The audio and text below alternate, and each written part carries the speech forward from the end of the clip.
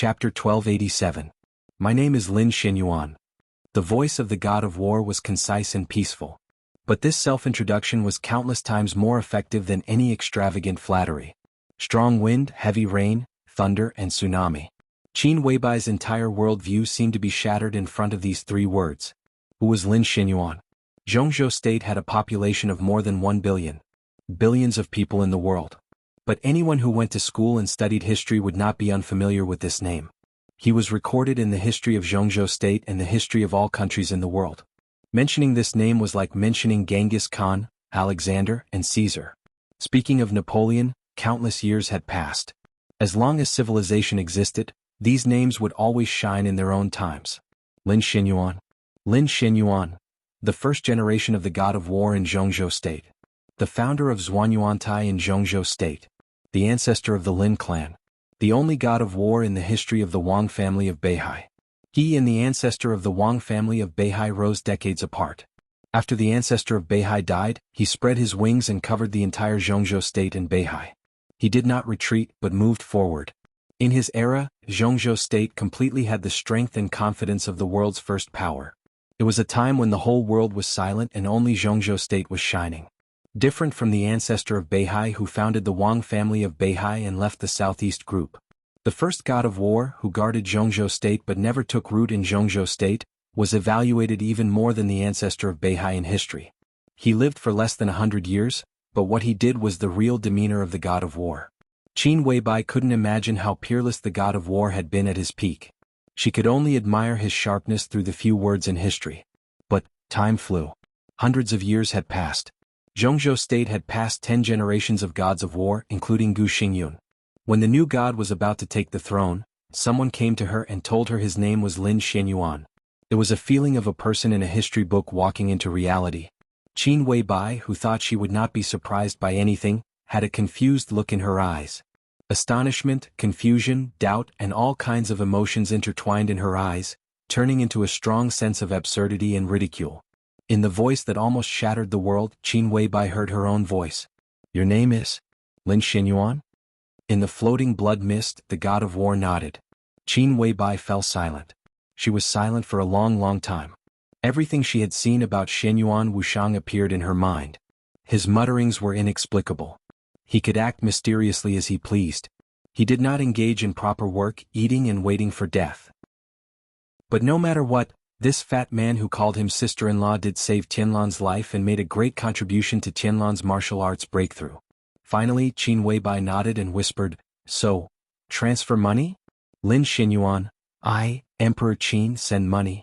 How similar was this scene to a joke? However, in Qin Weibai's eyes, they were obviously playing at a higher level. That unforgettable movie. It was a mysterious entrance. Patiently and meticulously laid out the foundation. He even looked for Tua. Qin Weibai thought it was a good job and deserved a reward. Sister-in-law, this is really His Majesty the God of War. The corners of Xinyuan Wushang's mouth kept twitching as he tried his best to hold back his laughter. He looked like he was in pain, but he didn't know that he had become a burden in Qin Weibai's heart. Qin Weibai nodded and said briefly, how much do you want? Xinyuan Wushang, the god of war, suddenly laughed. Looking at Qin Weibai's eyes, he said slowly, It's not that you don't believe us. You just don't believe us.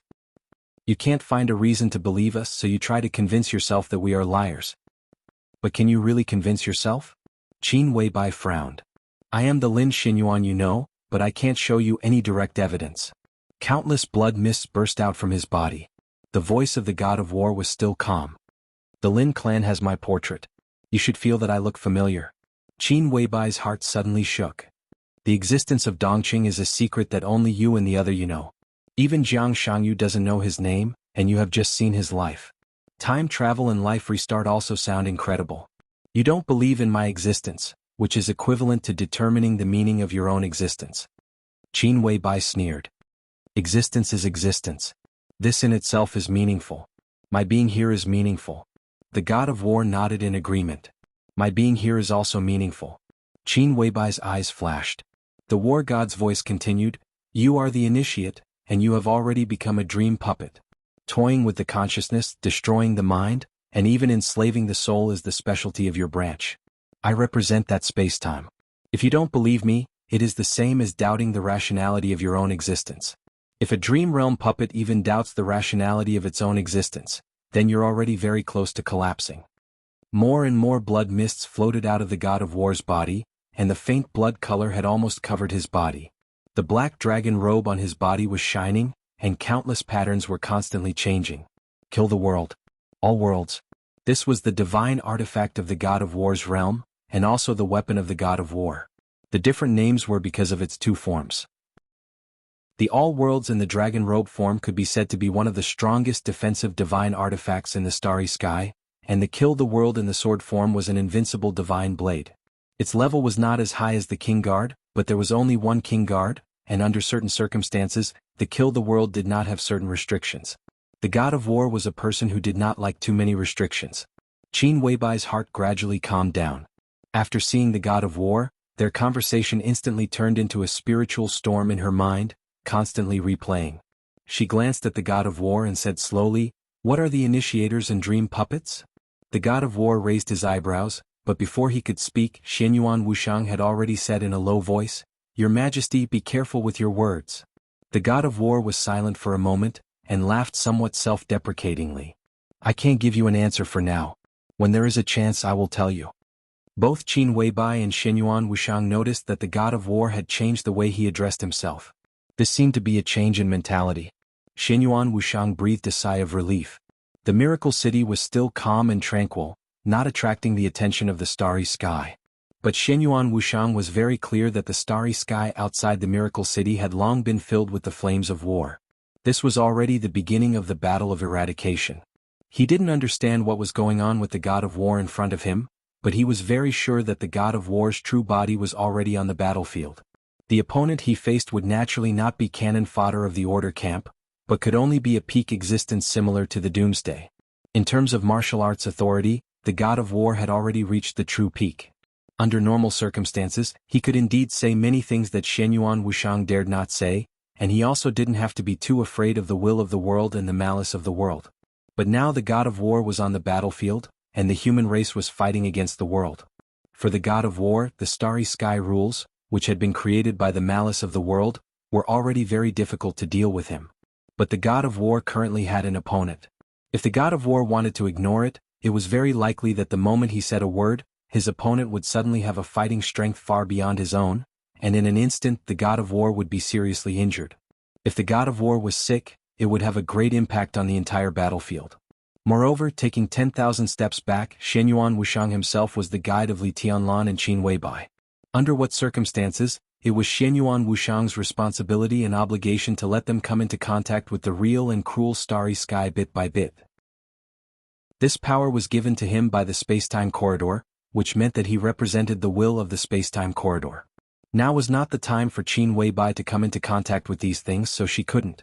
Letting Qin Weibai know that the god of war in front of her was called Lin Xianyuan was actually a violation of the rules.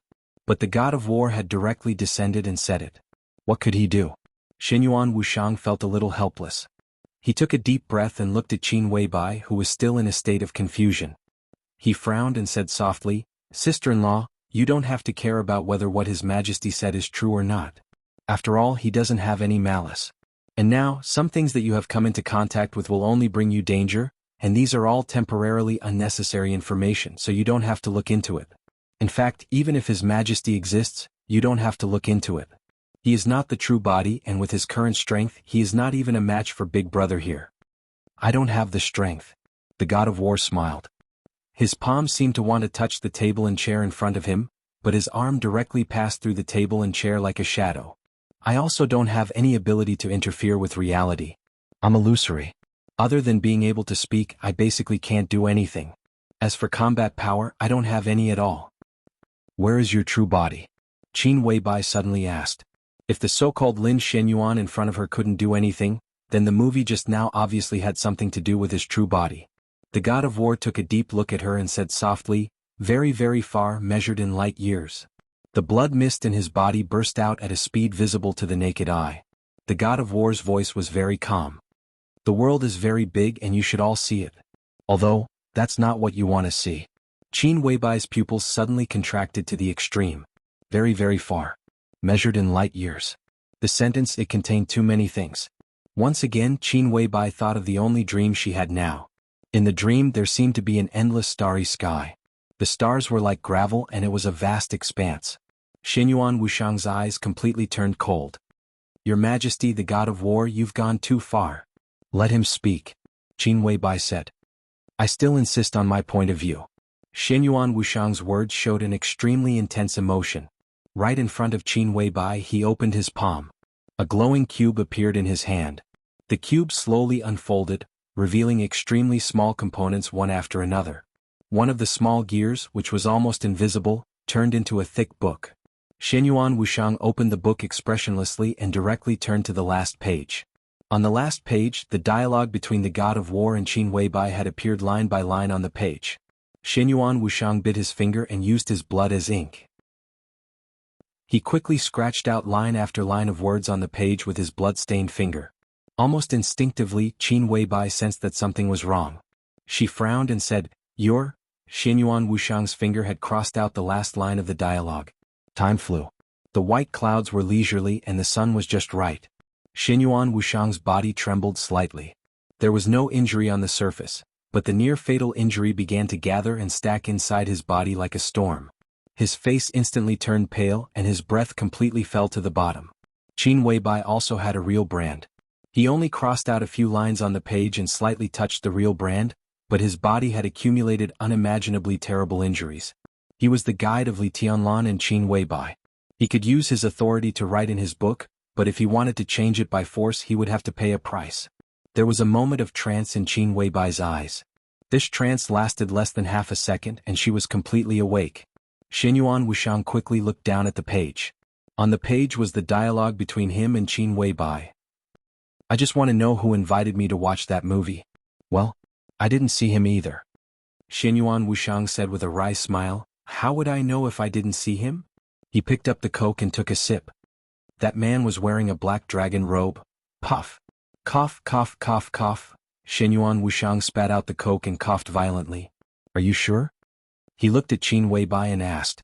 It should be the dragon robe. That dress is more fancy than Wu Qing's, and the pattern keeps changing, Qin Weibai said in a low voice. World Punisher. No, it's all worlds, Xinyuan Wushang said softly. What? Qin Weibai asked. Nothing. Everything stopped there. Everything below was covered by the blood like ink. Xinyuan Wushang narrowed his eyes slightly, and the book in his hand disappeared completely. Qin Weibai's voice sounded like the covered content of the book. Who is it? Tell me. Everything went back to before the God of War appeared.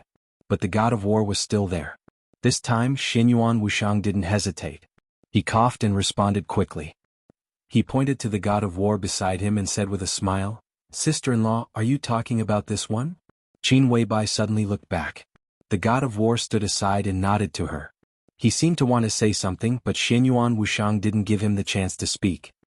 He said with a smile, Sister-in-law, let me introduce you. This is my third uncle. Qin Weibai, the God of War. Xinyuan Wushang looked at the God of War with a smile and called him third uncle. Qin Weibai frowned. She didn't know why, but she felt something was wrong with her current mood, but she couldn't tell what was wrong. She hesitated a little and said slowly, Your third uncle looks younger than you. Sister-in-law, it hurts my feelings.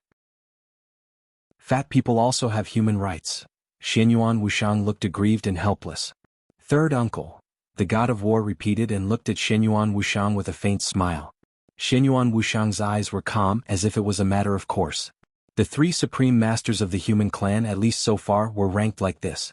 The Great Emperor and the God of War sounded majestic, but to put it bluntly, wasn't it Xinyuan the First, Wang the Second, and Lin the Third?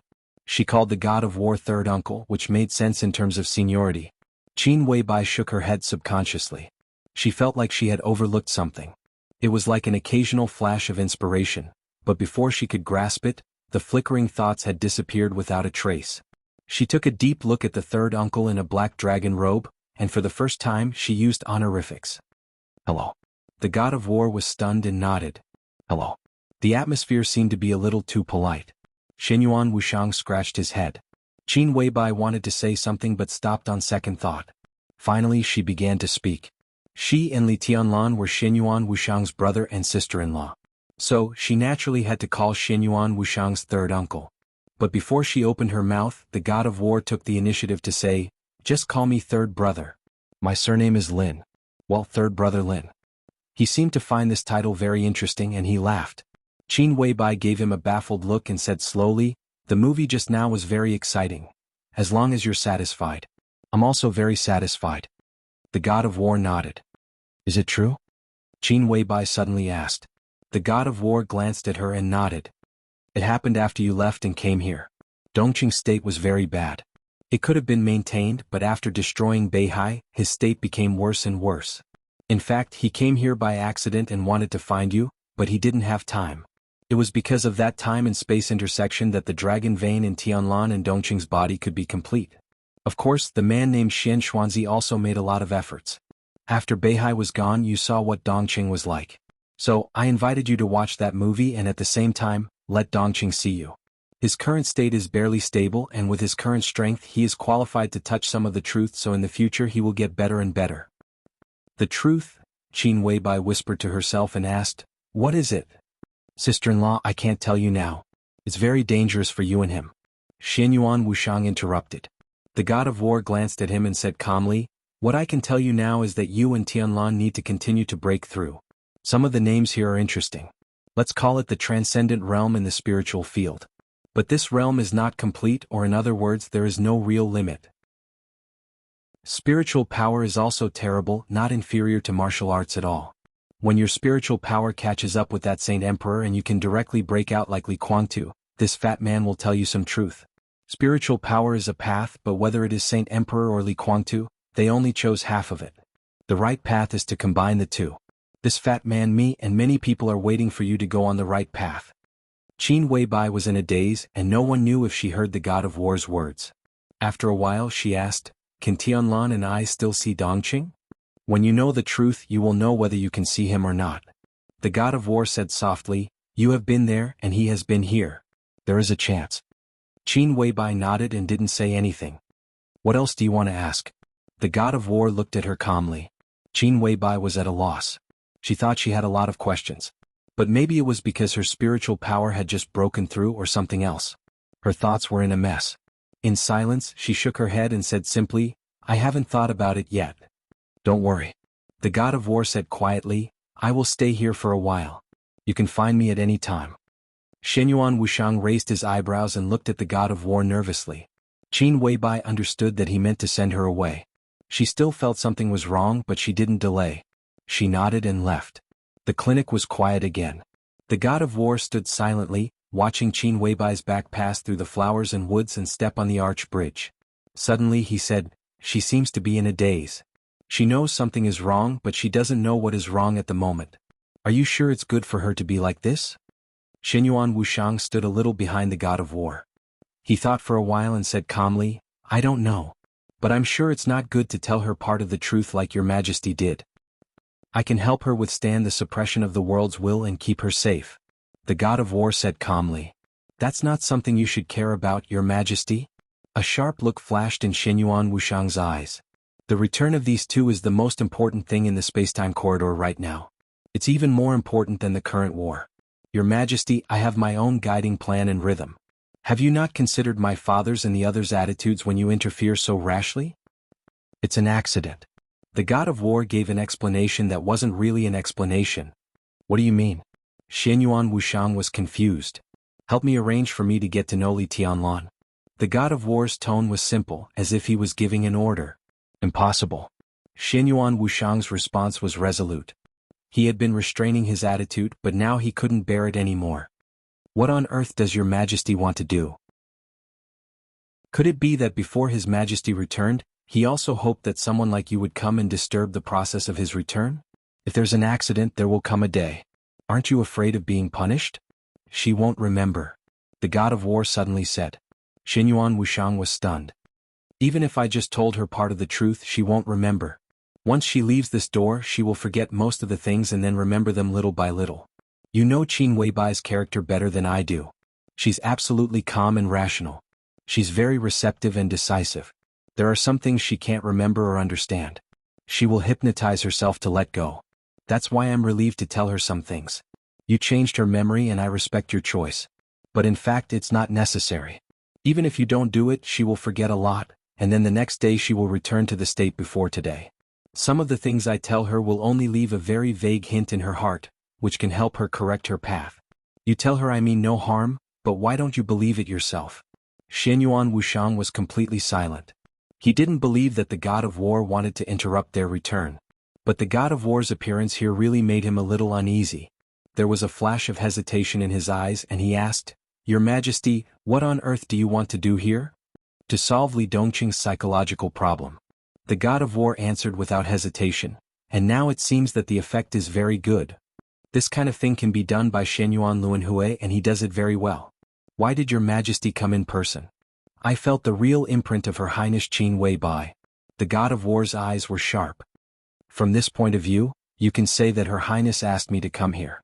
Of course, coming here is also my original purpose." "I don't understand." Xianyuan Wuxiang's voice was cold. "What does my current state look like in your eyes?" There was a very strange color in the god of war's eyes. Xianyuan Wuxiang turned his head and looked at the god of war in front of him seriously. The god of war's loose black dragon robe was still slightly shaking in the windless room, and the blood mist all over his body was like small fireworks. Of course Xianyuan Wuxiang knew why. Because the god of war's real body was on the battlefield at this time. Only the end of the world could cause such terrible and dense injuries to him, a person at the peak of martial arts. In a real battlefield, this bloody mist might be the result of endless dark energy blasts, or gamma rays that exceeded the limits of the limit blasting his body. But why could he see it? Xianyuan Wuxiang frowned. The battle god in front of him should only be a projection of the sword chi of the battle god. The sword chi of the battle god had just swept past Miracle City not long ago, so it was completely understandable that it could form such a projection. However, if it was a projection, he shouldn't be able to see the injuries related to his real body. The current state of the battle god was indeed a bit strange. "You are?" Xianyuan Wuxiang asked softly. "This is me."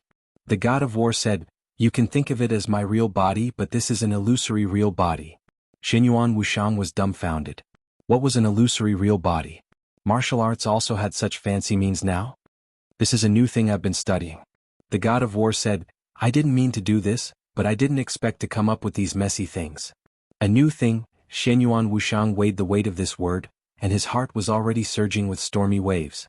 He raised his head and stared at the god of war. "You've created a new authority?" What was authority? Authority was not just power.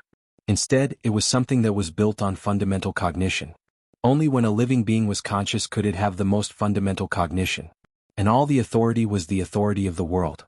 Eating, breathing, walking, and even the length of life were all part of the authority. It could be knowledge, force, or something else. Survival was the most basic thing. In a person's life, every word, every action, and every look could be said to be a part of the authority.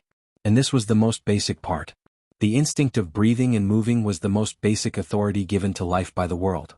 The authority that could go from the basic to the peak was the authority that everyone in the neutral camp was struggling to survive. For example, martial arts. There were all kinds of authority, but there were only a few that could go to the peak smoothly. In the current neutral camp, there were only 3 kinds of authority that could go to the peak. In the simplest words, they were martial arts, fraud, and calligrapher. The creator of all 3 kinds of authority was Huang Shi. That was Li Tianlan now. And the order camp had 3.5 authorities. As for the dark shadow, they only had 1 kind of authority. But under the rules of chaos, they could ignore the camp and use all the abilities of any camp and any authority. And now, the god of war had created a 4th kind of authority. For the whole starry sky, this was really a big deal. At least, it meant that there was 1 more possibility for the neutral camp to go to the peak. "I just have a general idea." The god of war shook his head. "It may not succeed. At present, this authority is only to improve some of my own shortcomings and strengthen my own strengths. Maybe the upper limit of this authority is only level 5 or level 6. Your father has tried this much more than I have. The ultimate authority of this authority is," Xianyuan Wuxiang asked carefully, his eyes full of awe. "Killing. Destruction." The god of war's voice was very calm. Xianyuan Wuxiang's heart skipped a beat. This kind of authority was already close to the existing 2 kinds of authority. "What I want is the purest killing and destruction. All kinds of methods are okay as long as I can destroy everything in the shortest time in the most straightforward way. But I accidentally created this thing. A touch of embarrassment flashed in the God of War's eyes. He seemed to recall the time when he was trapped in the screen. So, what is this thing? Xinyuan Wushang asked carefully. The God of War was silent for a while and said slowly, "This is a memory. This so-called authority with killing and destruction as the main authority, the only function at present is to make myself disappear completely." Xinyuan Wushang was speechless. Be more specific? The God of War glanced at him. Be more specific. When you can remember me, I exist. When you can't remember me, I don't exist. His sword energy swept over the sky of Miracle City not long ago. So in the biological laboratory, Qin Weibai and Li Kuangtu mentioned the God of War when talking about Li Huawu. So the God of War formed a simple projection with their memories. He invited them to watch a movie. When the movie ended, the projection of the God of War was trapped between two spaces. So Qin Weibai saw his figure on the monitor screen. As long as Qin Weibai continued to think, the God of War would soon appear on the screen. But Qin Weibai, she decided not to think. She didn't want to think, so the projection of the God of War trapped between two spaces struggled for a long time before rushing out. But even if he rushed out, he could only be trapped in the biological laboratory. He could only use his real brand to stimulate Qin Weibai's real brand. So Qin Weibai came here and had a conversation with Xinyuan Wushang. Then Qin Weibai and Xinyuan Wushang's memory synchronized. In essence, the God of War, who was just a projection of a memory, could directly appear here. This ability, Xinyuan Wushang looked at the God of War silently. It's a bit nonsense. If this ability matures, there should be many more ways to use it. It will be very terrible. The God of War whispered. But it's the wrong way. Xinyuan Wushang sighed. If the new authority was purely to kill and destroy, then the ability in front of him obviously had nothing to do with the authority. This kind of ability was more like a concealment ability. It was very strange, very fancy. So, introduce me to Li Tianlan. The God of War said. You want to? Xinyuan Wushang narrowed his eyes. Talk about swordsmanship. The God of War smiled. By the way, we can discuss the new authority. He created a neutral camp. Maybe I can get some inspiration from him. Chapter 1288. She left the clinic. When she calmed down completely, it was already evening. The blood-red setting sun burned the layers of clouds, rendering the entire sky magnificent. Qin Weibai sat alone in the pavilion looking at the sky in the distance. She watched the light between heaven and earth turn from daytime to dim yellow, to fiery red, to dark and to dim little by little. The setting sun completely sank. There was only a dim yellow afterglow in the distant sky. The bright moon had risen above her head. In the hazy night, the wind was cold and the place was quiet and peaceful. Qin Weibai stood up and gently took a breath. In the hazy darkness of the night, a shadow also stood up on the grass outside the pavilion. The golden retriever, which had lived here since Emperor Dong's palace was built, looked at Qin Weibai and trotted over. The bell on its neck made a crisp sound as it moved. Qin Weibai looked down at it quietly. It trotted to Qin Weibai, squatted down and quieted down again. Hungry? Qin Weibai smiled and touched its head. The golden retriever didn't move. It just wagged its tail comfortably as if it wasn't hungry. It had completely grown up. In terms of a dog's lifespan, it wasn't young, but it didn't look old at all. Its fur was soft and beautiful, and it was very energetic. The golden retriever was undoubtedly very smart. Although Qin Weibai and Li Tianlan didn't spend much time playing with it, every time it saw them in Emperor Dong's palace, it would take the initiative to stick to them. If it wasn't driven away, it would stay near them and play. Qin Weibai sat in the pavilion for half the afternoon. The golden retriever also stayed on the lawn outside the pavilion for half the afternoon. It occasionally rolled around and chased butterflies, but it never left the pavilion. Qin Weibai thought for a moment and squatted down in front of the golden retriever. The golden retriever tilted its head, and its bright eyes were also looking at her. Its body was very clean, with traces of a very gentle perfume smell. The golden retriever was a very intelligent dog. If it was domesticated, it would be as smart as a 6 or 7-year-old child, so it could eat by itself and find its own bathroom. After Xiao Mahai became the director of Emperor Dong's palace, he directly took the golden retriever to his villa. In the words of Director Xiao, they were all His Majesty's dogs, so they should live together. Therefore, the director of Emperor Dong's palace spent a lot of time raising pets after work. Even if he was so busy that he didn't have time to eat, he would not forget to send food to the golden retriever. The golden retriever had reached the pinnacle of his dog life during this period of time, even putting on perfume, according to the standard of food and accommodation of the core members of Emperor Dong's palace. Qin Weibai's fingers gently stroked the fine fur on the dog's head. She looked into its eyes and whispered, "Do you miss your real master?" The golden retriever whined, and its eyes were somewhat innocent. Qin Weibai squatted in front of it, lost in thought. Many people knew the origin of this golden retriever. Li Tianlan liked dogs, but he never had the temperament to raise pets by himself, and he didn't have the time. This golden retriever was given to him by Wang Yuetong, the little princess of the Wang family of Beihai, when Li Tianlan first entered the secular world. At that time the golden retriever was very small, only a few months old. Now it had already lived half of its life.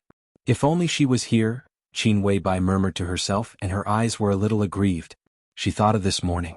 She thought of the scene when Li Tianlan hugged her tightly. He said that he had been thinking about nonsense these days, and he felt that he was not himself. He said that he was unique. At that time, Qin Weibai had never been satisfied but also lost. That was the feeling of being loved by the most powerful man in the world, being spoiled by him and being loved by him. But Qin Weibai was very clear that that feeling was for herself, but also not for herself. It was a very contradictory thought. But Qin Weibai was very clear that the so-called herself was two individuals. Although they were actually one in the eyes of others, after all, they were two individuals. She was Qin Weibai. She was the master of Samsara Palace. She had always insisted that she and herself were really the same person. Military counselor and flaming fire did not agree with this. But saint and horsewoman tacitly agreed with this.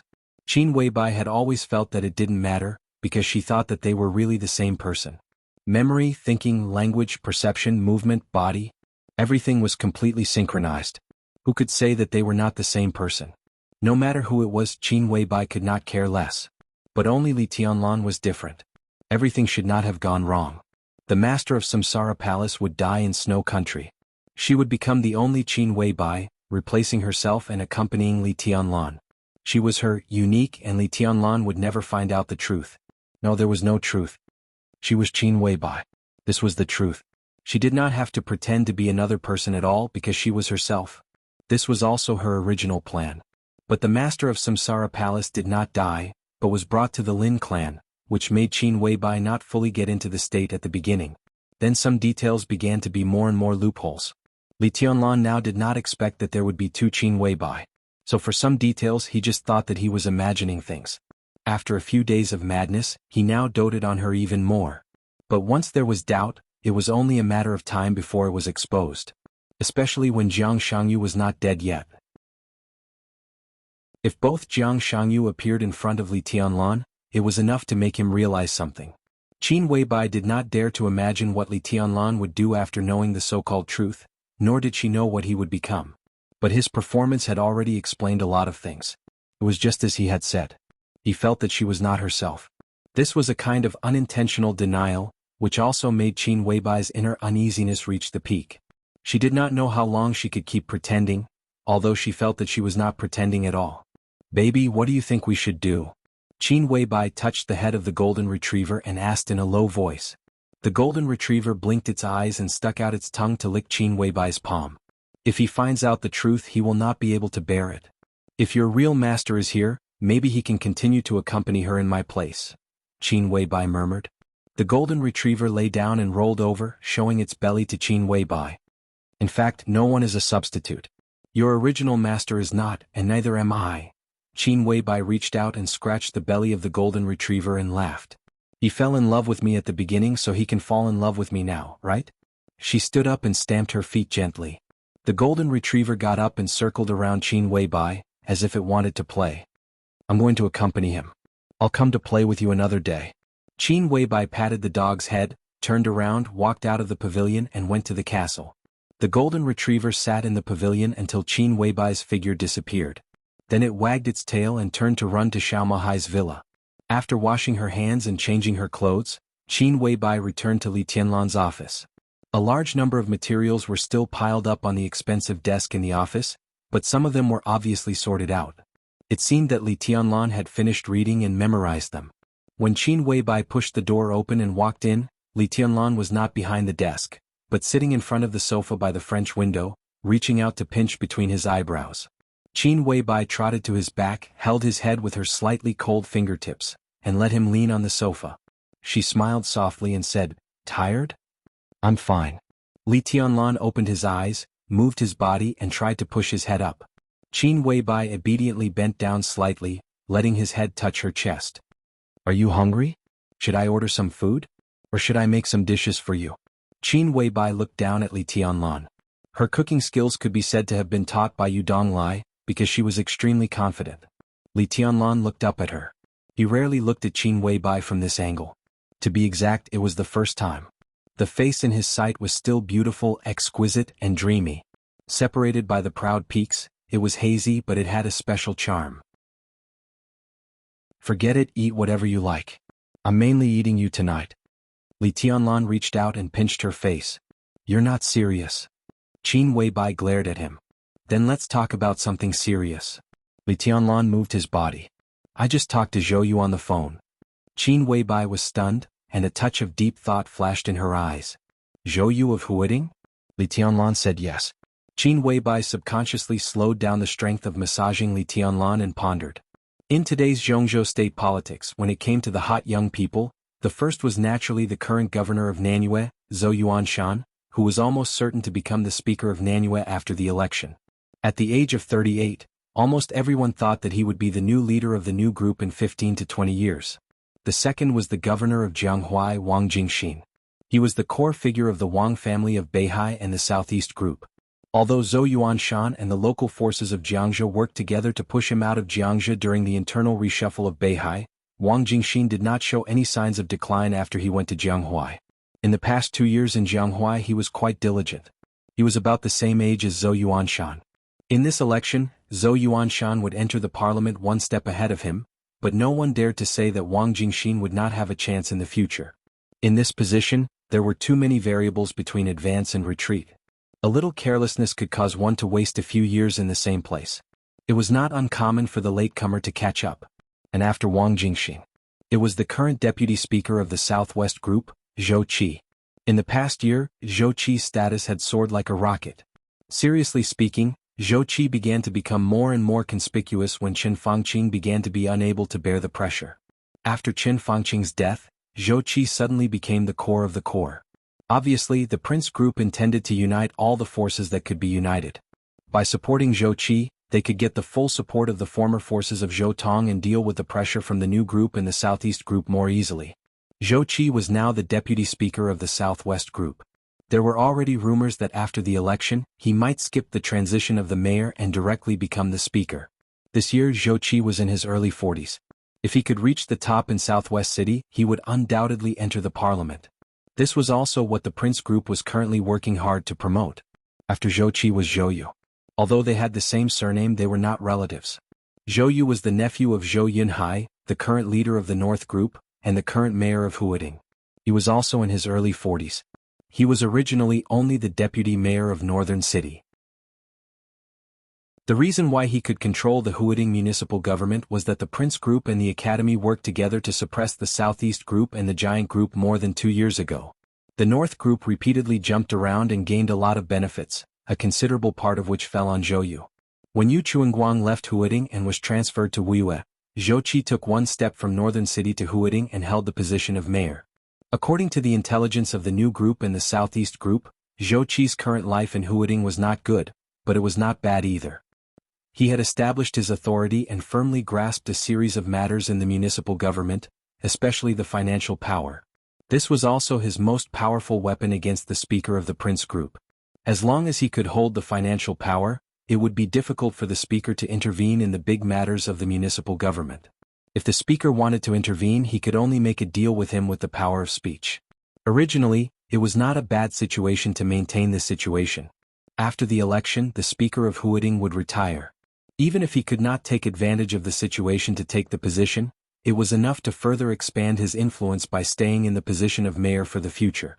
But now Huading was turbulent and Zhou Yu was in it. His position suddenly became extremely critical. In the face of the increasingly strange situation, it was completely understandable that he had some ideas. "Zhou Yu took the initiative to find you?"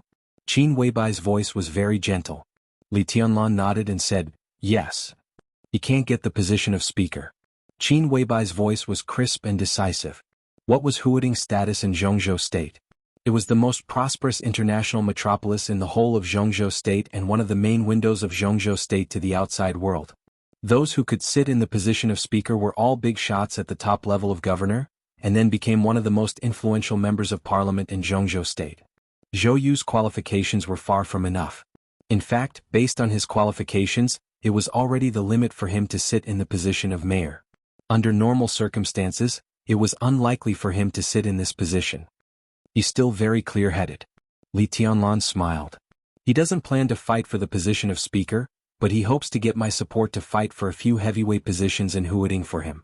The situation in Huading is quite serious this time, and it is estimated that there will be a complete reshuffle before the election. Is he going to be the uncrowned king in Huading? Qin Weibai smiled. Fighting for a few heavyweight positions such as the Ministry of Personnel, the Supervisory Department, the Police. If these departments were controlled by Zhou Yu, he would promote a standing director from the municipal government. Together with the current speaker of Wudong New Area and the military representative who naturally stood with the Dongqing clan, Zhou Yu would occupy 7 positions in the director's seat in Huading. What did this mean? No matter whether there were 11 or 13 people in the Huading Council after the reshuffle, 7 votes was a majority. With these, even if Zhou Yu was not the speaker, many decisions in Huading could not be carried out without his approval. As an absolutely powerful second-in-command, as long as he knew his limits and could make the group and the parliament believe that he could control Huading, he would be the next speaker of Huading. The uncrowned king is exaggerating. Li Tianlan said softly, but he thinks he can be a powerful helmsman of the municipal government. It's not appropriate. Qin Weibai said softly. Li Tianlan was silent for a moment and nodded. Indeed so. He reached out and patted the document beside him. I refuse. Qin Weibai bent down to take the document and glanced at it. It should be the information that Li Tianlan found temporarily. On it were the resumes and information of the current 13 directors of Huading, including various actual conditions, ages, origins, and important speeches on various occasions. Now there were 12 directors in Huading, and one of them was already drinking tea in the supervisory department. His information was not important. Qin Weibai quickly flipped through it and said softly, Huading, a place of trouble? Zhou Yu is a man with a heart. He wants to stay in Huading and fight for a channel of promotion for Jiangxia in the future. Li Tianlan laughed. Zhou Yu was Zhou Yunhai's nephew, but now he was the core of the new group and his position was extremely firm. The relationship between the new group and the North group had always been very subtle. The two sides were very close and in fact they had a certain degree of in-depth cooperation or even integration. However, Zhou Yunhai obviously did not want to integrate the entire North City into the new group, so he would support Li Tianlan on some matters. But his support was always limited. Strictly speaking, the two sides were not so much integrating, but it was more like Zhou Yunhai began to consciously eliminate those who were in the North group but had their hearts in the new group after discovering the strong influence of the Flourishing Age Fund. And Zhou Yu was a representative of such people. This was not a betrayal or anything else but a very normal choice. The so-called group was just a force that everyone had to work together to fight against external forces when they had the same position. It was not impossible to change. Zhou Yu made a change, and the change was extremely firm, so he talked a lot with Li Tianlan on the phone, and the discussion was very thorough. However, Qin Weibai still shook her head. Tianlan, it's not worth the loss to support Zhou Yu now. I think if we can let Zhou Yu leave Huading, it will be the best choice. In recent years, the situation in Huading had been relatively complicated. All the major groups had their hands in it, forming a delicate balance. Now in Huading, Zhou Yu, the mayor, represented the power of the new group, and he was the only one. However, because Dongqing Qiuqi used to be the speaker of Wudong New Area, the current speaker of Wudong New Area and the representative of Huading's army headquarters were all members of the giant group. They were also Zhou Yu's greatest confidants and most loyal allies in Huading.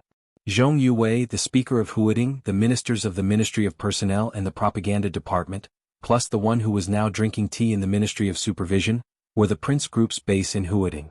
The power of the Ministry of Supervision used to belong to the Southeast Group. With Wang Xiaoyao's betrayal, the Ministry of Supervision in Huading became Wang Xiaoyao's direct subordinates.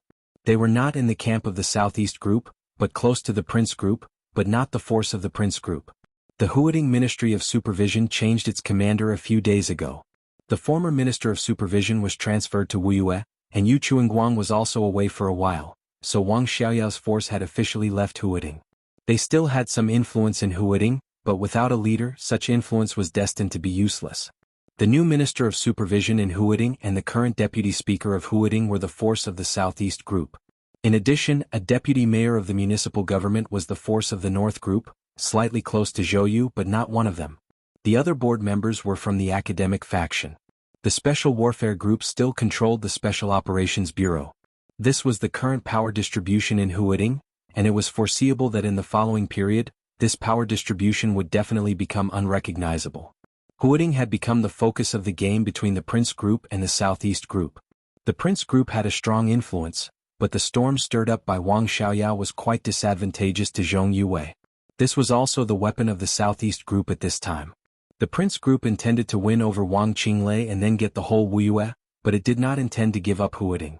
Seeing that it had lost Wuyue, the Southeast Group naturally wanted to use Huading to cut losses. The mentality of the two groups became the key to Wang Xiaoyao's survival in the crack, and the other directors who were still in Huading were just fish in the moat. With Zhou Yu's current position in Huading, he did see the opportunity, and even had a complete plan to take advantage of this opportunity. Qin Weibai did not deny that this could fight for the interests of the new group. But once he took action in Huading, he would directly confront and offend the Prince Group and the Southeast Group. This was not a confrontation of martial arts. In the game rules of the high level, there was no daring, only whether it was worth it or not. They could tolerate the existence of Zhou Yu, but they absolutely could not tolerate Li Tianlan placing a few more heavyweight directors in Huading. Moreover, Zhou Yu was not necessarily selfless. If Li Tianlan agreed to support his plan this time, it would definitely make the whole new group work to support him, which would also help him improve his position in the new group. Qin Weibai could understand this mentality, but the current Huading was really not so tempting for the new group. On the contrary, it was the best choice to let Zhou Yu quit Huading and give up the position of the helmsman of the municipal government. Quit? Li Tianlan whispered to himself. How to arrange it? Zhou Yu was the mayor of Huading. This position was extremely important in the governor's sequence, and it was also one of the positions closest to the councillors. From this point of view, this position was even more important than that of the speaker of some remote provinces. If Zhou Yu was asked to leave this position without making good arrangements, it would inevitably make people disappointed. Qin Weibai smiled and said softly, "At this time, as long as Zhou Yu is willing to quit, we don't need to worry about how to arrange it. The Prince Group and the Southeast Group will rush to arrange it for him. My suggestion is to let him enter Yuzhou, either the Development Committee or the Finance Department. The possibility of compromise between the Prince Group and the Southeast Group is very high. As long as Zhou Yu goes there, he can better cooperate with Wu Xiang and Speaker Bai. Zhou Yu himself will also be willing. Although such a transfer can't be called a promotion, it is in line with the strategic direction of the group. In the group, his position can also be regarded as rising. To say the least, even if he can't go to Zhongzhou State, it's not bad to go to Beijiang." Li Tianlan shook his head. Beijiang? Zhou Yu doesn't have this qualification.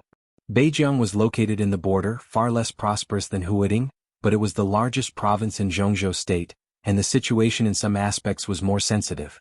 Zhou Yu was not qualified to compete for the speaker of Huading, nor was he qualified to control Beijiang. Jiang Shangyu would go to the front after the election, and the country of Beijiang must be retreated. This was also the bargaining chip that Li Huaqing gave to Li Tianlan. But who would go to Beijiang had always been a great headache for the new group. Zhou Yuanshan wanted to stay in Nanyue. The new group currently elected to replace Jiang Shan was the current deputy speaker of Jiangzhe, Ji Yankang. There was no doubt about Ji Yankang's ability, but his biggest problem was the same as Zhou Yu's seniority. A senior deputy governor suddenly stepped into the position of a member of parliament, which was like a meteoric rise. As expected, the resistance was great. Even with the support of the academics, the possibility of success was not too high. At present, there was only one person in the new group who was qualified to control Beijiang, and that was Bai Qingqian. Li Huaqing also meant the same. Bai Qingqian went to Beijiang. Ji Yankang was transferred to Yuzhou as the helmsman of a certain department in the cabinet. He was Wu Jingmin's old subordinate and could better cooperate with Wu Jingmin. However, as soon as Bai Qingqian left, the new group would lose a deputy prime minister, which was greatly disadvantageous to their plan to win the right to speak in the cabinet. At present, this issue had not been discussed because of too much resistance from all sides. But as the election was getting closer and closer, This had become a problem that the new group could not avoid. Then let's not touch the speaker for the time being, Qin Weibai suddenly said. Li Tianlan was stunned. Zhou Yu and Ji Ankang both went there. Zhou Yu is the governor, and Ji Ankang continues to be the deputy speaker. Jiang Shan doesn't have to step down for the time being. We can't arrange some heavyweight directors in Huading, but in Beijiang it's not a big problem. Even if we don't have anyone sit in the position of speaker in Beijiang for the time being, the actual right to speak in Beijiang will be in our hands. Qin Weibai smiled. In this case there's a lot of room for manipulation. Li Tianlan said softly, I'll discuss it with Minister Wu Xiang and the others another day. Qin Weibai said softly, Li Tianlan reached out and held Qin Weibai's palm, letting the slightly cold palm cover his eyes. He whispered, Where did you go? I was sitting here just now and then I saw you sitting alone in the gazebo for a long time. I wandered around and got tired. I happened to see Bao Bao chasing butterflies there, so I took a rest for a while, Qin Weibai said softly. By the way, I also went to Fatty's clinic in the afternoon. Fatty's third uncle came. His name is Third Lin. He's very mysterious, but I don't think he's a simple man. Qin Weibai said in a low voice. Third Lin? Li Tianlan was a little stunned. What a strange name. And why was the surname of Fatty's third uncle Lin? I should meet him. Li Tianlan said softly. Xinyuan Wuxiang's background was definitely not simple. Anyone who knew a little about him knew this. His family, especially his elders, were naturally more important to Li Tianlan. Then call them now. How about treating them to dinner? Qin Weibai said, I'll make a few dishes myself. It'll be more formal.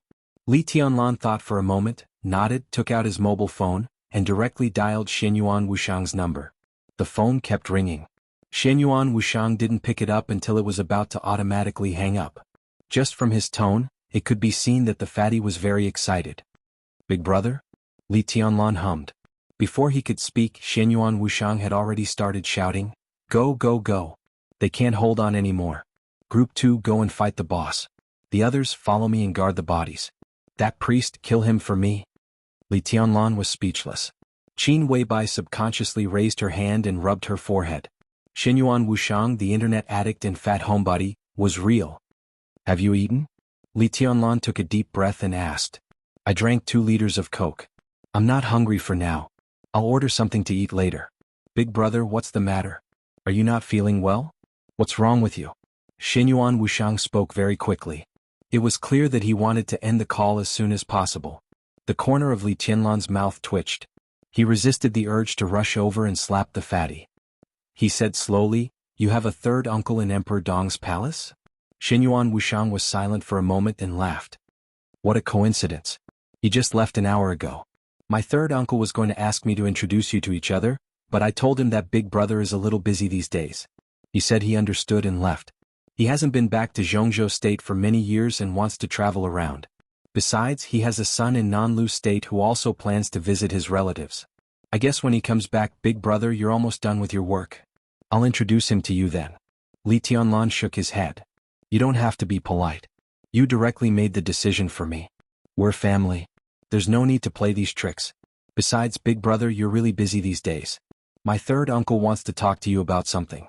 It's not urgent, but he needs you to concentrate. It's meaningless if you can't calm down. So I asked him to come after the election. You should have some time then. Xinyuan Wuxiang said. Li Tianlan thought for a moment and said, Let's talk about it then. Come over for some food? Your sister-in-law will cook for you. I'm not going. Xinyuan Wuxiang answered without hesitation. We're fighting a boss on the battlefield. Big brother, do you want to play games? I'll take you to Fly. Panga Heaven and Earth. It's so fun. The company that developed this game is a subsidiary of the Flourishing Age Fund. If your brother wants to play, he won't need you to take him to play. He can shut down your account with a few words. Qin Weibai couldn't help laughing. With the style of the Flourishing Age Fund, Han Donglu naturally had a voice in the domestic game market. It just so happened that the game Xinyuan Wuxiang was playing was developed by a game company under the Flourishing Age Fund. It was bound to major domestic social terminal customer groups, and the situation was very popular. Xinyuan Wuxiang still wanted to say something, but Li Tianlan obviously didn't want to argue with him. He hung up impatiently and threw the phone aside. It's quite interesting. Qin Weibai chuckled and said, The fat man is obviously not a simple person, but he is willing to stay in the clinic all day, drinking Coke and playing games. I heard that he bought hundreds of cases of Coke some time ago and drank it like water every day. But he didn't get fat when I saw him today. Sooner or later he will get diabetes. Bullshit, doctor. Li Tianlan shook his head. Qin Weibai said softly, let's have dinner by ourselves. What do you want to eat? No, let's rest. Li Tianlan stood up and stretched himself. He looked at Qin Weibai and smiled wantonly. Qin Weibai blushed and subconsciously wanted to run. But as soon as she turned around, Li Tianlan had directly appeared in front of her and held her in his arms. His sword energy permeated every corner of Emperor Dong's palace. Within the range of the sword energy he could really move. No matter where Qin Weibai ran, she would directly run into his arms. Can't wait? Li Tianlan's voice was a little playful. Qin Weibai stared at him. Her eyes were charming without any lethality. Go to rest. Aren't you tired? Qin Weibai stammered. Do you remember what you promised me today? Li Tianlan asked, narrowing his eyes. Qin Weibai bit her red lip and didn't speak. She would not be so reluctant, but when she thought of Li Tianlan's demands today, she felt so ashamed that she couldn't lift her head. So naughty? You don't keep your word? Li Tianlan's fingers gently rubbed her chin. Stop it. Qin Weibai pushed him gently. Her pink earlobes turned red. I'll just wear it. First, take a shower. Remember that red scarf? I like it very much. Qin Weibai rolled her eyes at him. The tenderness in her eyes was really amorous. Li Tianlan was hot-headed. He carried Qin Weibai in his arms and directly rushed to the bathroom. Half an hour later, he who had taken advantage of her was driven out by the goddess who couldn't bear it anymore. In a good mood, he played Qin Weibai's favorite music in the bedroom. He sprayed some perfume in the air and dimmed the lights. Qin Weibai used to do these things. Li Tianlan had seen it many times, so he was also very familiar with it. Qin Weibai continued to dawdle in the bathroom for half an hour. The bathroom door opened. Qin Weibai wrapped herself in a bath towel, walked out quietly and slipped into the cloakroom. She should be looking for the scarf. Li Tianlan chuckled and took out a cigarette. After thinking for a while, he found a box of cigars from the bedside table, opened it and lit it. The mellow smoke and the smell of perfume slowly mixed in the air. Nearly 20 minutes later, the cloakroom door was carefully opened. Qin Weibai's trembling voice sounded.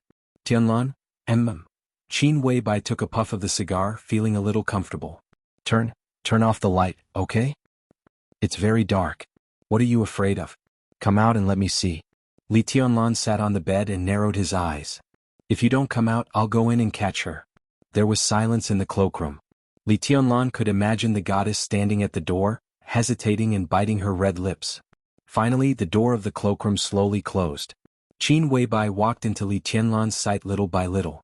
Li Tianlan's breath suddenly stopped, and he subconsciously took a big puff of the cigar. Come here. The smoke came out of his mouth little by little, and his voice trembled slightly. Qin Weibai was really well behaved.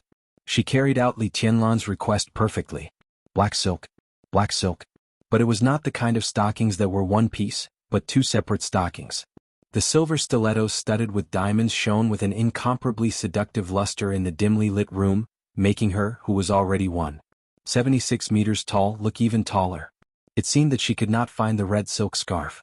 Qin Weibai wore a colorful soft silk scarf around her slender and proud neck.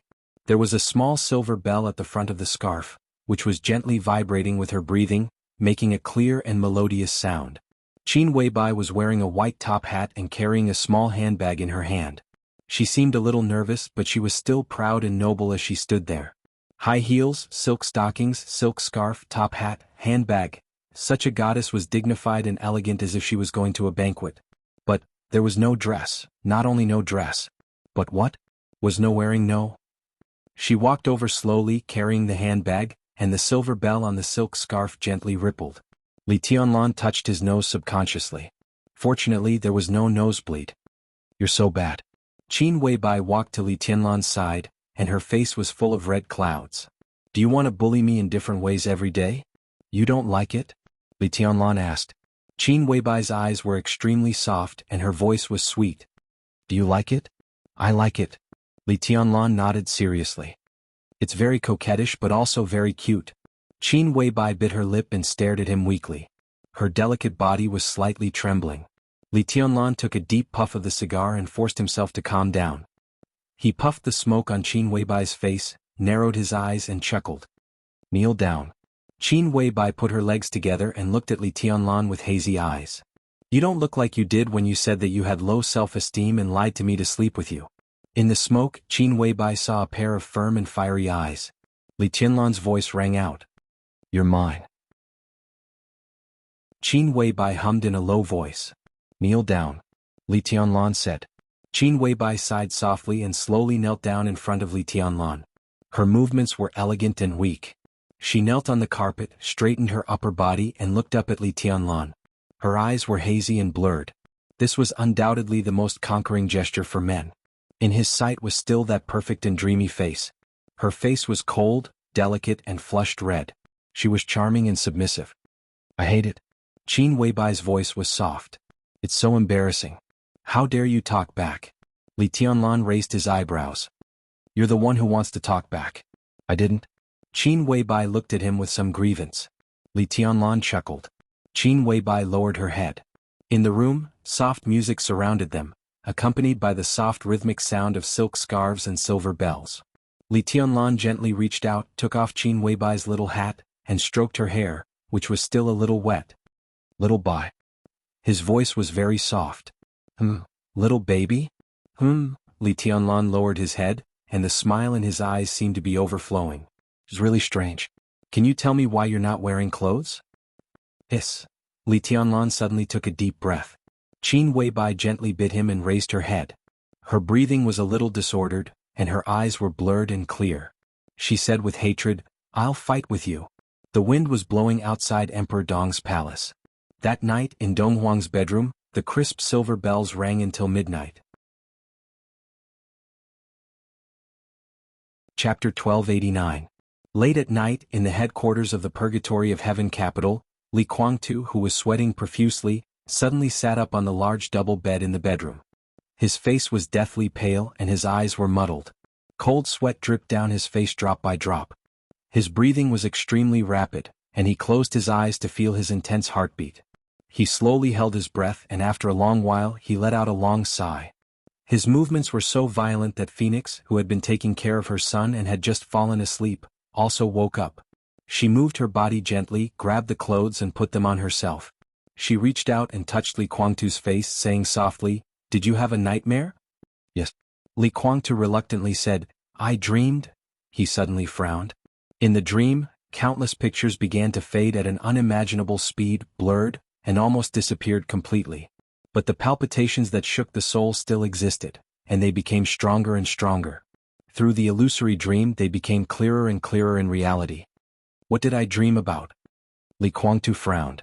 He was now one of the grandmasters of Kendo in the dark world, but he was a grandmaster of Kendo in the spiritual field. His willpower was so strong that he shouldn't even dream, let alone have nightmares. It had never happened before that he didn't remember what happened after having a nightmare. What did this mean? Li Kuangtu tried to calm down, trying to grasp the last trace of the dream. Red dress. Snow White. Junkyard. Fall. Laughing stock. Li Kuangtu's heart suddenly flashed and he suddenly said, Who is the sword god? When he asked this he was also stunned for a moment.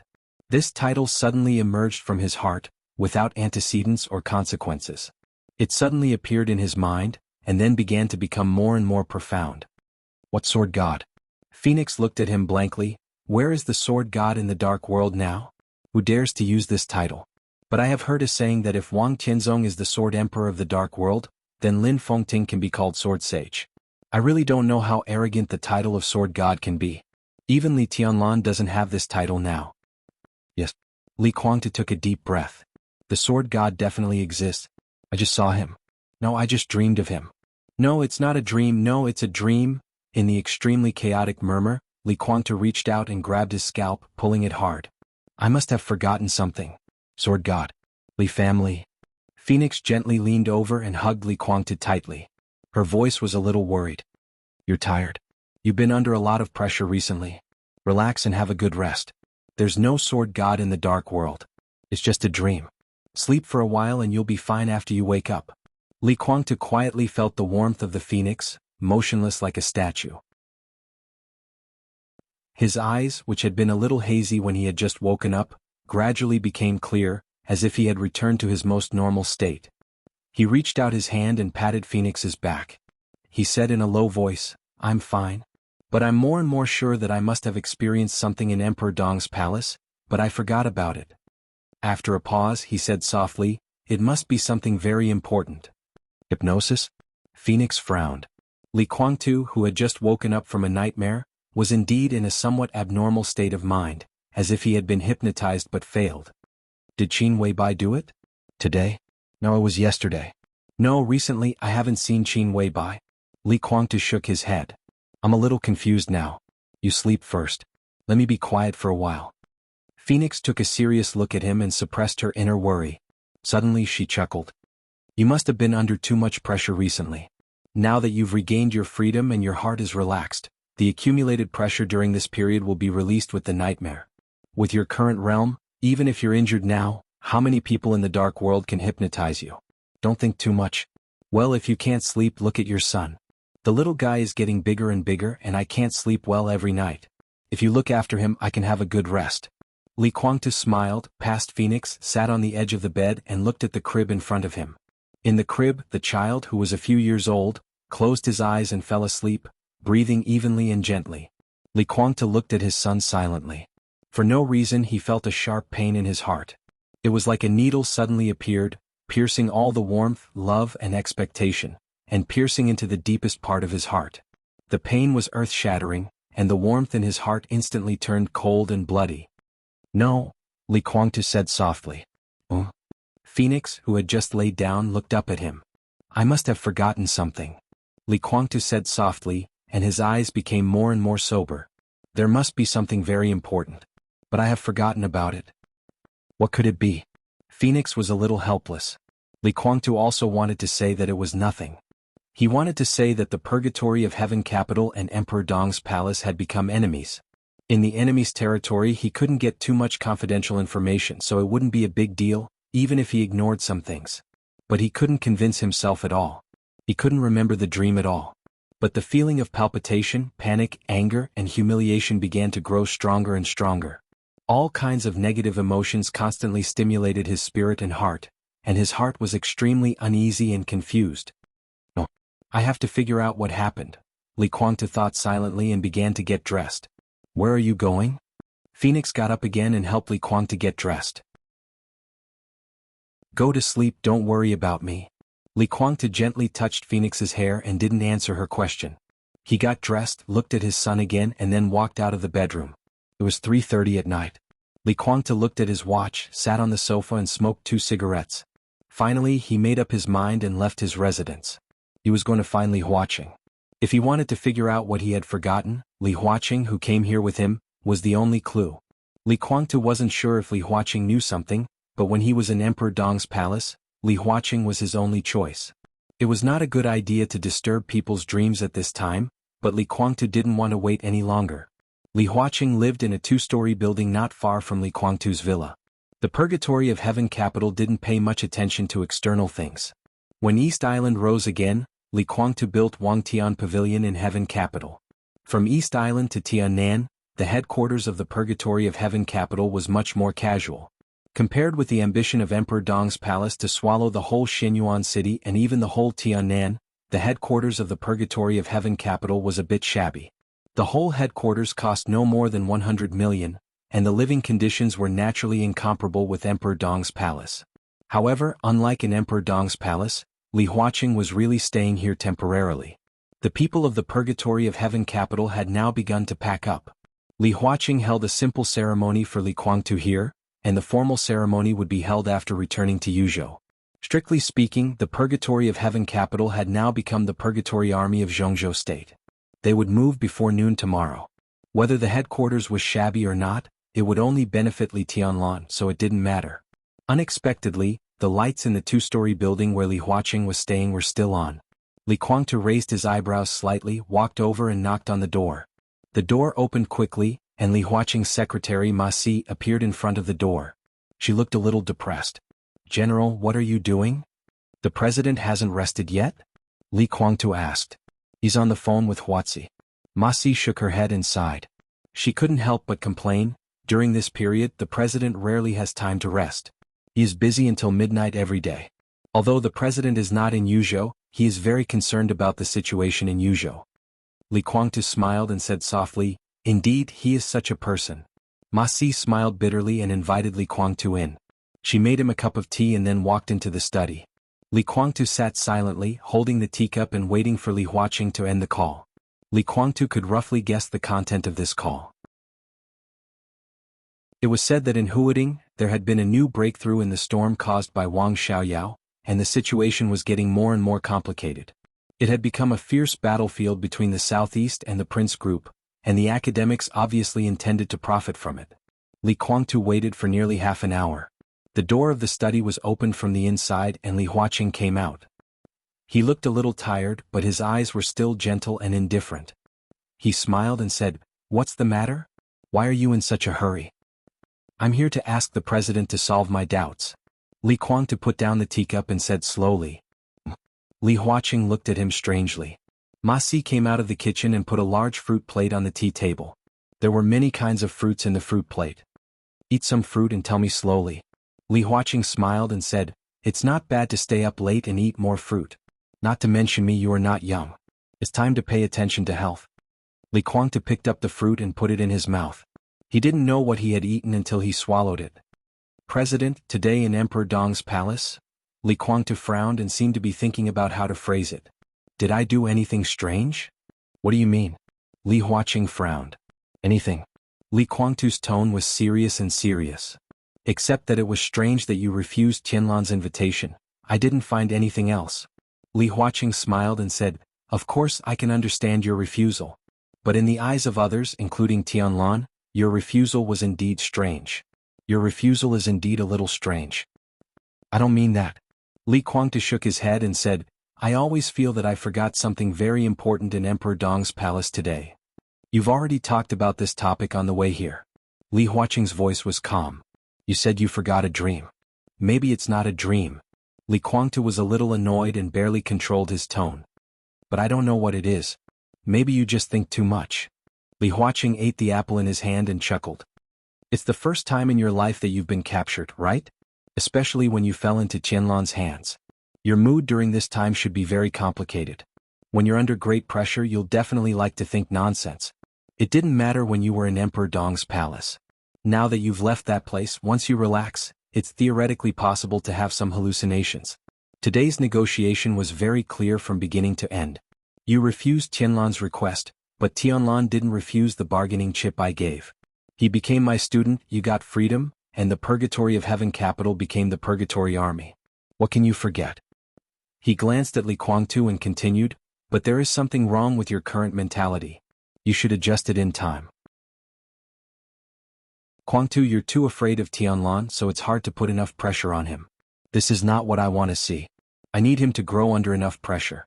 Li Guangtu raised his head and took a deep look at Li Huaqing. His expression was a little cold.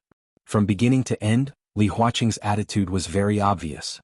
He rescued him from Emperor Dong's palace, but the president in front of him never intended to stand with the Purgatory of Heaven capital. They were not on the same side.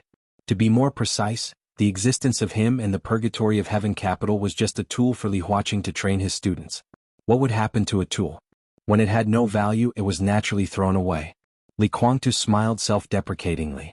He was sure that he had forgotten something which was likely to affect the future fate of his family, and even the entire Purgatory of Heaven capital.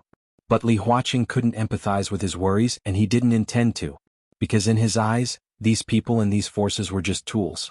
To put it bluntly, Li Huaqing brought him out of Emperor Dong's palace to let Li Tianlan, who had matured, kill him. But Li Huaqing also gave the Purgatory of Heaven capital a chance to fight back. But Li Huaqing had always been on Li Tianlan's side. So his worries were a joke in Li Huaqing's eyes. Not to mention that Li Huaqing really didn't seem to know anything. Li Guangtu could be sure that even if he really knew something, he would not tell him. It was undoubtedly a mistake for him to come here tonight. He nodded coldly and said indifferently, "I know what to do. There's still time. After returning to Yuzhou, you can also discuss with Jiang Shangyu and Gu Xingyun. Now the special warfare system of Zhongzhou State really needs some fresh blood." Li Huaqing said casually, glanced at Li Guangtu, who was obviously absent-minded, and suddenly said, You're really not in a good state now. Is it because when you saw Rushi today she was not in a good state and you were worried? What? Li Guangtu suddenly stood up. Li Huaqing's body state straightened a little for a moment. He narrowed his eyes, looked at Li Guangtu and said calmly, "How is Rushi?" "Rushi. Moon God. Qin Weibai." Li Guangtu's breathing suddenly became rapid.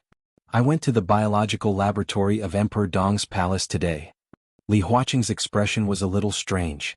"Is this the thing you forgot?" Li Guangtu took a deep breath. Yes. He forgot that he went to the biological laboratory of Emperor Dong's palace today and saw his daughter. All the conversations between him and Qin Weibai began to become clear at the moment of recalling. But soon Li Guangtu frowned again. "No, it's not just that. I think I saw someone there." Li Huaqing's expression did not change at all.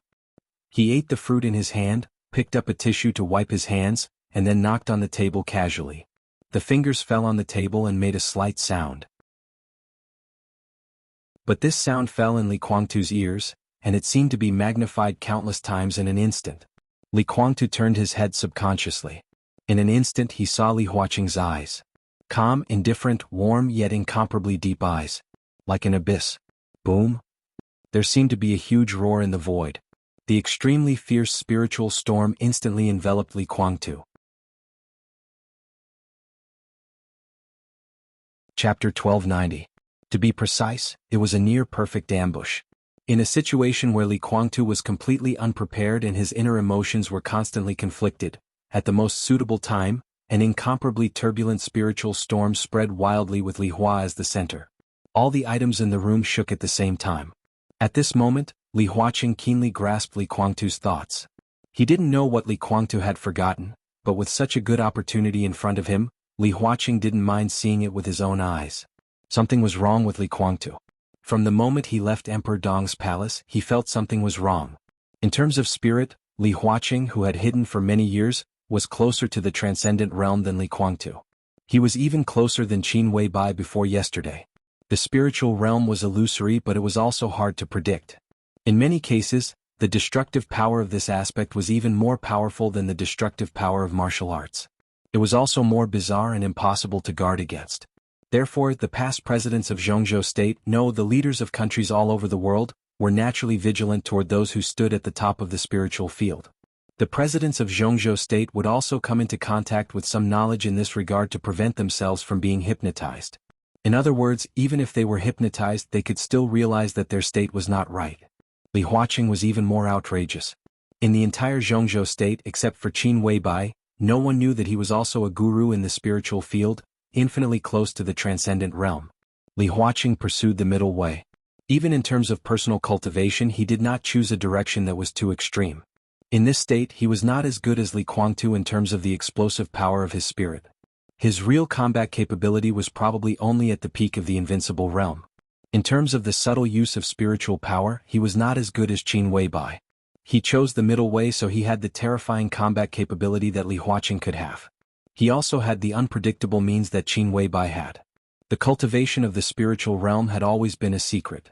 It was not divided into schools, and it did not have the various characteristics of the 24 moves of sword or the 6 paths of reincarnation sword in martial arts. Therefore, there were very few people who could study it in depth. It was a complete coincidence that Li Huaqing could walk on this path. And it was precisely because of this coincidence that he was able to do things that even a transcendent realm expert couldn't do under certain circumstances. Li Guangtu's figure was already frozen in place. Li Huaqing tapped his fingers on the table again. The moment the spiritual power that filled the room shook for the second time, Li Guangtu's pupils began to enlarge. Li Huaqing's spiritual storm was synchronized with Li Guangtu's consciousness, and his memory was instantly magnified. Under such circumstances, Li Guangtu's memories and even his life were like a physical object. It was like a book or a computer. Li Huaqing's mental storm became a magnifying glass. The things in Li Guangtu's memory began to be replayed under a magnifying glass, including the things he had forgotten and had almost no impression of. All of them began to expand and become clear. Li Guangtu's thoughts became something that could be touched directly. Li Huaqing entered Li Guangtu's consciousness. The pervasive darkness in the space of consciousness lasted for less than half a second. In an instant, broken torn, Li Guangtu saw a violent and dazzling light. It was a sword light that pierced through heaven and earth. There seemed to be countless people talking in different languages, and it was hard to hear them clearly. It was as if there were countless people doing different things and it was hard to see clearly. Only the sword light tore through heaven and earth, extremely dazzling.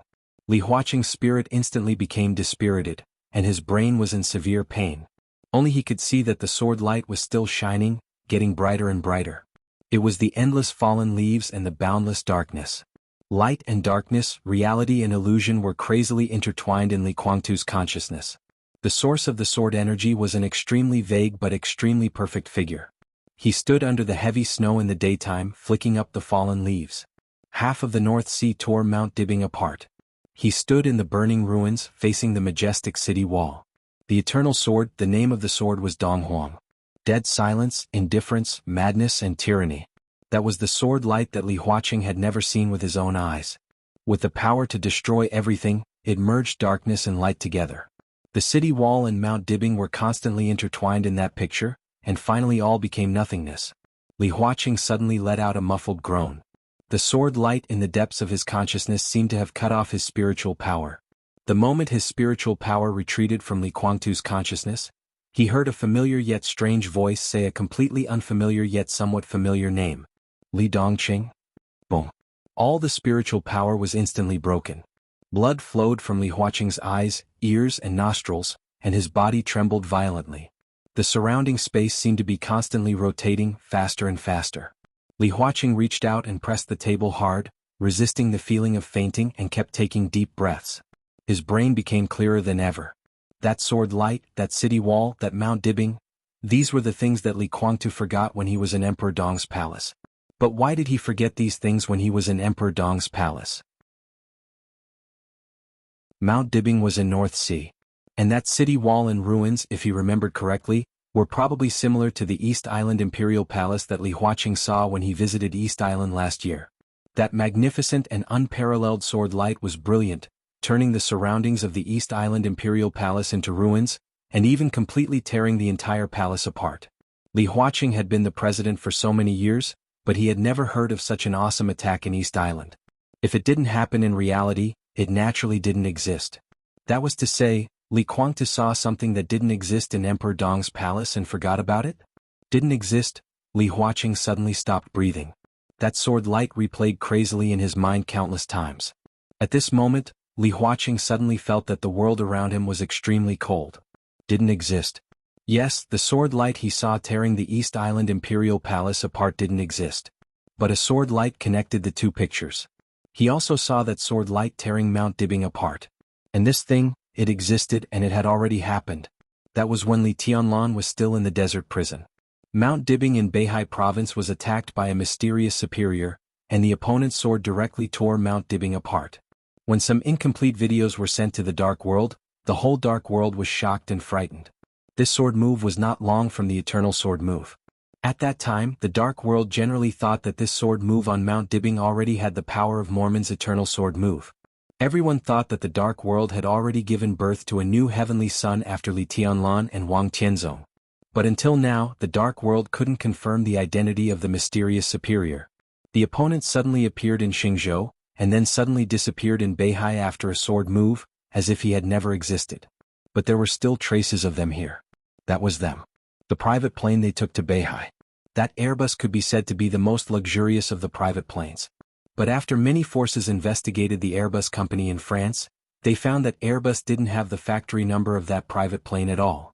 Similarly, the space agencies of various countries didn't have the registration number of this plane. This also meant Airbus had never produced this plane, and this plane had never been registered in the civil aviation system of various countries, nor had it obtained any license. At the same time, Beihai found a lot of terrifying weapon modification systems in that private plane. It was said that the design ideas of several of the weapons were at least 20 or 30 years ahead of the current weapons, and they were hidden by Beihai. Whether this statement was true or not, it was impossible to prove at present. At the same time, it could be confirmed that this plane suddenly appeared over Beihai province, and it was impossible to find out where it took off. All kinds of facts had an incomprehensible and mysterious flavor. This matter also shocked the scientific community all over the world. A large group of quantum mechanics bigwigs were studying the information of this incident and published one paper after another, thinking that this plane and the mysterious superior were a coincidence from a parallel world. The top physicists in the scientific community of Zhongzhou State were also among them, but these research papers were all sealed up in secret. But combined with this matter, the corners of Li Huaqing's mouth kept twitching. He quickly sorted out his understanding.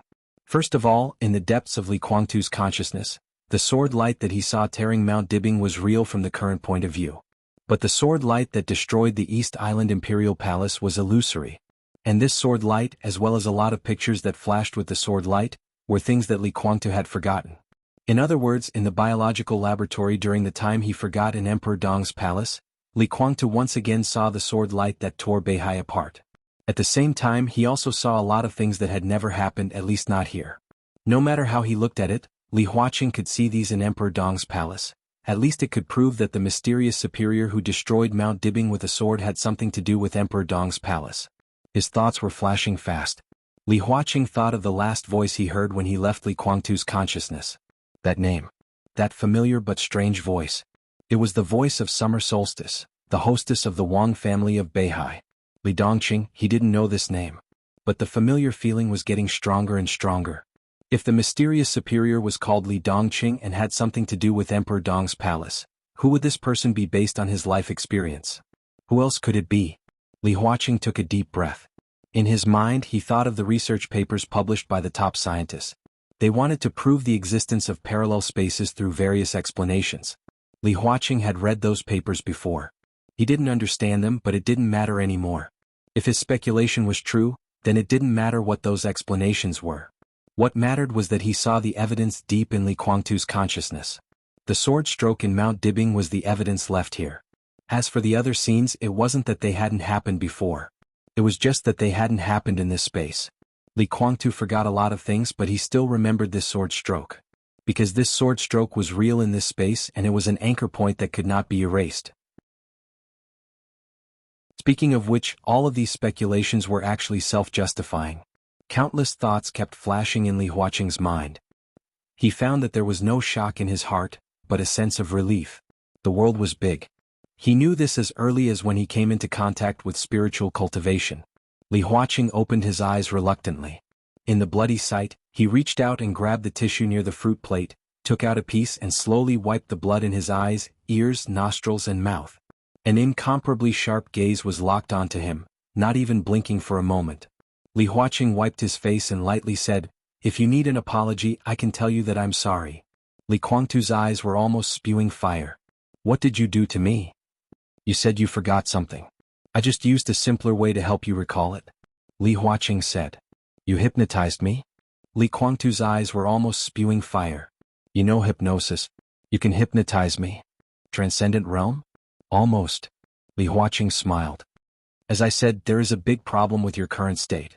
If I want to hypnotize you now, I don't necessarily need the spiritual power of the transcendent realm. Of course, when you recover from your injury and adjust, I won't have a chance." Li Guangtu was silent for a while and suddenly sneered. "I'm really a tiger that has fallen to the ground?" Li Huaqing looked at him and didn't speak. His eyes were calm but extremely deep. Li Guangtu's voice was getting lower and lower, and finally became silent. "I'm not a dog." Li Huaqing's voice was very quiet. "In front of me you are not a tiger. Even in your heyday you are not a tiger." Li Guangtu was silent for a long time and then laughed at himself. "Your Excellency, you really hit it well. The whole Zhongzhou state, no, the whole world is hidden by you. With your strength you should be on the divine list. In any case, there should be a place for you in the top 3 of the divine list. It's a false reputation if I don't reach the top." Li Huaqing smiled very gently. "And I'm the president of Zhongzhou state. What can I show off on the divine list?" Li Guangtu looked at Li Huaqing silently. After a long time, he nodded and said sincerely, "You taught me a lesson and I learned it." Li Huaqing didn't speak. He threw away the bloody tissue in his hand and continued to eat the fruit. There was deep exhaustion in his eyes. Forcibly reading or even magnifying a person's memory, especially for an expert like Li Guangtu who was seriously injured but had surpassed the invincible realm, it was a kind of overload in itself. Li Huaqing's limit was to read his memory within 24 hours, and the time was only a few minutes at most. But the memory in Li Guangtu's consciousness was too exciting. That sword strike was unprecedentedly fierce. Li Huaqing saw many pictures in the sword light, but what he could really see clearly was only that sword strike. If his spiritual power could break through the transcendent realm, he might be able to completely see what Li Kuangtu saw at that time. What did you see? Li Kuangtu was silent for a long time, then he suppressed his inner anger and asked slowly. After deciding to leave the Heavenly South region and go to Yuzhou, the first thing he would do was to hide and stabilize his injuries. Li Huaqing, who was infinitely close to the transcendent realm, would be too dangerous if he was still in the same state. I saw a sword light and heard a name. Li Huaqing's voice was a little playful, with a little tentative tone that no one could hear. Li Kuangtu froze for a moment. Do you know who the mysterious expert who tore Mount Dibing apart with one sword strike 2 years ago was? Li Huaqing asked. Li Kuangtu wanted to say that he didn't know, but when the words came to his mouth, he suddenly became a little hesitant. He didn't know. However, he suddenly felt that it was inconceivable that he didn't know about this matter. What I saw was that sword light. Li Kuangtu said, that should be the most impressive thing in your forgotten memory. That sword light not only tore Mount Dibing apart, but the sword light overlapped. In the overlapped picture, I saw that the sword light completely destroyed the Imperial Palace of East Island. There seemed to be a Mikado in a yellow robe standing in front of the Imperial Palace, but it was not the one I knew. Looking at the figure, it seemed to be a little like you, but it was not you. Li Kuangtu continued to be silent, as if he had become a statue. I also heard a name. Li Huaqing continued to say, his name is Li Dongqing. Li Kuangtu's heart shook wildly. He suddenly stood up and blurted out, Sword God Li Dongqing. Sword God. Li Dongqing. Li Huaqing's pupils suddenly contracted, and he finally found out something.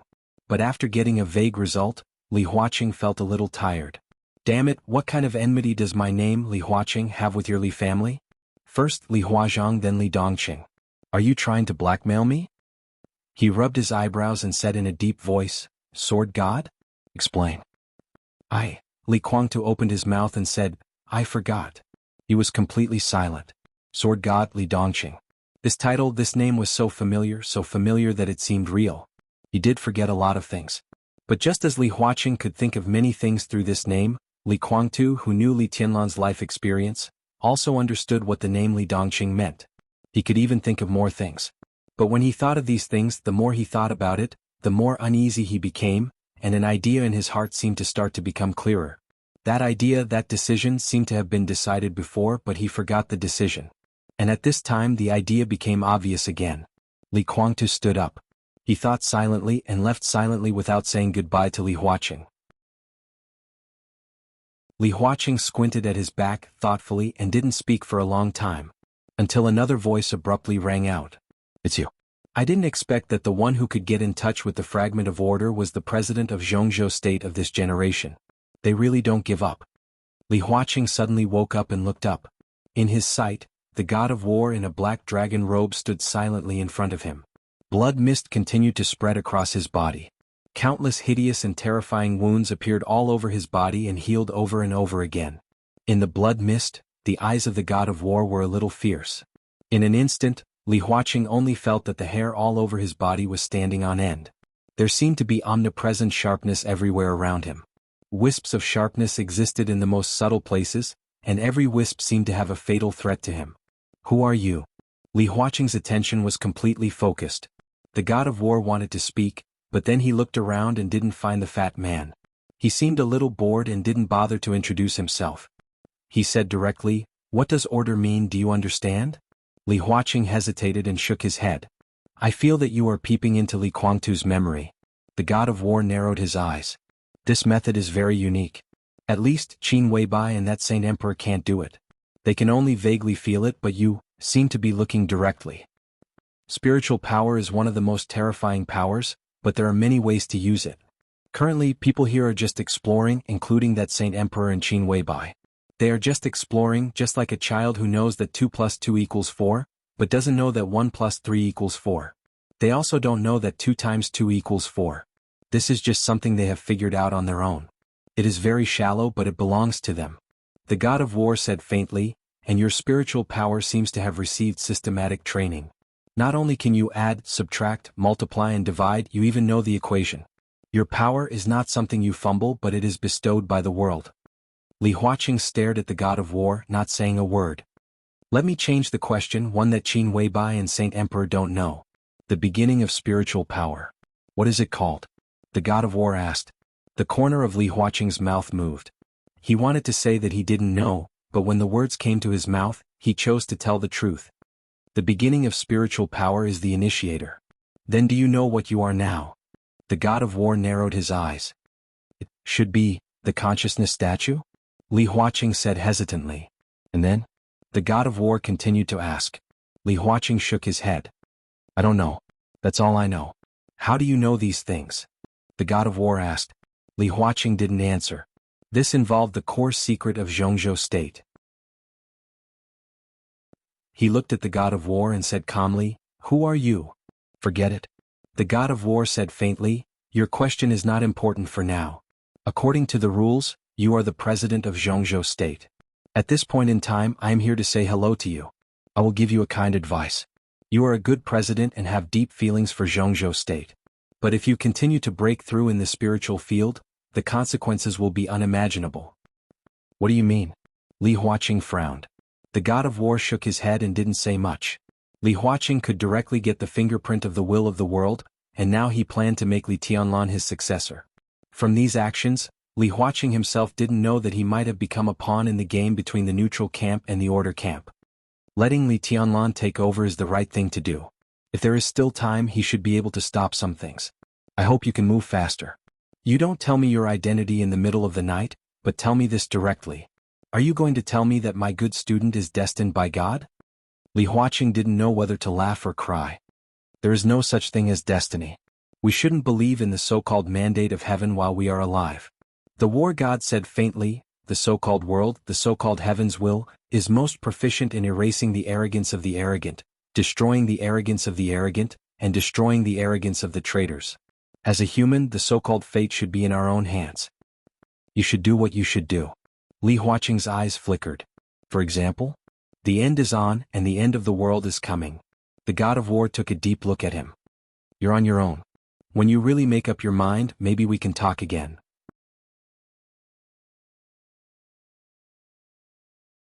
Chapter 1291. Li Huaqing didn't understand but felt it was awesome. The end had begun, the apocalypse was coming. Apocalypse? His voice was filled with absurdity. You mean the apocalypse? At this moment he didn't feel like the other party was a swindler. He just instinctively didn't believe it. It's the apocalypse of humanity. Don't think too highly of yourself. Even if humanity dies, the world is still the world. It's just that there will be fewer toys, but there will be new toys to replace them. You, me, and everyone else can survive. What does that have to do with the world? There won't be an apocalypse in the world, only humanity will. The corner of War God's mouth curled up.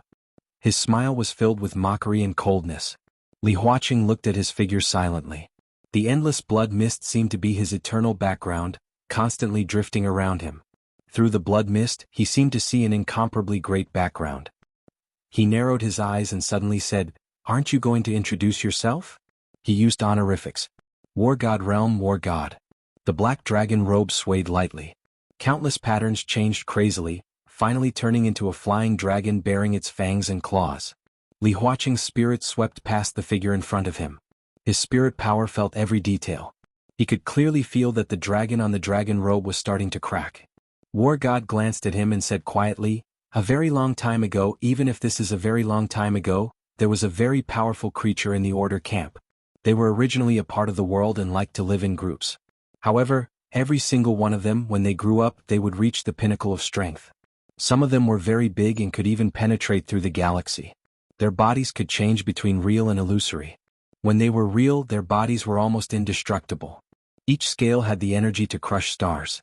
When they were illusory, they would turn into dark energy and dark matter, almost undetectable. They occupied the starry sky and viewed planets as dust. A lot of dust was on their bodies. Therefore, each and every one of them could be considered a small world. Countless planets, stars, and even galaxies were born and destroyed on their bodies.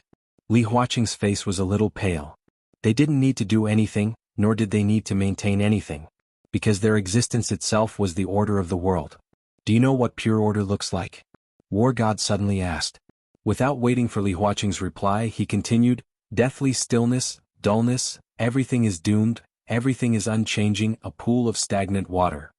Later on, this creature discovered that some of the dust in its body produced a large amount of energy, and some gave birth to life. The war god went silent for a bit, then slowly spoke. For the world, living beings that naturally yearn for freedom is an accident in itself. From the world's point of view, these incomparably huge creatures have been contaminated by this life form. They've had enough of boredom and don't know the meaning of their existence. The more lives there are in the starry sky, the more excited their hearts are. Thus, they gradually began to form their own image. Horns like a deer, head like a camel, eyes like a rabbit, neck like a snake, belly like a crab, scales like a fish, claws like an eagle, palms like a tiger, ears like a cow. Thus the individual thought was born. They often turn their consciousness into infinitely smaller versions of themselves. Then, entering the dust on their body, these creatures began their first interaction with real life. That period of time was very interesting. Countless concepts of life began to constantly impact the thoughts of these creatures. Compared to their hundreds of millions of years of dullness, it was clear that living beings with the aura of freedom were the most attractive to them, but also the most rebellious. They gradually became attracted by the various characteristics of life. Of course, it could also be said to be tempting. They are the same as living beings. They can accept order, but they can't accept absolute order. They can accept chaos, but they can't accept chaos without order. After coming into contact with living beings, they gradually developed their own preferences, and even formed their own order. From this perspective, as a part of the world's order, they betrayed the world. Silence. A long silence. Li Huaqing listened with great interest as if he was listening to a heavenly book. Seeing that the war god suddenly became silent, he was startled, and then, I don't know. The war god went silent for a bit. During that period of time, everything was blank. The ending shouldn't be hard to imagine. The apocalypse descended, all life was wiped out, everything was in chaos. Li Huaqing's heart suddenly turned cold. The war god's voice was very calm, but as he spoke, Li Huaqing's heart was inexplicably enveloped by an abrupt sense of fear. Extinction of life. He muttered to himself. If there is extinction, there will be new life. Any civilization will go extinct, but life will never disappear. The war god said calmly, after the first extinction of life, the powerful creatures that betrayed the world returned to the world's order. The new life began to evolve from single cells. This time, the new life had more types, the evolution was wilder, and they worshipped freedom.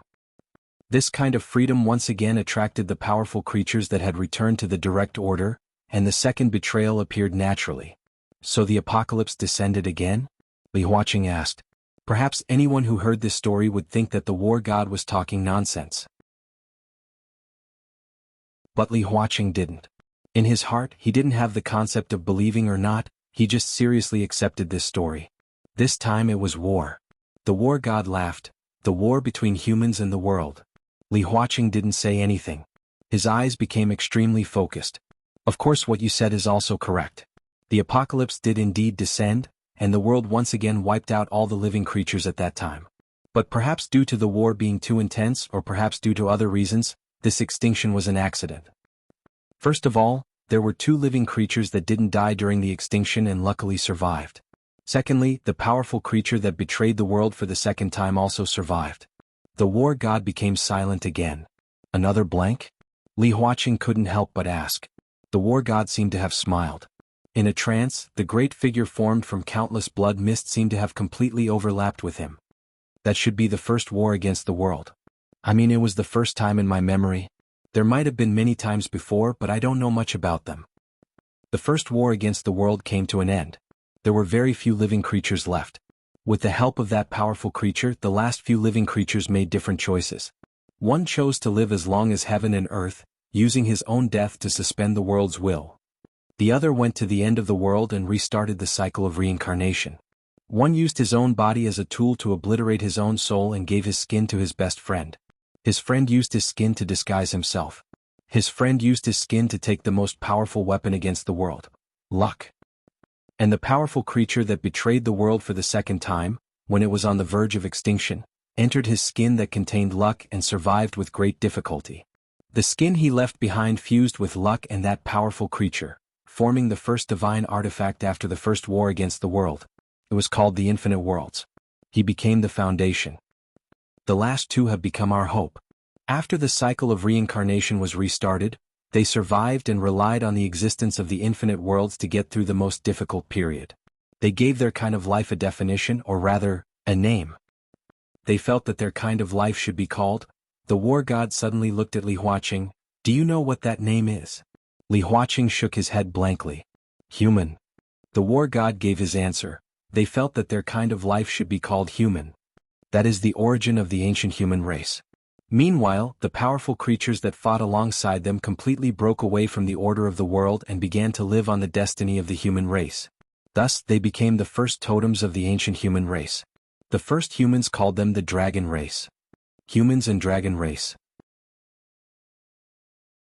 Life and world. Li Huaqing, who had been listening with great interest, smiled. A new version of the myth? That's interesting.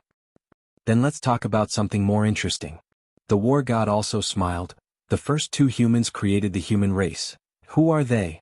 Li Huaqing's smile was obvious as he interrupted the war god. She. The war god was silent for a while and said. Combining the known myths, Li Huaqing quickly locked onto a target. Fuxi? It's she. The war god said lightly. This name is a single word. She and his sister Shibai. They were the first two ancient humans. It was also them who defined their life form as human. Later on, people used to call them Emperor Shi and Empress Shi. No. Li Huaqing shook his head seriously. Later on, people used to call them Fuxi and Yuhua. The war god had a feeling that this little brother was talking nonsense with him, so he simply ignored him and continued. In the eyes of the world, she is a warrior and Shibai is a thief. The former cut off a part of the world's ability to control the rules of the world. The latter, in a sense, stole a part of the world's imagination. Hence, they created the current human race. It is creation, a method that combines reproduction and imagination. Fighting against the world is the mission of the human race from then until now. Later on, Shi and Shibai still fell. However, before they fell, they created a force that could barely fight against the world. This power had an order similar to the rules of the world, but it was not an absolute order. It had a chaos similar to the rules of the world, but it was not an absolute chaos either. This power had found a balance between absolute order and chaos, so this power was called the neutral power by later generations. In fact, there are 3 paths. When you reach the peak of each path, you can barely fight against the evil of the world. This is what they left, and it has been passed down to this day. It is also the most precious treasure. With this force, more and more young talents appeared in the human race, such as Great Emperor Shenyuan, Emperor Yan Xingtian. Li Huaqing nodded cooperatively. The war god glanced at him and continued expressionlessly. When the later generations reach the true peak along these 3 paths, they will be qualified to represent the human race and bear the heavy responsibility of protecting the human race against the world. They are called human emperors. In the heyday of the human race, there were 5 human emperors, including Huangshi. Do you know who the last human emperor was? The war god looked at Li Huaqing and asked. You can combine it with the history you know. Li Huaqing narrowed his eyes. The title of human emperor was very old for Zhongzhou state. People were familiar with the title of emperor. Or in other words, emperor. Who was the first emperor in the history of Zhongzhou state? The answer couldn't be more obvious. Emperor Zhou, who was known as a peerless emperor and had hundreds of sons. According to this logic, the last human emperor was King Zhou of Shang, who was famous in history for spending too much money but only had 2 sons. Shang dynasty and Zhou dynasty? Li Huaqing asked. The investiture of the gods that you know might not be fake. Of course, the 3 religions are more of a story. In fact, it was a war between the human race and the world order. It can also be regarded as a civil strife within the human race. We don't need to argue about the cause of that incident. But in that incident, too many experts of the human race were forcibly conferred as gods and returned to the order. The human race suffered heavy losses and its luck collapsed. The will of heaven and earth began to gradually gain the upper hand. It was from then on that there were no more human emperors in history, only emperors. But this is the place where the ancient human race rose. As long as there are people, the luck of the human race won't disappear completely. For thousands of years, the luck of the human race was entangled with the will of heaven and earth.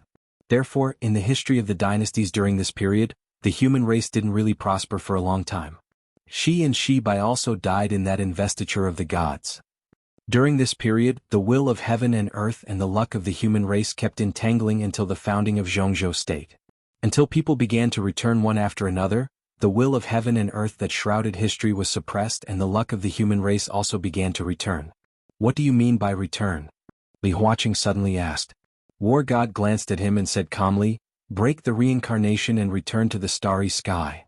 This sentence was extremely simple. But Li Huaqing's blood was boiling for no reason. Two people returned this time, and they both left legends that lasted to this day in Zhongzhou State. One was called the Heavenly Sun, and the family he left behind is still strong. The other was called War God, and the family he left behind is also continuous. I know. Li Huaqing nodded. The ancestor of the Wang family of Beihai. The ancestor of the Lin clan in seclusion. War God laughed at himself and said, their return completely suppressed the will of heaven and earth here. But that heavenly son was not very lucky. Or rather, he was not as lucky as the ancestor of the Lin clan because after he returned, he found himself. Found himself? Li Huaqing was a little confused. At this moment he saw War God's eyes clearly.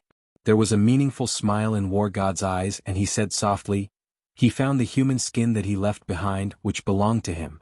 A feeling of numbness on his scalp instantly rushed into Li Huaqing's mind. His gaze subconsciously fell on the black robe of the god of war. The black dragon robe was awe-inspiring and majestic.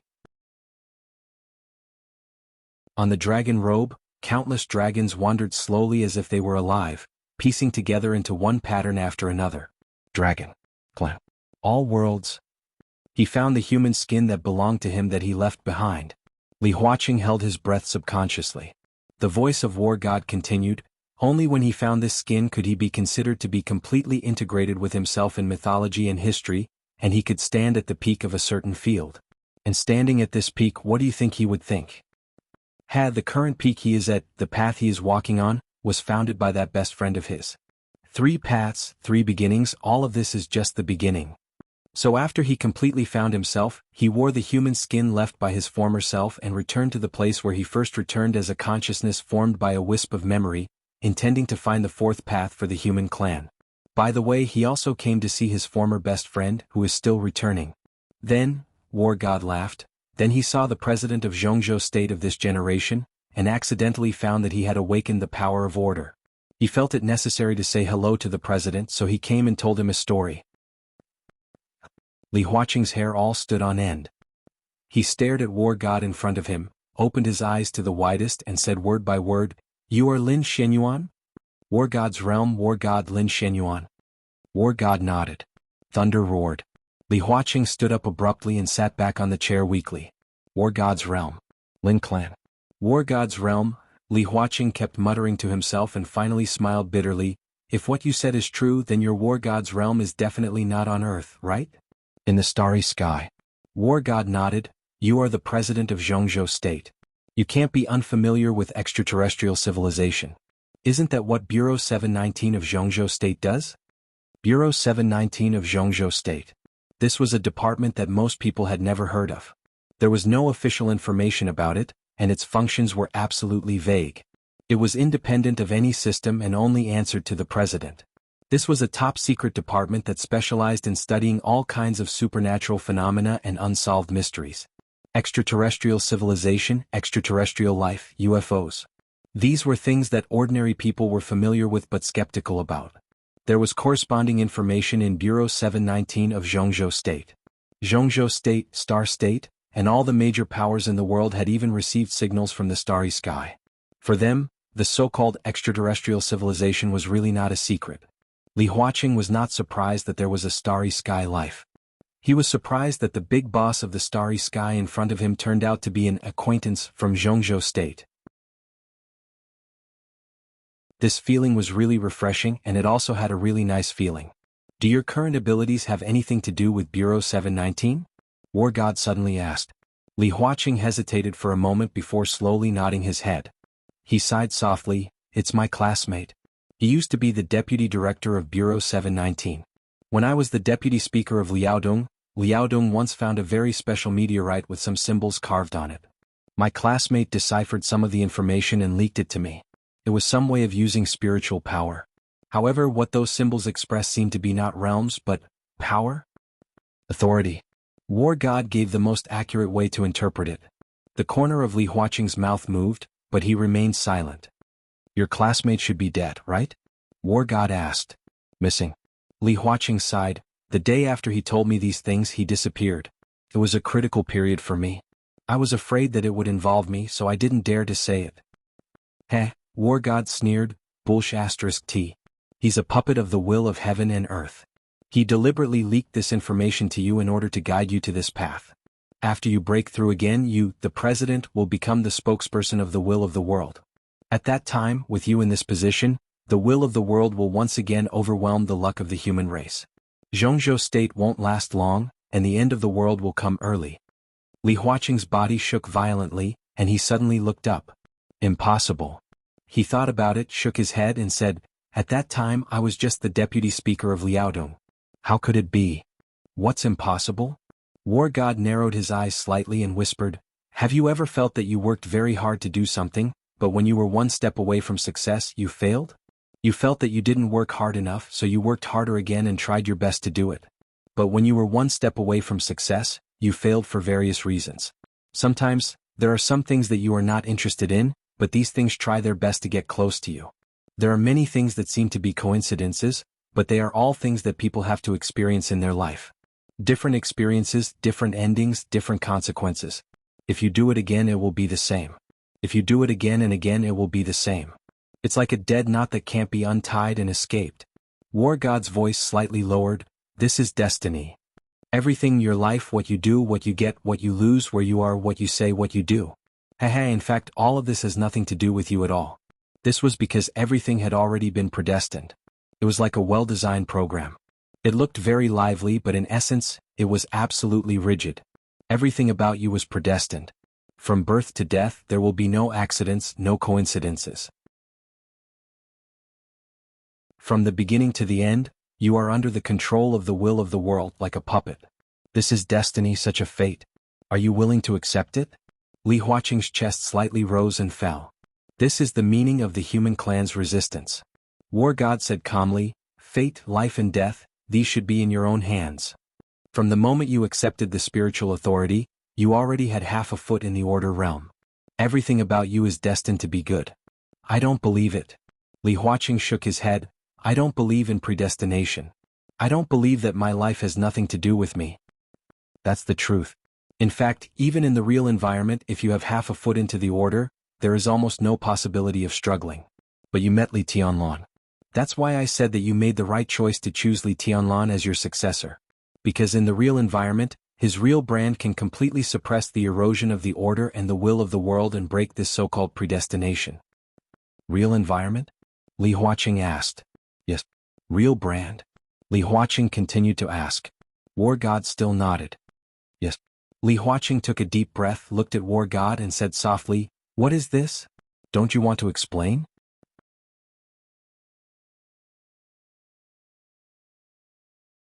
Chapter 1292.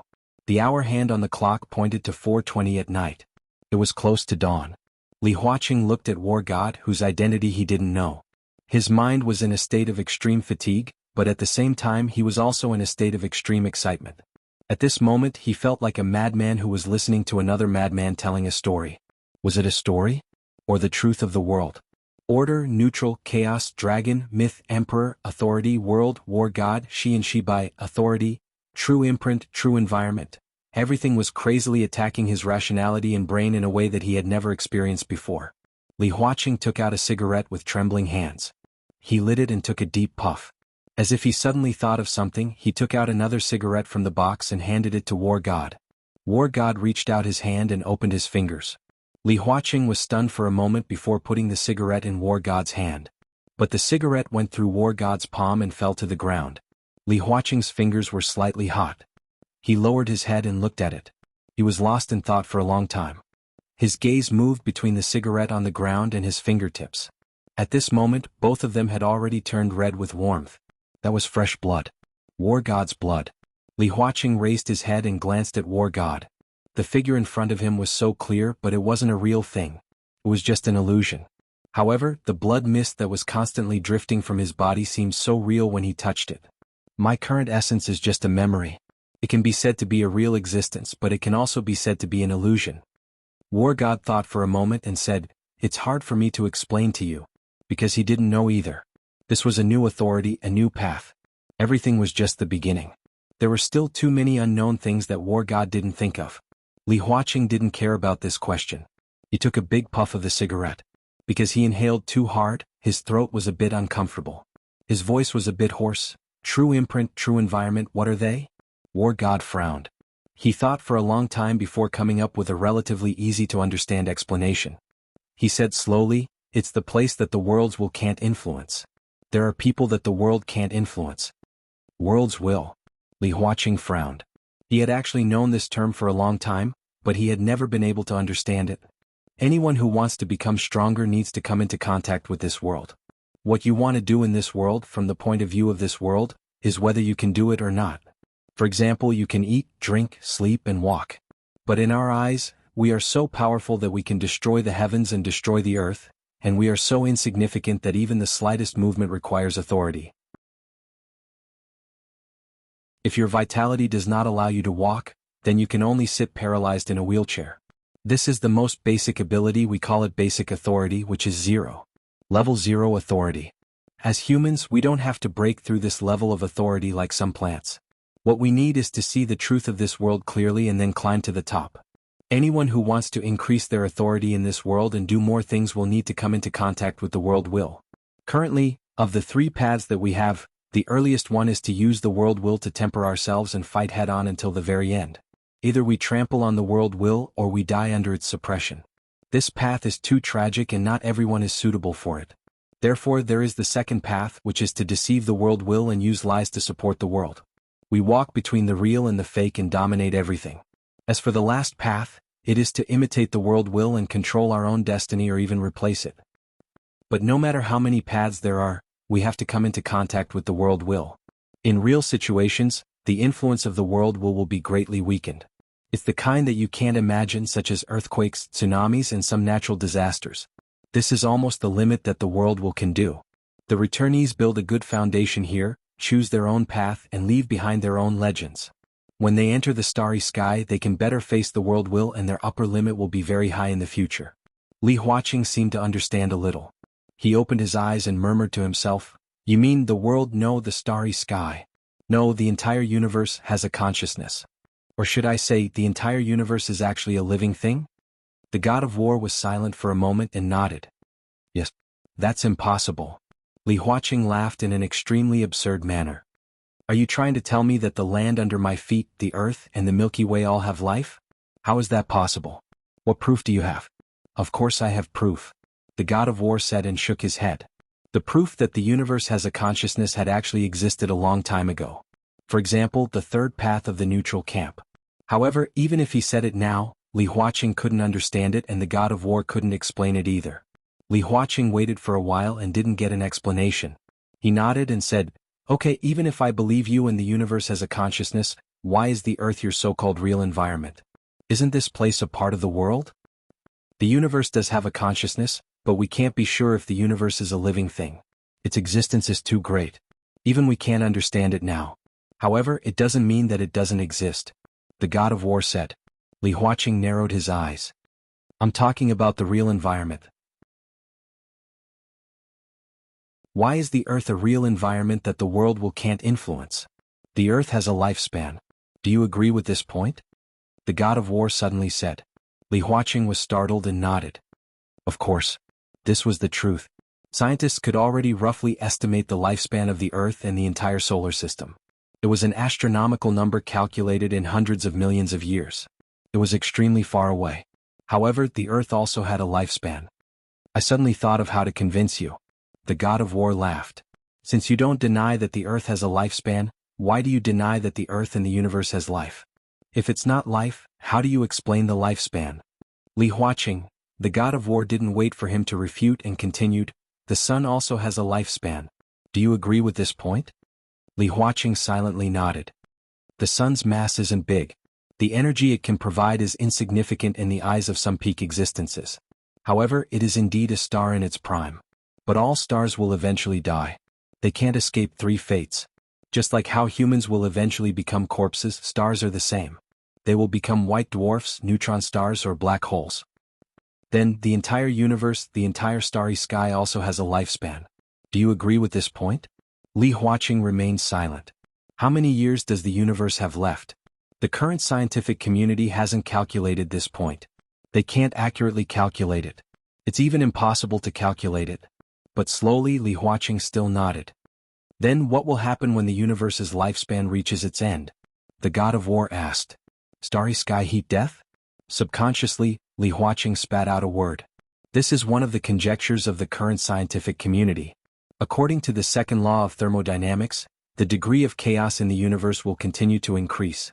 When it reaches the maximum, all the energy in the universe will be converted into heat energy. The temperature of all matter will reach a thermal equilibrium. All matter will decompose and be evenly distributed. There will no longer be any flow or conversion of energy. You're talking about entropy. The god of war said calmly, based on the current scientific research, entropy is irreversible. However, this isn't correct. He didn't say what was incorrect. The current scientific community can't discover the so-called chaos camp. The price he has to pay to forcefully explain this might be something he can't afford. He can only tell Li Huaqing that this conclusion is wrong from the perspective of higher civilizations or other camps. Since the universe has a consciousness, how can there be some irreversible things? Li Huaqing tried hard to think. His knowledge in this area only came from a few papers he had read before. He's the president, not a scientist. Why would he study these things? The great tier of the universe? Li Huaqing asked. This is another conjecture. Matter and dark matter produce gravity. Dark energy produces repulsion. The repulsion is greater than gravity, causing the expansion of the universe to accelerate. In the end, everything in the universe will be completely torn apart by the expansion of the universe and decompose into nothingness. That's roughly what it means. Li Huaqing can't remember it clearly. Great tier, the god of war smiled. His smile was a little strange. However, Li Huaqing couldn't see it clearly in the blood mist. I've just experienced the taste of a regional great tier. It's quite strong. There was a hint of laughter in his voice. Li Huaqing felt that it was awesome. However, he didn't know if the god of war said that his body could resist the tear. However, the god of war rejected this possibility. That's the contraction of the universe? Li Huaqing asked. The theory of the cycle of time and space was also very popular. The expansion of the universe will stop and reverse after a certain extent. In the end, all the space and matter will start to collapse and become a singularity. It was equivalent to a reverse Big Bang. Time flowed backward and the universe reversed. This was the most interesting theory at the moment. It was as if the universe was playing the same story in a loop in time and space. To a certain extent, this is correct. However, it's not the truth. The god of war's voice was calm. So, Li Huaqing was a little speechless. This theory is that the universe is reincarnating. However, reincarnation isn't the end. The god of war's voice was a little vague. It's also not the final fate of the universe. So what's the final fate? Li Huaqing's tone was a little numb. I don't know. The god of war said calmly and casually. Li Huaqing's mouth kept twitching. In the end, he swallowed back the vulgarities that were about to come out of his mouth. My memory is blank. Perhaps it's because it's been too long. Perhaps it's related to the end of the world. After all, after I returned, I only found my original skin. Many thoughts and memories have disappeared. Perhaps the two of them are the only ones who know the truth about the end of the universe. However, this will have to wait until they have completely returned. Which two? Li Huaqing asked subconsciously. Then, as if he suddenly realized something, his eyes widened. Of course it's Shi and Shi Bai. The god of war smiled. They are the currently Tianlan and Qin Wei Bai. The real imprints on them are more complete than mine and the one from the Wang family. Li Huaqing's heart beat wildly. The god of war explained, in the beginning when there were only a few of us left, one of us chose to live as long as heaven and earth. This was equivalent to a permanent and complete death. In other words, he was alive with no possibility of returning. His existence was equivalent to the ancestor of the current universe's human clan. The so-called universe's human clan is the current white race. And the one from the Wang family chose to become reincarnated. Because of this, although he has returned, he can't reach his peak state. My sacrifice was relatively small. I chose to become the foundation of the human clan. The skin I left behind became the world. Now it has returned to me. And Shi and Shi Bai have become the hope. That's why the so-called human clan exists now. This was the beginning. Before that, there was no such thing as the human clan. At that time, we didn't call ourselves human. In the end, the word human was nothing more than a title. At that time, I don't even remember what we were called. All that happened before the beginning. What happened after that? Li Huaqing's eyes focused. After that, was the end of the world. The god of war said lightly. The surrounding air was filled with an incomparably abrupt killing intent. A ferocious and cold aura began to gather toward the god of war, extremely violent. The end of the world? Li Huaqing subconsciously stopped breathing. The world is reincarnated, but the real end and destruction are very rare. Anyway, in my memory there was only one, but I didn't see what it looked like. It's just that in my memory the human clan that wasn't called the human clan was different from the current one. We had an almost immortal lifespan, an incomparably perfect appearance, and there were almost no secrets in the world. Everyone back then could be said to be like gods now. That was, the god of war thought for a moment. My memory is very incomplete, but if I'm not wrong, before the end the world should have been four-dimensional. Four-dimensional? Li Huaqing began to feel that it was very, very impressive. I'm not sure if it was four-dimensional or four-dimensional space, but I have a deeper memory. At that time, we would have an additional angle, be it in terms of seeing or doing things. At the very least, there will be an additional angle, an angle that doesn't exist now. I can ignore distance and space. At that time, if I wanted to and when I was strong enough, I could even take your heart from a galaxy away without leaving any wounds on your body. But now I can't do it. Even if it's my real body, I can't do it. I have to be at least a galaxy away to be able to do it. The god of war said in a low voice. After a long silence he continued, that should be what the world looks like after it's destroyed. The dimension decreases and the world ends from four-dimensional to three-dimensional. If the world is destroyed again, this world and the endless starry sky might become two-dimensional. We will perish together with the entire world. Maybe a long, long time ago before we were born, there were still fifth dimension, sixth dimension, or even higher. But as the world was destroyed again and again, the dimensions were reduced again and again, and finally, it became what it is now. This is just our speculation. Even now, there are too many things that we don't understand. The only thing we can do is to try our best to survive. In order to survive, we have to constantly struggle in desperate situations. To the world, we are just pitiful creatures. He raised his head and took a deep look at Li Huaqing. Do you understand now? The earth, in our words, is called the City of Miracles. This is the real environment, and the so-called real environment is the planet left after the old world was destroyed. The so-called real imprint is the people who still survived after the old world was destroyed, or who still completed the return. This is the real environment and the real imprint. It is something that the will of the world can influence to a certain extent but not completely. Other people can also have the real imprint. When a certain authority reaches the peak, it can also condense the real imprint to a certain extent to fight against the will of the world. This is also the confidence of the peak authority to protect the human clan to the greatest extent. Li Tianlan? Qin Weibai, Li Huaqing muttered to himself. After a long time he smiled bitterly. Well, if what you said is true, he was silent for a while. In that case, why do you still fight against the world?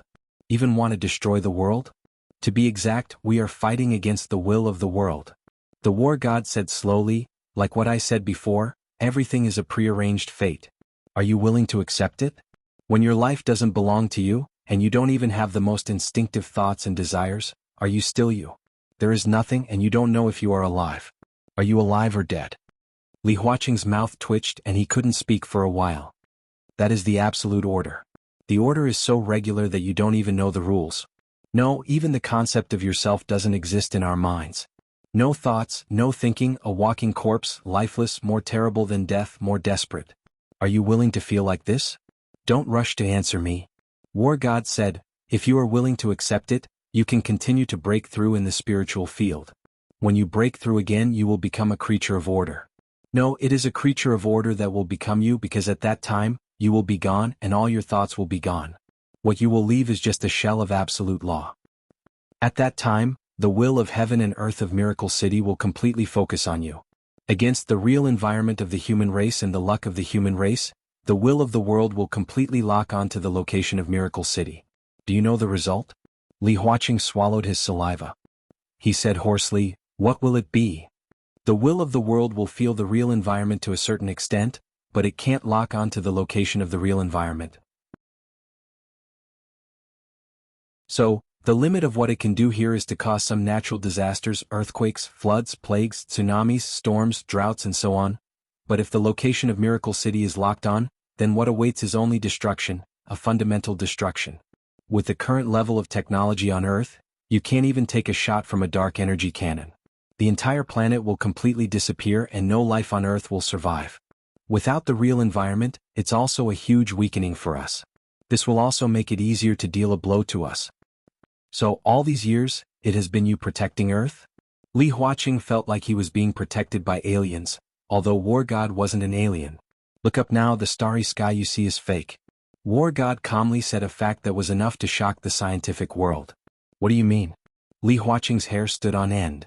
In the sky above Miracle City, there is my sword intent. Above my sword intent, there is Xuanyuan's sword formation. In addition, Miracle City and even the entire Milky Way space are folded by us by various means. Many of the different planets you see are just two sides of the same planet, and all this is to hide the exact location of Miracle City. Li Huaqing looked at him silently. After a while, he asked, "Do you think I can believe what you said?" War God looked at him calmly. "It doesn't matter to me whether you believe it or not. You are the president of Zhongzhou State, you currently have a lot of resources, and you can most directly help Li Tianlan. If you believe it, you can do something. This is also the reason why I greeted you. If you don't believe it, this is just a story.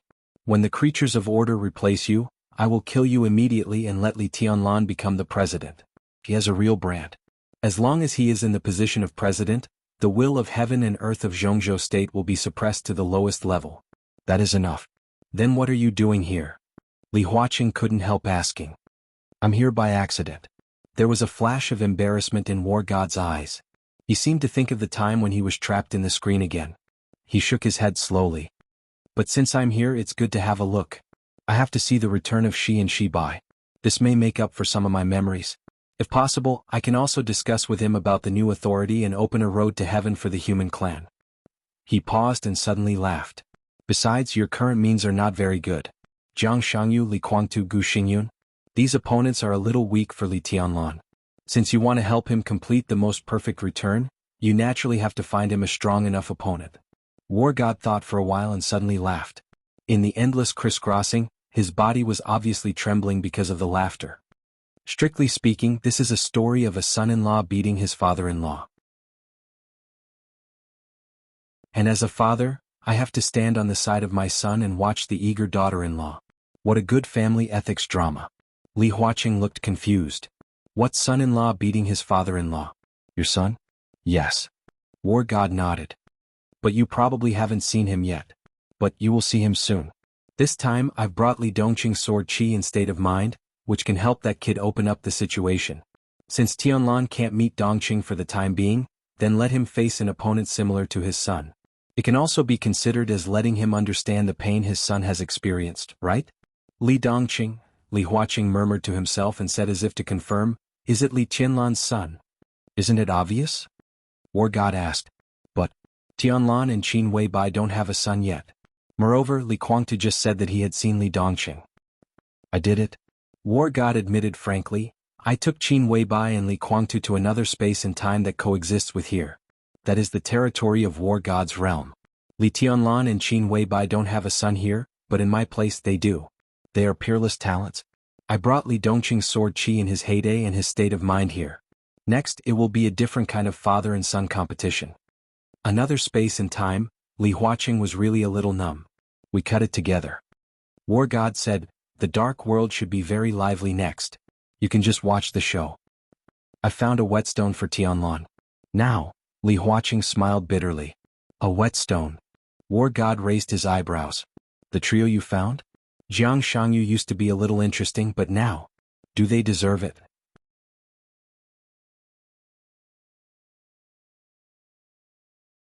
Chapter 1293. He was like a walking corpse. All his consciousness was in a trance, and his body seemed to be floating without direction or purpose. With great confusion he walked forward slowly. The headquarters of the Purgatory of Heaven capital was shining with lights under the night sky, and it was a busy scene everywhere. Tomorrow they would leave this place where they had been rooted for more than 2 years. Everyone was preparing to move, packing up, sorting out materials, transporting weapons, and moving out a large number of underground equipment. Although the Purgatory of Heaven capital could not be compared with the current Emperor Dong's palace, it was still a top force that was only one step away from the super force. If they wanted to complete the relocation in one day, the time could be said to be quite tight. A large number of trucks belonging to the Nanyun military region had set off from Nanyun overnight and would arrive at the Purgatory of Heaven capital in a few hours. All the materials would be transported to Nanyun, and then Li Guangtu would follow Li Huaqing to Yuzhou to report. The Purgatory Legion would be officially established, and the major groups would discuss the garrison of the Purgatory Legion and the specific responsibilities. After determining the sphere of influence, large transport vehicles would send all the current materials of the Purgatory Legion to the new garrison of the Purgatory Legion. It sounded very troublesome, but in fact, a new chapter of Li Guangtu's life had begun. It was hard to say whether he was disappointed or relieved. After being captured by Li Tianlan, the Purgatory of Heaven capital became the Purgatory Legion, and the former enemy became an ally. Being forced to leave here, there was always a feeling of being forcibly cleared out by Emperor Dong's palace. But there was always a chance. The foundation of the Purgatory of Heaven capital was still there, and this time he had a relatively reliable ally. There was no need to doubt this at all. It could be foreseen that as long as Li Tianlan was still alive, the alliance of him, Jiang Shangyu, and Gu Xingyun would be indestructible. In terms of spiritual power alone, Li Guangtu was quite close to the transcendent realm. His spiritual power had absolute explosive power, which also meant that as long as his injury was healed, he would have strength close to that of Wang Tianzong. With the end of the negotiation between Li Huaqing and Li Tianlan, Emperor Dong's palace accepted Li Huaqing's conditions. In the following period of time, Emperor Dong's palace could generally stabilize. As the Legion commander of the Purgatory Legion, Li Guangtu also had the opportunity to directly contact the special resources of Zhongzhou State. Using these special resources, he could hurry to recover from his injury. His injuries had accumulated for far too long. It had been more than 2 years since the end of the chaos in Snow Country, and his injuries had never healed. Whether it was on the night of the decisive battle in North Sea or when he forcibly besieged Li Tianlan, he was seriously injured and could only exert half of his strength at most. He had broken through to the next level, but in reality he was at the pinnacle. Even Li Guangtu himself had never experienced how powerful this state was. If he had been in his peak state and besieged Li Tianlan, would it have been a different ending? This was the opportunity that Li Guangtu had been waiting for a long time. He and Jiang Shangyu both had the strength beyond the peak of the invincible realm. Although Gu Xingyun had not reached this realm, his physical quality had reached their level. He was good at the domain. If they attacked again, if the three of them were in their peak state, Gu Xingyun would be the most qualified meat shield. He and Jiang Shangyu could attack again and again without much pressure. No matter how strong Li Tianlan was, he had not really reached the level of Wang Tianzong at that time. How strong could he be? As long as the three of them were in good condition, Li Guangtu believed that the three of them definitely had the strength to fight with Li Tianlan head-on. After leaving Emperor Dong's palace, he had completely grasped this opportunity in his own hands. But all of this, all the anticipation, excitement and joy, were frozen by a name. It was not Li Tianlan. It was the name he got from Li Huaqing. Li Dongqing. The name was too coincidental. It was an incredible coincidence. The moment he heard the name, Li Guangtu could almost be sure of his identity. This was Li Tianlan's son. It could even be said that it was not a name but two surnames. The surname was Li. The compound surname was Dongqing. This was the bond between Li Tianlan and the Li family and his real family. Li Tianlan had no son now. But in his own memory, Li Dongqing appeared. In that forgotten memory he had not recalled too many things until now. But after being stimulated by Li Huaqing, he had already remembered the sword light. An extremely vague picture. A style of East Emperor and a half-style of Beihai. The almost eternal sword light crisscrossed in the flying snow in the sky and the raging fire in the ruins. It tore Mount Dibbing apart and wiped out the East Island Imperial Palace. This memory was so vague, but half of it was real and the other half was nothingness. Sword God. Li Dongqing. Li Tianlan's son. The repressed memory. The eternal sword light. In his memory the sword light was so dazzling that it covered everything. The person who drew the sword and the people who faced the sword were all blurred. Only the sword light existed. Wherever the sword light passed, there was only extinction. Maybe he looked down on him and didn't like him before. He looked down on him and was indifferent. But he had to admit that the current Li Tianlan had become a mountain above the Purgatory of Heaven capital. Their positions had been reversed. The young man, who he once thought was not worthy to inherit the Li family, had already stood in the highest position, expressionless and looking down at him coldly. What Li Kuangtu wanted to do most now was to climb over the mountains and break the incomparably towering mountain above his head. Did the name Li Dongqing mean that even if he climbed over the mountain of Li Tianlan, what he would face next would be a mountain higher than Li Tianlan? That mountain didn't exist now. No, that mountain already existed. He even tore Mount Dibbing apart more than 2 years ago. But why did he exist? Time, identity, chosen one? There was already an unbelievable guess in his heart, but this guess was too absurd, so much so that his brain became extremely chaotic. A part of his mind was in a state of absolute rationality, while the other part of his mind was beyond reality and began to let his imagination run wild. The intense pain in his head became more and more clear. On the quiet path of the purgatory of heaven capital, Li Kuangtu held his head in his hands and sat on a chair, his body trembling. Uncomfortable? A voice suddenly resounded before him, and it was flat and indifferent while carrying a wisp of distance. Li Huaqing's trembling body stopped and he raised his head. In his sight, Li Huazhang, whose temples had turned white, stood in front of him. He was carrying a food box in his hand. "I'm fine." Li Kuangtu forced a smile and said, "I just suddenly thought of something." "What is it?" Li Huazhang's tone did not fluctuate at all. "I thought of Li Tianlan." Li Kuangtu chuckled and said, "Him. When I talked to him today, guess what conditions he gave me? He invited me to be the first deputy palace lord of Emperor Dong's palace, and at the same time to retain all the weave of the purgatory of heaven capital. I can still lead the purgatory of heaven capital and give us the highest autonomy." Ha ha ha ha. Li Kuangtu laughed. Li Huazhang's eyes moved and he whispered, "You didn't agree." "Yes." Li Kuangtu nodded and said, "I refused." "Ha." Li Huazhang laughed and his voice was merciless with sarcasm. "So, you are really an idiot."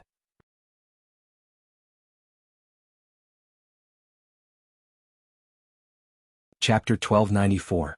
Li Huazhang's voice was cold and direct. He said it so straightforwardly that it seemed extremely harsh in the night. Li Kuangtu suddenly laughed. Unprecedented chaotic thoughts surged wildly in his mind. Reality, illusion, what had happened and what he imagined, all of his thoughts were in a state of boiling at the same time. He nodded in agreement and chuckled. "Indeed, I also think I'm a fool." Li Huazhang's mouth moved. Li Kuangtu said the conditions given by Li Tianlan in an understatement, but Li Huazhang clearly knew the weight of it. The first deputy palace lord of Emperor Dong's palace and the autonomy of the purgatory of heaven capital really meant too many things. It was no exaggeration to say that Li Tianlan's requirements for the purgatory of heaven capital were actually very simple, even unbelievably simple. What he asked for was that the Li family's position should be unified in the general direction, and he didn't want to interfere with the purgatory of heaven capital. He was even willing to give a part of the power and interests of Emperor Dong's palace to the purgatory of heaven capital, and the purgatory of heaven capital only needed to recognize his position as the patriarch of the Li family and stand with Emperor Dong's palace at the critical moment. That was enough. This was not even an incorporation but a cooperation. How many benefits and resources did the first deputy palace lord of Emperor Dong's palace mean? These were given for free, and Li Tianlan let the purgatory of heaven capital maintain its autonomy. After taking the interests of the other party, it was reasonable to stand with the other party. There was nothing wrong with it. Li Tianlan just wanted to end the state of the Li family's division. As for other aspects, such conditions could even be regarded as a concession by Emperor Dong's palace. Thousands of words in his heart rushed to his mouth. Li Huazhang took a deep breath and swallowed all the topics. He could understand these things in the first place, and he didn't believe that Li Kuangtu didn't understand. But Li Kuangtu still refused. What was the point of saying these things? Suppressing some of the inner contradictory emotions in his heart again, Li Huazhang twitched the corner of his mouth and continued to sneer. "What? Look at you, are you regretting it?" The relationship between Li Kuangtu and Li Huazhang had never been good. The parents of this military counselor of the Li family had died a long time ago, and he was brought up by Li Honghe. Logically speaking, he and Li Kuangtu grew up together, so they should have been very close. However, the two cousins seemed to be incompatible. They quarreled with each other from childhood to adolescence, and then to young men. They had fought with each other more than once. Li Huazhang's talent was not outstanding, and he was 2 years younger than Li Kuangtu. When he was young, he was robbed of his toys and food, but he could barely compete with his cousin. When they became teenagers and began to learn martial arts, the gap between them began to widen. Every time the two brothers fought, Li Huazhang was the first one with a black nose and a swollen face, and then Li Guangtu was beaten by Li Honghe. The two of them had many memories of each other. Most of them were quarreling, fighting and getting beaten up if they couldn't win. After the fight they still got beaten up. Both of them hated each other. From adolescence to adulthood, this relationship began to change gradually. When they grew up, Li Huazhang became cunning and began to play dirty. In terms of martial arts he was not as good as his cousin. But when it came to scheming, Li Huazhang at that time was far ahead of Li Guangtu. When the two were in college, Li Huazhang completely used all kinds of tricks to make Li Guangtu unhappy. As long as it could make Li Guangtu feel disgusted, Li Huazhang did it. Although he would still be beaten black and blue in the end, it was still not a loss. Later the Li family was destroyed and Li Guangtu lurked in East Island. A few years later, Li Huazhang secretly joined the Purgatory of Heaven capital from the border. Until now, the relationship between the two was not harmonious. Of course, there was no hatred, but the habit of making trouble for each other had become a kind of instinct. Therefore, Li Guangtu was arranged to be a senior staff officer in the Purgatory of Heaven capital by Li Guangtu. It was a high level, not the highest level but a core position, but a relatively marginal position in the core. But in fact, every time there was something important, Li Guangtu would carefully ask for Li Huazhang's opinion, and Li Huazhang, who knew when to play and when to be serious, had never failed. After so many years, this was a tacit understanding between the two. Regret, Li Guangtu muttered to himself. He shook his head, nodded and continued to smile. I do regret it a little. Don't you think it's a little late? Li Huazhang's voice was cold. It's not too late. Li Guangtu said calmly, if I join Emperor Dong's palace and become the first deputy palace lord of Emperor Dong's palace, I will still have the final say in the Purgatory of Heaven capital, and all the forces of the Li family will be completely integrated. The position of the first deputy palace lord can bring a lot of benefits to the Purgatory of Heaven capital, even unimaginable benefits. The Purgatory of Heaven capital can quickly strengthen itself with the power of Emperor Dong's palace, but at the same time, the Purgatory of Heaven capital will be better integrated into Emperor Dong's palace. The two will become one. In the short term there may be some estrangement in a few years, but as time goes by, in 5 or 10 years, the Purgatory of Heaven capital and Emperor Dong's palace will definitely be inseparable. This is what Li Tianlan wants to see. There is not much calculation about ambition. In this respect he is relatively simple. He thinks that he is the patriarch of the Li family and has the obligation to unite the forces of the Li family, that's all. For the Li family he is willing to make some concessions to a certain extent. Li Huazhang looked at him silently. Li Guangtu took a deep breath and said lightly, I do regret it. But if I have to do it again I will still refuse. I understand. Li Huazhang said blandly, you don't want to submit to others. Now that you have the support of Gu Xingyun and Jiang Shangyu, it's inevitable that you want to fight with Tianlan. Do you think you still have hope? Support? Li Guangtu frowned. No. Li Huazhang sneered. If not, why are you so eager to stick to him? You can continue to walk around here and ask around to see what some people are talking about you now. Gu Xingyun he. Who does Gu Xingyun think he is? Let's go back more than 20 years. The whole Gu family is a dog at the feet of our Li family. Don't forget who destroyed the Li family, who slandered you for treason, and who made you endure in East Island for so many years. You can let go of these, but the Li family has endured humiliation for so many years. So many lives have been lost and everything the Li family has borne. Who do you think you are? How can you let go? When uncle took us to hide at the border, what was Gu Xingyun doing? He dared to cooperate with Annan when his foundation was not stable. He sent the experts of Kunlun City to bleed the Li family with Annan. When the Li family collapsed, how many families were ruined and how many wives and children were separated? King endured in East Island and recultivated martial arts. You had wine, meat and women. What about us? What kind of life did those brothers who came out in recent years live? What's all this for? It's all because of the stupid things you did. Who gave you all this? It's Gu Xingyun. How much does the Gu family owe our Li family? How many lives? Now you have made a statement and the enemy has become a partner. You want to turn around and fight your own people? The person who hurt you is Gu Xingyun, not Tianlan, not Emperor Dong's palace. What on earth are you doing? Just because eldest uncle didn't let you be the clan leader of the Li family, just because Tianlan has surpassed you in all aspects, so you're not convinced, indignant and unwilling? Li Guangtu, how selfish do you have to be willing to lick Gu Xingyun's ass, and then turn around to deal with the real Li family? Tell me. Let you be the first deputy palace lord of Emperor Dong's palace and continue to be in charge of the Samsara palace. Don't you know what the future will be like? You said some time ago that Rushi was in good condition and that he would wake up or even fully recover in 2 years. The Purgatory of Heaven capital and Emperor Dong's palace may be different in the hands of you and Tianlan. But as time goes by, the relationship between you and Rushi will become closer and closer. When Tianlan and Rushi's child is born, who will care about these things? At that time, Emperor Dong's palace would be the Purgatory of Heaven capital, and the Purgatory of Heaven capital would be Emperor Dong's palace. In the end, they were all the Li family. You refused? You still have the cheek to say that you refused? If you were given another chance, would you still refuse? I gave you face, but you don't want it. What are you thinking? He was raining insults on Li Guangtu. Li Huazhang had always been steady and gentle, and his style was extremely elegant. Only when facing Li Guangtu would he break out of it. But such a merciless abuse was completely different from the previous quarrels between them. For both sides, this was the first time. In the night, Li Huazhang's face seemed to turn red because he was too excited. He kept taking deep breaths and it took him 5 or 6 minutes to calm down. What you're doing now has nothing to do with the Li family. Maybe we don't know you very well. What you want is not the glory of the Li family. What you want is just the glory of the Li family led by you. You're my cousin. I don't want to judge you, but I hope you can know what you've given up today. An opportunity for the Li family to surpass the peak and make the Li family complete again. But you, because of your ridiculous selfishness, you refused. I don't know what will happen in the future. But what is certain is that if the Li family's future glory is like the sun in the sky, it will have nothing to do with you, Li Guangtu.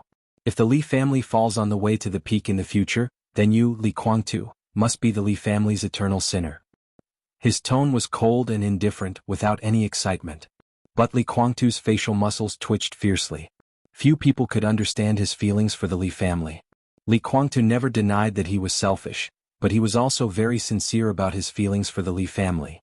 Li Huazhang's words were like a knife stabbing into his chest one after another. He was bleeding, and the unparalleled pain seemed to tear his consciousness. He wanted to explain something. He wanted to explain that Li Huaqing would not agree to his promise to Li Tianlan. He wanted to explain that once he agreed to Li Tianlan's conditions, the whole Li family would be in crisis. He wanted to explain something else. In fact, there were many things that could be explained. But when the words came to his mouth, Li Guangtu chose to remain silent. Because all the things that could be explained, including the fact that Qin Weibai killed Huawu, were not the real reason why he refused Li Tianlan. The real reason was right in front of him and he couldn't look at it directly. But he knew very well that the reason why he refused Li Tianlan was because he was unwilling or selfish. Everything is just temporary.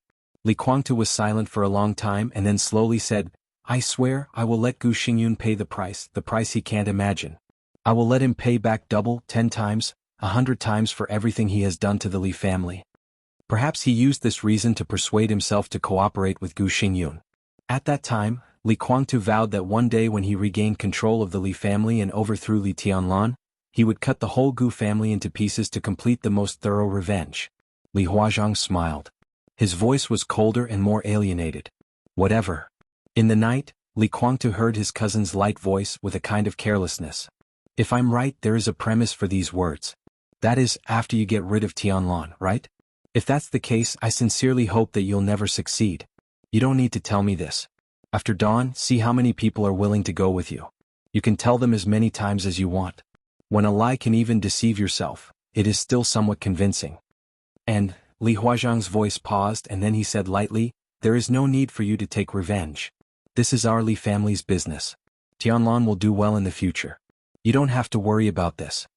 Li Guangtu's eyes became extremely dangerous in an instant.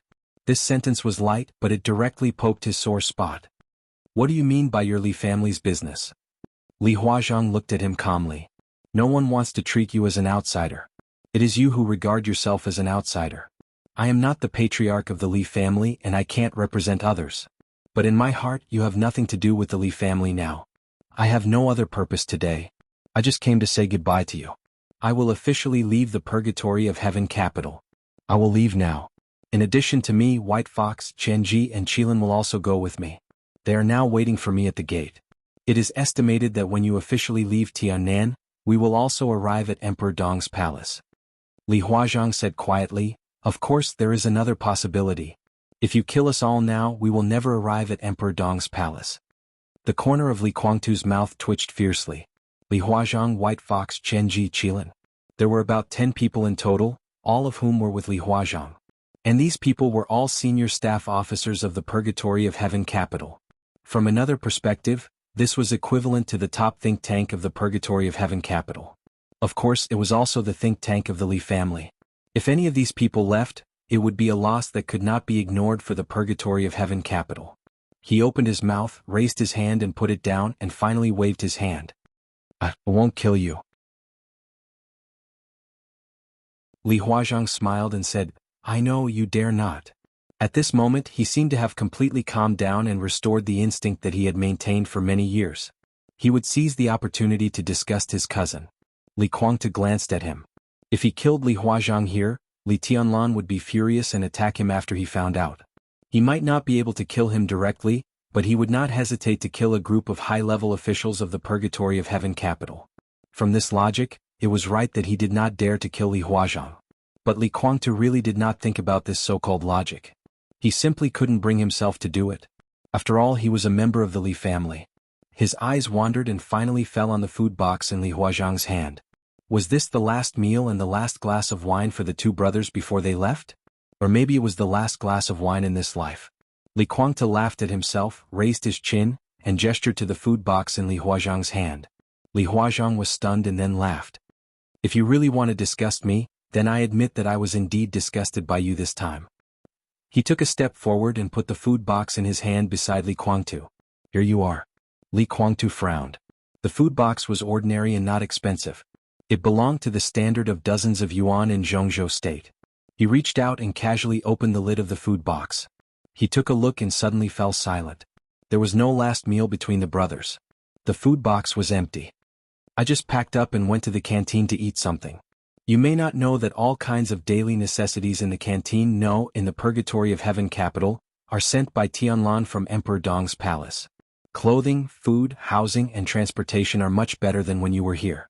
So in the canteen just now, I didn't eat your food and I didn't need to spit it out. As for before, I ate your food and I also helped you, so we don't owe each other anything. If you like this food box, I'll give it back to you." Li Guangtu stared at the food box in front of him and suddenly said, "If you deliberately disgust me, you've succeeded." Li Huazhang laughed. His smile was a little sad and he whispered, "It won't happen in the future. When we meet again we will be real enemies. At that time you don't have to be merciful. Even if I die in your hands, I won't say anything bad about you when I go down and meet my uncle." Li Guangtu's fingers touched the food box gently. A subtle sword energy appeared and completely crushed the food box. Li Huazhang took a deep look at Li Guangtu. He seemed to want to say something, but it was meaningless to say more. He nodded, turned around and said, "Let's go. Take care." The dawn of Tiannan began to gradually brighten, and the night gradually became hazy in the morning light. Li Guangtu sat silently on the bench, watching Li Huazhang's figure getting farther and farther in the hazy light. From beginning to end, his footsteps were steady and he did not look back. Some came to say goodbye and some didn't. After dawn, the Purgatory of Heaven capital would completely cease to exist. What would appear in the dark world would be a brand new force supported by the Parliament of Zhongzhou State. The Purgatory Army. Li Guangtu's extremely weak mental strength spread around little by little. He saw Li Huazhang walk out of the gate with the Li family's think tank. He saw some other veterans packing up and preparing to leave. He saw the huge amount of materials piled up in the Purgatory of Heaven capital. He saw Dawn, who was walking over with a pale face and weak breath, not far away. Another group of people left the Purgatory of Heaven capital. Li Huazhang's departure seemed to be a signal. More and more people left, but it seemed that no one intended to come to say goodbye to him. Li Guangtu took out a cigarette from his pocket, lit it and smoked silently. With light footsteps, Dawn, who was seriously injured, slowly walked over. He stood in front of Li Guangtu, moved the corner of his mouth and whispered, "Brother." "Yes." Li Guangtu nodded and said slowly, "How's the packing going?" "Almost done." Dawn took a breath and said, "Tidy it up.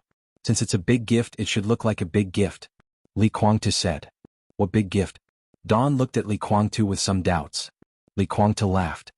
"It's what we're sorting out now. All the materials and industries of the Purgatory of Heaven capital. If we give them all to Li Tianlan, do you think it's a big gift?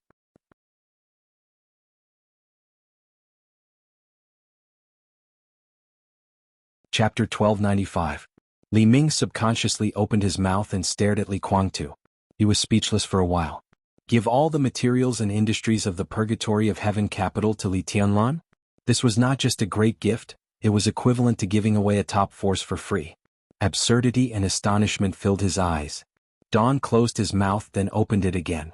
After hesitating for a few seconds, he couldn't help but ask in a low voice, "Brother, are you crazy?" He suddenly thought of a possibility, and his expression suddenly changed. He carefully stared at Li Guangtu's pupils. "Have you been hypnotized? I heard that the demoness in Emperor Dong's palace is very good at spiritual power." "No, she hasn't reached the transcendent realm yet. I'm very sober," Li Guangtu said lightly, "but you're wrong about one thing. That demoness has made a breakthrough in her mental power. She's now in the transcendent realm. Although her mental power isn't stable at the moment, she can be said to be the first person in the world in the field of mental power, second only to the Saint Emperor." Don was in a daze for half a minute before he muttered to himself, "Transcendent realm?" The wind in the morning seemed to suddenly become much sharper. The air current blew past his body, and Don felt his scalp go numb. The invincible young Dong Huang, who had already climbed to the top of the divine list.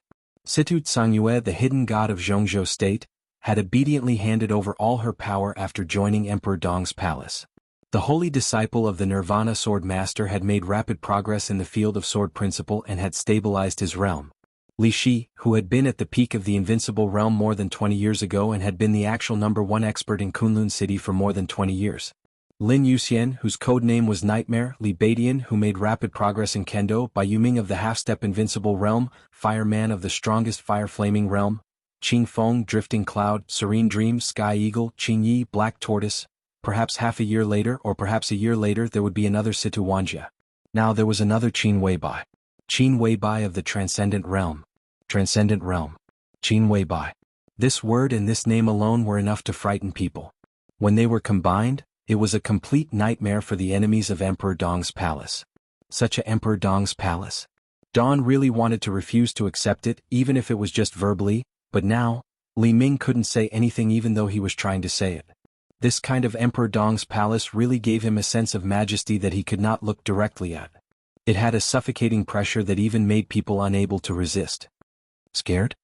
Li Guangtu glanced at Don. It was unknown if it was because of this news, but Don's pale face became even paler due to his serious injuries. Don nodded obediently. Afraid? How could he not be afraid? The top of the half-step invincible realm. It was quite remarkable to mention it in the dark world. At least if the name Don spread out, he would not be a nobody in the dark world. But compared with the luxurious and suffocating lineup in Emperor Dong's palace, the so-called half-step invincible realm was really not very eye-catching. It was bullshit to say that he was not afraid. Me too.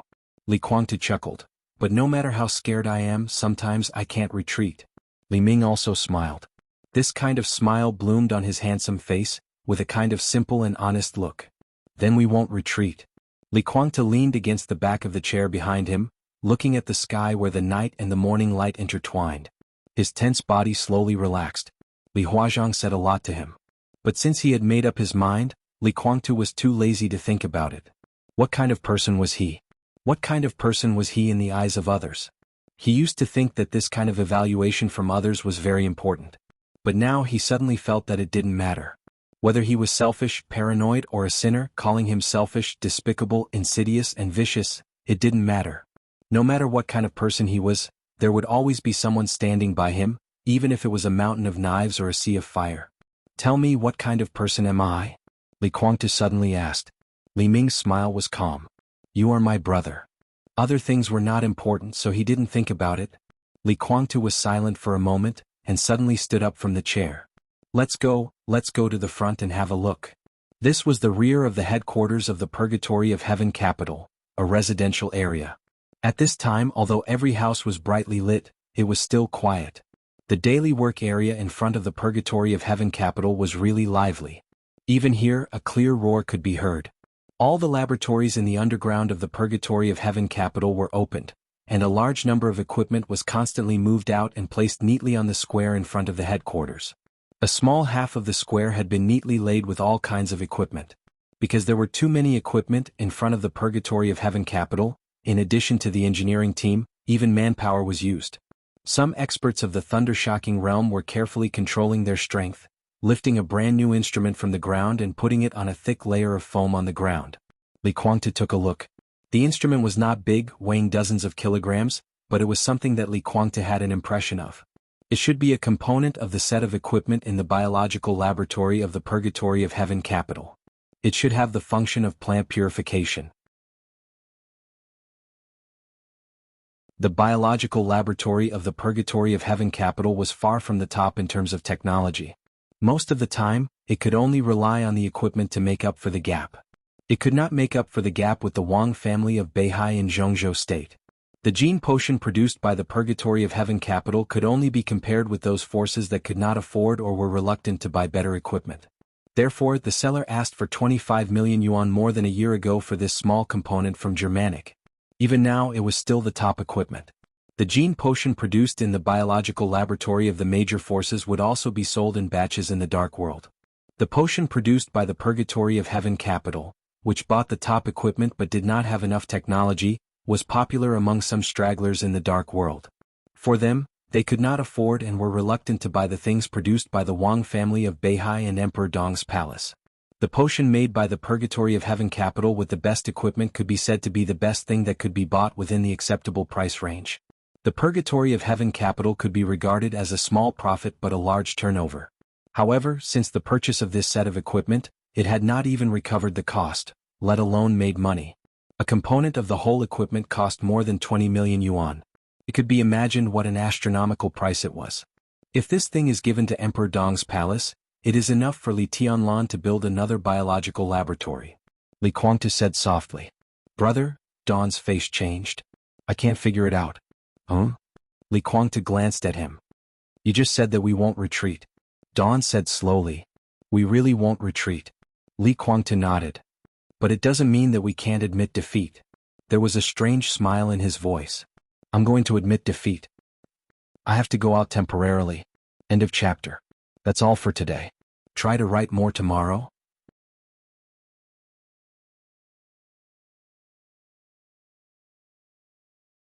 Chapter 1296. Admit defeat, Don murmured to himself as if he was carefully tasting the weight of these two words. It didn't matter whether he admitted defeat or not. Anyone could see the strength of Emperor Dong's palace and the Purgatory of Heaven capital now as long as he was not a fool. However, whether he admitted defeat or not also had great significance. The Purgatory of Heaven capital was indeed not as good as Emperor Dong's palace, and even had to cooperate with its enemy to resist the pressure brought by Li Tianlan. But as long as Li Kuangtu did not say anything and clenched his teeth, the Purgatory of Heaven capital would still be the Purgatory of Heaven capital. But now, Li Kuangtu wanted to admit defeat. This also meant that in the future the Purgatory of Heaven capital would really become a pure purgatory army. Don did not rush to oppose nor did he agree. He was silent for about a minute, then suddenly asked, Brother, if you admit defeat, what will happen to Huawu in the future? Do as you wish. Li Kuangtu was silent for a while, then said softly, Huawu is my son. I will achieve something in the future so I don't have to worry about his future. Even if I fail and Huawu loses his family, so what? Can't my son experience the story of the decline of his family? The Purgatory of Heaven capital doesn't raise good-for-nothings. My son can't be a good-for-nothing who can only achieve success by relying on his father. Don't worry about Li Tianlan. I can be sure of this. Even if I die in Li Tianlan's hands in the future, he won't attack Huawu. Daybreak looked at him quietly and did not speak for a long time. What's wrong? Li Kuangtu felt that his little brother's eyes were a little strange. Of course, Tianlan won't attack Huawu. Dawn's voice was very soft. In fact, in the Purgatory of Heaven capital, even Daybreak and Dawn, who were most loyal to Li Kuangtu, and even Phoenix had no hostility to Li Tianlan. They were indeed Li Kuangtu's people, but they were also members of the Li family. Just like the elders of the Li family standing next to Li Tianlan now regarded Li Kuangtu, they would be angry at his cooperation with Gu Xingyun, but it was really impossible to say that they hated Li Kuangtu and wanted to kill him. The real elders of the Li family had a complicated and entangled attitude towards Li Kuangtu and Li Tianlan. Only those who were absorbed into the purgatory of heaven capital later wanted Li Tianlan to die quickly so that they could accept everything in Emperor Dong's palace. In addition to these people, it was estimated that only Li Guangtu and Li Tianlan wanted to kill each other. Dong Huang is a man who believes that he is invincible and believes that he can defeat the whole world by himself. This kind of confidence makes him disdain to eliminate the root of the problem. He doesn't even care about threats. Huawu is Rushi's brother after all. If we lose, he probably won't do anything to Huawu even for Rushi's sake. Don's voice was lowered in the dim light. But Tianlan won't do it? What about the others? Just as the real people of the Li family would not be hostile to Li Tianlan and Li Guangtu, and the people who were absorbed into the purgatory of heaven capital later hoped that Li Tianlan would die quickly, the composition of Emperor Dong's palace was also relatively complicated. There was the former power of the Li family, Jade Pool of Mount Shu, Sai City, the giant group, and most importantly the former subordinates of the Samsara Palace, which currently occupied the main part. These people, except for the elders of the Li family, how could the others have a good impression of the purgatory of heaven capital? Tianlan can dominate Emperor Dong's palace, but as a leader, an unscrupulous leader is definitely not qualified. Even leaders sometimes need to compromise and have their own helplessness and difficulties. If we admit defeat this time, the future of the purgatory of heaven capital will be unpredictable. If we lose and all of us die, what will happen to Huawu? Tianlan won't kill him. But what if Ning Qianqing wants to kill him? What if Li Beidian wants to kill him? These two people accompanied Tianlan when he first entered the secular world. In the past few years, Tianlan grew so fast that they couldn't keep up with Tianlan's pace and lost some sense of existence. But now, their status in Emperor Dong's palace had become more and more important. Ning Qianqing's martial arts talent was relatively ordinary. Now he had even given up martial arts. As long as he had no crooked thoughts, he was destined to be the leader of the new group in the future. A member of parliament of Zhongzhou state was at most a starting point. If what you said is true, big brother, and Li Huaqing intends to let Li Tianlan take over, Emperor Dong's palace will develop smoothly. 20 years later, an extremely powerful Emperor Dong's palace and the new group will not only push Li Tianlan to the position of president, but also push Ning Qianqing to the position of prime minister. What kind of concept is this? Li Beidian, Great Void Sword Master, the last Great Void Sword Master of Mount Shu, was at the peak of the invincible realm 100 years ago. In his heyday, his ranking on the divine list even surpassed the Wang family of Beihai and ranked second only to the Li family. How dazzling was Li Beidian now among the younger generation of Zhongzhou state? Tianlan didn't count, Jiang Shangyu and Wang Xingxiao didn't count. Next were Li Beidian and Lin Yuxian. As long as Li Beidian didn't die, he would at least reach the peak of the invincible realm in the future. These two people could be said to be the core of Emperor Dong's palace. Although for various reasons they were not deputy palace masters, their status was no less than that of deputy palace masters. These two people were also the most representative figures. As the team members who followed Tianlan from the beginning, if they insisted on killing Huawu or did it first and reported later, what could Tianlan do then? In any case, he couldn't kill them to pay for Huawu's life. Li Beidian, Ning Qianqing. These two were indeed very representative figures. Li Guangtu took a light breath and said slowly, "That's why I chose to admit defeat." You're right. Li Beidian and Ning Qianqing are indeed representative figures. But you didn't mention the more representative figures. Don thought of the demoness in Emperor Dong's palace who had now entered the transcendent realm, and his heart turned cold. Transcendent realm. This also meant that even if Li Guangtu could directly break through tonight and officially enter that supreme realm, he couldn't do anything to him. Not to mention Li Beidian and Ning Qianqing. If necessary, if Qin Weibai really wanted to kill Huawu, she would kill him. At that time, Li Tianlan wouldn't even bear to say a harsh word. Big brothers admitting defeat. Dawn seemed to gradually understand. Is it to her? Li Guangtu admitted defeat to Li Tianlan. In fact, he admitted defeat to Qin Weibai. He was not convinced, but in the current situation he admitted defeat. Dawn thought again and said slowly, "It's useless." You're wrong. Li Guangtu shook his head. Dawn was a little impatient. Big brother, you're silly. In terms of ruthlessness, probably no one can compare with that woman. Her gentle mind is used on Tianlan, but only on her. Don't you know how she treats other people? Don't you know? As long as necessary, the whole world can be her pawn. In the chaos of Snow Country, those invincible realm experts died one by one. Doesn't that explain everything? Only when she was with Li Tianlan, Qin Weibai was a woman. In the face of the dark world, Qin Weibai was a goddess. The whole dark world recognized this title with admiration and awe. Gods had no emotions and were high above. It was a kind of extreme indifference that isolated heaven and earth. What you said makes sense. Li Kuangtu said softly, if it was before today I would agree with you.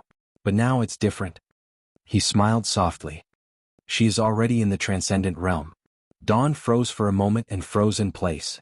The transcendent realm means too many things. When her spiritual power reaches the peak, she can even modify her memory and cognition. If I fail in the future, I will definitely die, but Huawu may not. Even if his existence may be a threat in the eyes of that siren, Rushi and Li Tianlan are still there. With her character of wanting to please Li Tianlan in everything she does, she has many ways to eliminate the threat that Huawu may pose. If she didn't enter the transcendent realm, Huawu would definitely die in her hands. But now it's different. At least it's worth a gamble. If I fail in the future, it's good that Huawu can live. Moon God. Li Kuangtu's eyes dimmed for a moment. He gritted his teeth and said, Rushi is still there. His life won't be too bad. Maybe some memories will be changed, but it's not bad. I don't want to enter Emperor Dong's palace. It's my obsession to cooperate with the enemy. This life is too tiring. The brilliant sword light flashed in his mind again. The sword light that was enough to tear heaven and earth fell on the palace of Beihai and East Island. It ran through day and night, real and illusory. In terms of power, that sword light was comparable to the eternal stroke above Mormon's. In terms of the purity and strength of the sword energy, that sword was the only one that Li Kuangtu had seen in his life.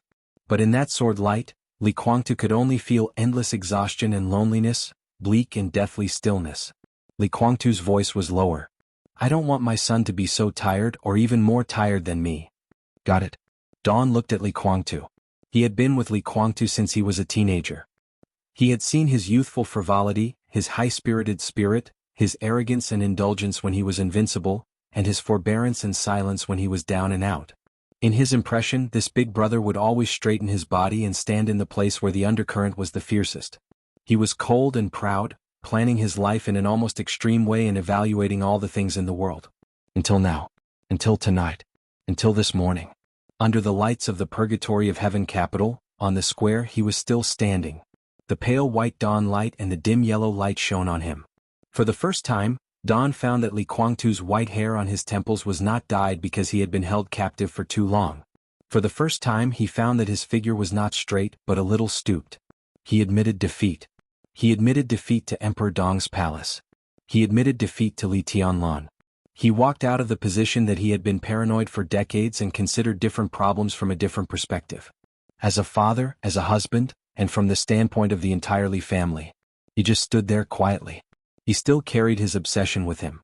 At this moment, Dawn did not see any weakness in him. What he saw was relief, relaxation, and a touch of determination that seemed to burn all his life and soul. Dawn suddenly smiled. He did not intend to say anything more, so he nodded. I see. Li Kuangtu turned to look at Dawn with gentle eyes. Is Daybreak still in a coma? Yes. Dawn nodded. He hasn't woken up. Tianlan didn't intend to kill him, but his injury is still very serious. He will probably be in a coma these days, and then he needs to recuperate for a period of time. Unfortunately, there is not much time left for him. But it's the same for you. Li Kuangtu smiled. What do you want? You can tell me now. As long as I have it, I can give it to you. Dawn frowned. Li Kuangtu continued to smile. Don't get me wrong. I just suddenly thought of it and asked casually. You can also not want anything. Then I don't want it. Dawn nodded without hesitation. Even if I want it, what can I want? For example, astronomical money, some industries that make a lot of money every day, or, what's the point? Dawn interrupted Li Kuangtu's words. It's meaningless. We haven't married in our lives and we have no children. Those things are useless. We've played with beautiful women, not thousands but hundreds of them, including stars, models, school belle, stewardesses, daughters of rich families, and all kinds of women. We've tasted the best wine and meat. I'm a vegetarian now. The most expensive luxury cars. Speaking of this, I drank too much in East Island some time ago. At that time, I forgot where I left a Ferrari and then I didn't remember it at all. Speaking of money, a few years ago in Las Vegas, I lost nearly 9 figures in one night and I didn't feel anything. Speaking of power, the purgatory of heaven capital is so big. Except for you and Daybreak, oh and Phoenix, there are no other people and things that I can't control. There are only people and things that I can't control. Dawn took out a cigarette and lit it. It's boring. So I don't want anything. Daybreak thinks the same, I'm sure. You're the big brother, so you've decided to go all the way, so let's go all the way together. If you win, we don't have to worry about retirement, nor do we have to worry about wealth. If you lose, then when it's time to die, we'll die together. Li Kwangtu opened his mouth, which seemed to affect his injury. He coughed, pointed at Dawn and said with a smile, when it's time to die, we'll die together. That's good. Right? Dawn also laughed, choked by the smoke, and began to cough. Their bodies trembled and they looked like two idiots. This made a middle-aged man on the edge of the square, who was about to come over, hesitate. He stood where he was, a little hesitant. Li Kwangtu glanced at him, smiled and waved. Chinyu, what's the matter? Li Chinyu came over, touched his hair, and responded in a low voice. Are you leaving? Li Kwangtu smiled and he didn't seem angry at all. He was a veteran of the Li family, but when the Li family collapsed, his position was not important. At that time he was less than 30 years old and had just entered the thunder-shocking realm. He was the kind of person who had entered the Li family's sight but was not a core combatant. Later he followed Li Honghe to the border. After so many years he had become one of the core members of the Li family. Li Kwangtu was very familiar with him. Li Qinyu's last promotion was promoted by him. Li Qinyu nodded and said in a low voice, it's time to go. Tut, Li Kwangtu shook his head. I feel a little uncomfortable, but it's not that I don't understand you. I just feel that I lost to that old man again. Li Qinyu went to the Purgatory of Heaven capital from the border about 7 years ago. About a year later, Li Tianlan officially entered the secular world. In other words, he was one of the last people to leave the border, which also meant that he was one of the veterans of the Li family who was most familiar with Li Tianlan. At that time, Li Qinyu was Li Kwangtu's man. Li Honghe had stayed at the border with him for so many years. Obviously, his position had shifted to Li Honghe and Li Tianlan. Li Qinyu hesitated and said, you've lost many times. Li Kwangtu was stunned and nodded. That's right. If I lose too many times, I shouldn't care too much, right? Li Qinyu did not speak. Are you leaving? Or are all of your groups leaving? Li Kwangtu asked. Li Qinyu hesitated and said, all of them. Li Kwangtu nodded and said yes. There were too many veterans of the Li family in the Purgatory of Heaven capital, so it was not easy to arrange the positions. So there were more groups. They were not big, but they had high privileges and enjoyed good treatment. Li Qinyu's group was made of 15 people. At present there were 12 people left, all of whom were veterans of the Li family. All of them left, which also showed his attitude. However, Li Kwangtu was a little numb now. He did not know how many people had left the Purgatory of Heaven capital that night. Li Huazhang and Li Qinyu would come to say goodbye to him. More people left without saying goodbye. It didn't matter. Huazhang left too early. Li Kwangtu shook his head. When he left, I hadn't made up my mind. But since you're here, you can stay. Li Qinyu looked calm and did not panic at all. He just said quietly, if your highness wants to kill me, I won't resist. You're my brother. Li Kwangtu looked at him. At least before today you were my brother. Why would I kill you? Qinyu, I can trust you. Since you haven't left at this time, you might as well leave a few days later. The Purgatory of Heaven capital will withdraw from Tiannan, and Emperor Dong's palace will take over here. However, Emperor Dong's palace now lacks talents in the field of official conduct. I guess in a few days Huazhang will come back with the will of Emperor Dong's palace. You stay here these days. At that time, you can go to Emperor Dong's palace after the handover. Li Qinyu frowned and asked in confusion, what does your highness mean? Nothing. Li Kwangtu shook his head. He held a cigarette and pointed to the materials piled up on the square. These things, all the materials and all the current industries of the Purgatory of Heaven capital, all the wealth, some intelligence, connections, business. That's probably it. In short, I don't want everything in the Purgatory of Heaven capital. You're my brother, so please do me a favor. Pack them up and send them to Emperor Dong's palace. Well, the industries in the Purgatory of Heaven capital are more troublesome. I'll let Phoenix stay to help you complete the handover with Emperor Dong's palace. Li Qinyu looked at Li Kwangtu in astonishment, as if he were looking at a madman. Send all these things to Emperor Dong's palace? Send? If they were all sent, Li Qinyu couldn't help but say, without these, what else is there in the Purgatory of Heaven capital? There is no Purgatory of Heaven capital. Li Kwangtu looked at him gently. From today on, the Li family will be reunited. I won't take anything from the purgatory of heaven capital. The combatants can leave if they want. I will take Daybreak, Dawn, Phoenix and some people who are willing to go with me. I will officially announce to the dark world that Li Guangtu will officially withdraw from the Li family from today, and all those who are willing to go with me will also officially withdraw from the Li family. The power of the Li family in my hands will be completely handed over to Li Tianlan. That's about it. Li Qinyu looked at him with a look of disbelief. The winner takes all, and I'm willing to make this decision. I admit my failure. What qualification does a loser have to be the patriarch of the Li family? Li Tianlan is the winner. I recognize him as the patriarch. I'll give everything to him. Next, I'll use my own way to take these back from him. Life and death are predestined. At least for now, I admit defeat.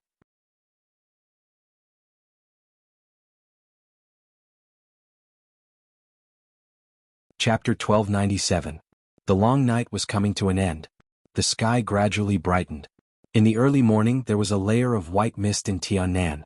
The white mist enveloped the headquarters of the Purgatory of Heaven capital, blurring everything. The lights were still on in Li Huaqing's temporary residence. The president, who had been busy all night, sat on the sofa, dipped his fingers in the tea and gently rubbed his eyebrows. The projection of the god of war had disappeared.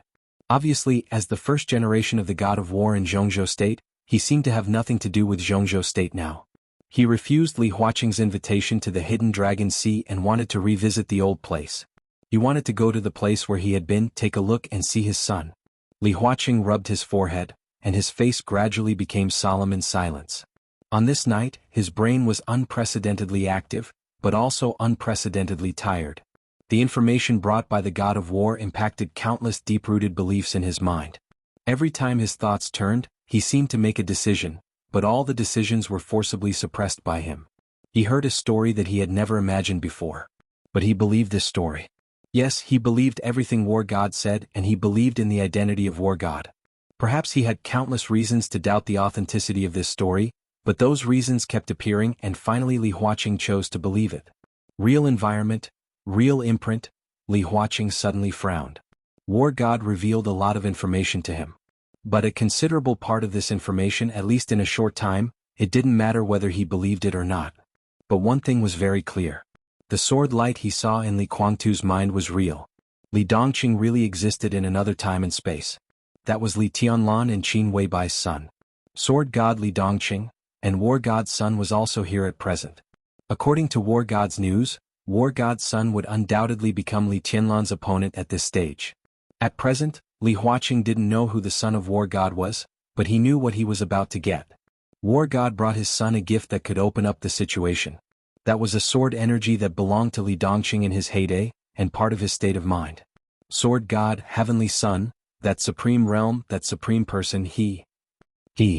What could a sword energy do? The fact was obvious. At least in Zhongzhou state, there was a ready-made example. The reason why Wang Xingxiao could rank second on the divine list was that he had Wang Tianzong's sword energy on him. Therefore, strictly speaking, the first place on the divine list was Li Tianlan, and the second place was neither Wang Xingxiao nor Wang Tianzong, but Wang Tianzong's sword qi. The sword qi ranked second on the divine list. Li Huaqing thought silently and frowned. The direction of his spiritual domain was relatively moderate, taking into account Li Guangtu's explosive power and Qin Weibai's strange concealment. Therefore, in terms of hypnosis ability he was not as good as Qin Weibai.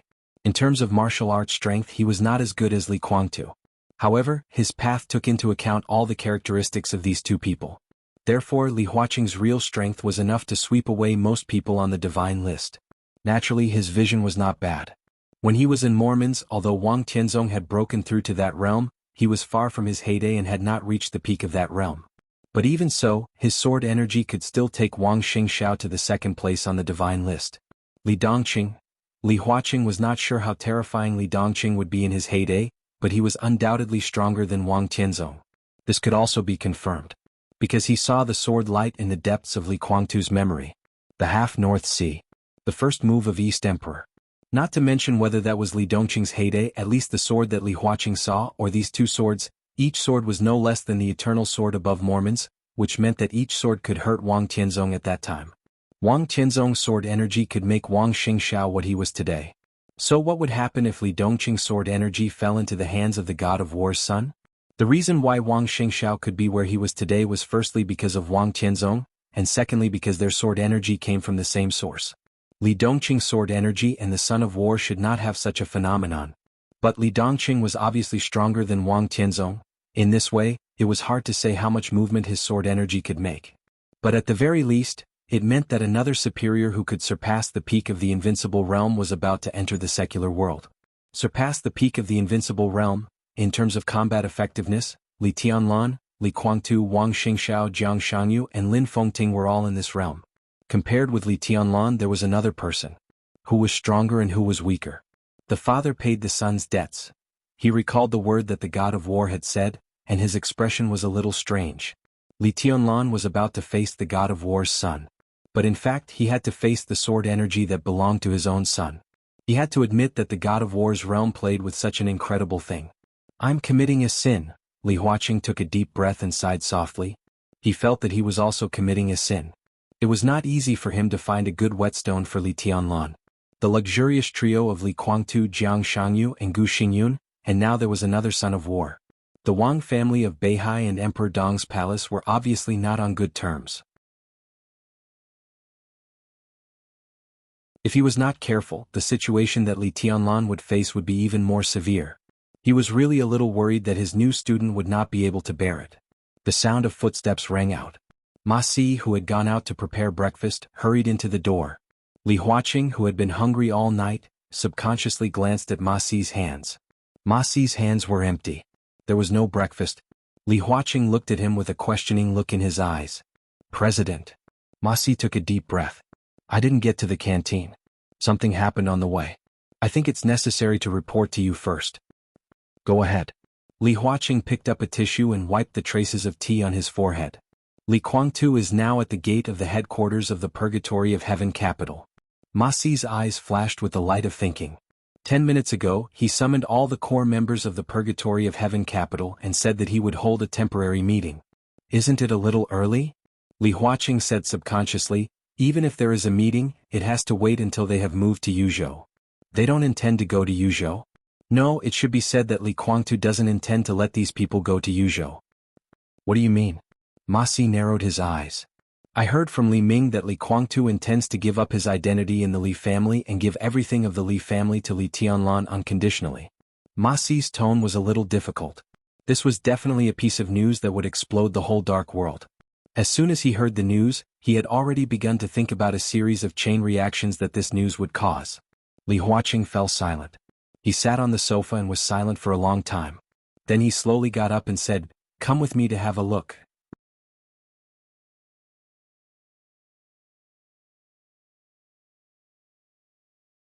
Chapter 1298. The relocation work of the Purgatory of Heaven capital, which had been busy all day, completely stopped in the morning. Many people were informed at breakfast time. Li Guangtu was standing in front of the gate of the Purgatory of Heaven capital at this time, planning to get together with everyone. When receiving the news in different corners of the Purgatory of Heaven capital, different people were silent for a while at the same time. Then they put down what they were doing and began to gather in front of the gate. Li Guangtu and Dawn stood quietly in front of the gate of the Purgatory of Heaven capital. He seemed to be a little tired, so he slowly sat on the ground, smoked and waited for everyone to arrive.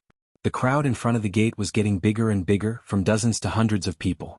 More and more people stood together, but the atmosphere was getting quieter and quieter. Li Guangtu silently looked at the crowd in front of him. The crowd was also quietly watching him. Time passed little by little. Dawn, who had been standing next to Li Guangtu, straightened his body, and a sword energy spread out with him as the center. It kept flying in the headquarters of the Purgatory of Heaven capital and swept across the whole headquarters. Dawn suddenly fell silent. He stood there stiffly and remained silent for a full 5 minutes. Li Guangtu lowered his head and looked at his watch. His eyes intentionally or unintentionally looked at all the roads that could lead to the gate, with a faint expectation that was hard to be found in the depths of his eyes. Dawn turned slightly and looked at Li Guangtu. The corner of his mouth moved with difficulty and he said in a hoarse voice, "Brother, everyone is here." Li Guangtu's sitting body shook slightly. He slowly turned his head and looked at the crowd standing in front of the gate, his face pale. For more than 20 years. No, even for a much, much longer time he knew what he had paid for it. He practiced martial arts desperately, wanted to bear the glory of the Li family, carefully calculated Beihai, intended to rob the power of the Southeast Group, overturned the world and maneuvered. In East Island, he endured and accumulated strength, secretly made arrangements, suppressed all the hatred at the bottom of his heart, and carefully swallowed his anger. The Purgatory of Heaven capital entered the secular world in East Island, couldn't wait to expand and made countless plans behind the scenes. There were too many things. For so many years, he had always thought that he was the most worthy person to be the patriarch of the Li family. He really didn't care about the so-called hardships and difficulties. He was willing and even enjoyed the feeling of carrying everything on his back and carrying the Li family forward. This was his greatest motivation. He was afraid that he was useless, afraid that he would not achieve anything, afraid that he would disappoint his old brothers who had always been by his side. He felt that he still had time. If he was lucky, he might even have the potential to take another step forward. He wanted to build an absolutely powerful Li family, annex the Wang family of Beihai, compete with Zhongzhou state and dominate the dark world. For this goal he didn't care if it took 10 years, 20 years or even a lifetime. He hoped that when he was so old that he could no longer lift his sword, he would be able to see his dynasty. He wanted to see his old brothers who had followed him without any regrets. They could still stand by his side, pat him on the shoulder, and tell him that he had done well all these years. But now, everything he had been looking forward to for so many years seemed to have been shattered along with the stubbornness in his heart, becoming illusory. Dawn said, everyone was present. However, there were no more than 300 people standing in front of him. Under normal circumstances, there were at least 800 people who were qualified to stand here and appear here. At his invitation, less than half of the people came to the gate of the Purgatory of Heaven capital this morning. Where did the rest of the people go? In fact, the answer was self-evident. Some people left, some people stayed, and some people said goodbye to him. But more people, as soon as he came back, began to pack up, quietly left the Purgatory of Heaven capital, and set foot on the road to Emperor Dong's palace. Part of the reason why these people left was because of Li Honghe's unfulfilled wish, part of the reason was because of Li Tianlan's promise to the Li family's future, and part of the reason was that the Purgatory of Heaven capital was about to carry out in-depth cooperation with Kunlun City. This was even the biggest reason. The real people of the Li family couldn't accept the ending of turning enemies into friends with Kunlun City, and they couldn't accept the reality that they had to target another part of the Li family's power after shaking hands with Kunlun City. So they didn't even need Li Guangtu's explanation. They didn't even bother to say a word to him. He cooperated with Gu Xingyun to besiege Li Tianlan, to be captured by Li Tianlan, and to return to the Purgatory of Heaven capital. After confirming that he was safe, as the sword energy that Li Tianlan used to block the headquarters of the Purgatory of Heaven capital dissipated, they left without hesitation. All those who left and even those who hadn't left, after all they were still disappointed with him. Li Guangtu stood up. His throat moved and a mouthful of blood suddenly spurted out of his mouth. Dawn supported him with a lot of strength. There was a moment of commotion in the crowd in front of him, and then it quieted down again. The silence was a little stiff. Li Guangtu waved his hand, let go of Dawn and stood in front of the crowd. He stretched out his palm and patted the shoulder of a person in front of him. Li Si. His voice was low and hoarse. Li Si stood quietly and let Li Guangtu's palm fall on him. Li Guangtu laughed. He walked over in the front row of the crowd, and his palm fell on another person's shoulder. Li Qi. Wang Yu. Lin Tao. Li Hong. He was there. He walked slowly in the crowd, past the first row, went to the second row and then the third row. In the crowd of hundreds of people, Li Guangtu, who was weak, kept looking for familiar figures. This was his memory of being in the Li family. He wasn't even familiar with many of them. But he could always call out everyone's name. Li Guangtu's smile became extremely obvious. Li family. Li family. Li family. Li family. He patted on the shoulder of every member of the Li family and kept muttering to himself. In the fourth row. In the fifth row. Li Guangtu walked over one by one, muttering the two words, Li family, as if he had lost his soul in a trance. His eyes were completely focused, but his walking figure became slower and slower. In the sixth row. The neat and tidy figures appeared in front of Li Guangtu. Li Guangtu's mouth moved but he did not speak. In his sight was a row of elites of the Purgatory of Heaven capital. Yes, the elites of the Purgatory of Heaven capital. The veterans of the Li family that he was familiar with and trusted most were all gone in this row. He stood there in a daze. After a long time, he laughed at himself and whispered, "It turns out that this is how it feels to be abandoned by most people. But I'm not angry at all," he muttered to himself and returned to the front of the crowd. Looking at the square formation in front of him, he did not speak for a long time. "All veterans of the Li family, take a step forward." After a long time, Li Kuangtu said softly. The crowd was silent for a while. Then, everyone who had been patted on the shoulder by Li Kuangtu took a step forward. "Sorry." Li Kuangtu smiled. In front of these people he bowed deeply and deeply. "I can't go on with you anymore. In the hundreds of years of history of the Li family, there are not many deserters. I guess from today on, I will become the most famous one in the history of the Li family. From today on, all the veterans of the Li family have nothing to do with the purgatory of heaven capital. I officially quit the Li family. Before I quit, I recognize Li Tianlan as the patriarch. I am no longer qualified to lead the Li family. From now on you are free to come and go. You can go to Emperor Dong's palace to report or live the life you want.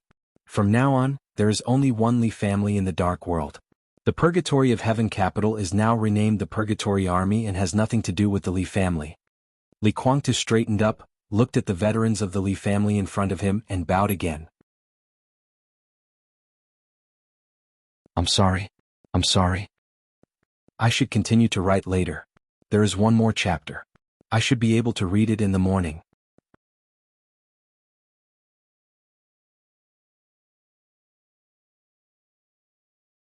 Chapter 1299.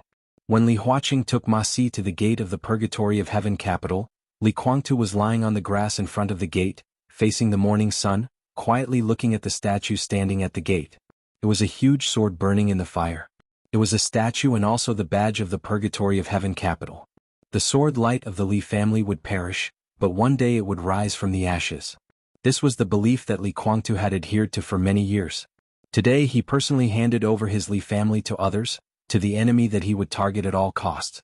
His Li family had been reborn. But Li Kuangtu was lying on the grass as if he was dead. Li Huaqing slowed down and came to Li Kuangtu's side, looking down at him. Li Kuangtu's eyes were empty and silent, not reflecting anything. "What are you thinking about?" Li Huaqing asked. Think about the future." Li Kuangtu said and suddenly laughed at himself. "I'm already in my 50s. Isn't it a bit pretentious to think about these things? Planning your life has nothing to do with age." Li Huaqing shook his head. "Right?" Li Kuangtu responded casually and said casually, "What are you thinking about?" "I was thinking about your impromptu meeting." Li Huaqing turned around and looked at the crowd that was still standing. The crowd was small. To be exact, they could only find these people in the headquarters of the Purgatory of Heaven capital, which seemed a bit pitiful. The square formation formed by the crowd was also not neat. Gaps could be seen everywhere. The gaps weren't large, but there were a lot of them. It was as if there had been a lot of people standing there, but they had all left the square formation. "There are a lot fewer people," Li Huaqing said. "Yes. More than half of the elites of the Purgatory of Heaven capital have left overnight. The last dozens of people also left just now." Li Kuangtu's tone was calm. Just like the last group of people from the Li family walked out of the square formation, silently walked out of the gate, and officially left the Purgatory of Heaven capital. From start to finish he was calm and emotionless. Many years ago, he established the Purgatory of Heaven capital in East Island. The veterans of the Li family joined the Purgatory of Heaven capital from the border. Many years later they left the Purgatory of Heaven capital. In the long time from the beginning to the end. They did not have a good reunion, nor did they have a good separation. Everyone who left was very calm. There was no reluctance, no entanglement, no struggle.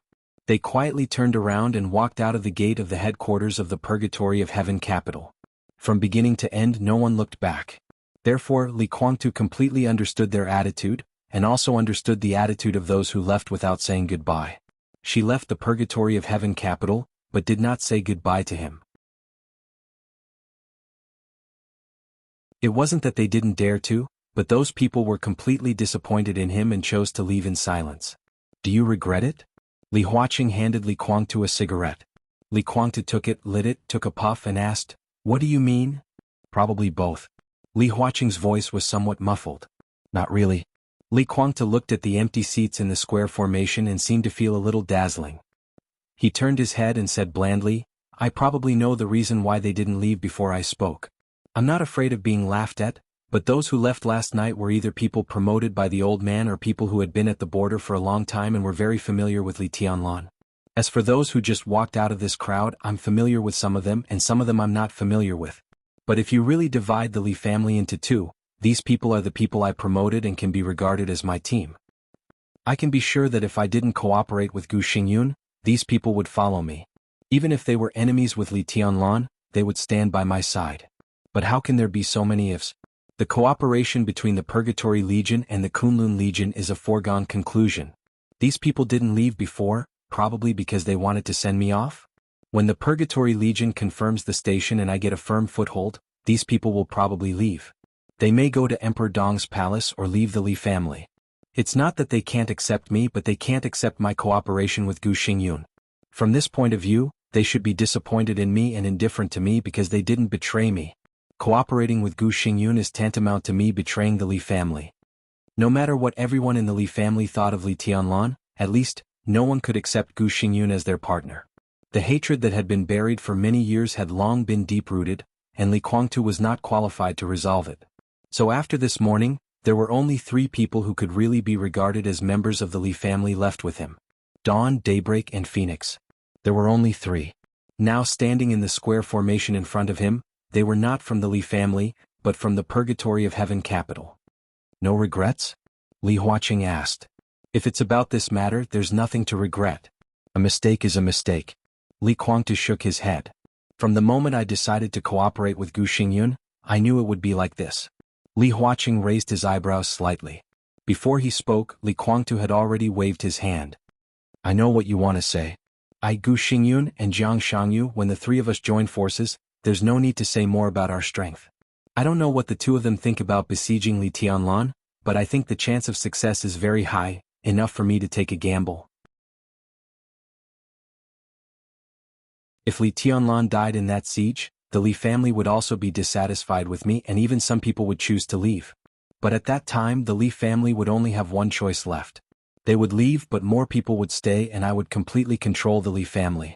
But Li Tianlan survived. He also captured me and at the same time announced the next heir of the Li family.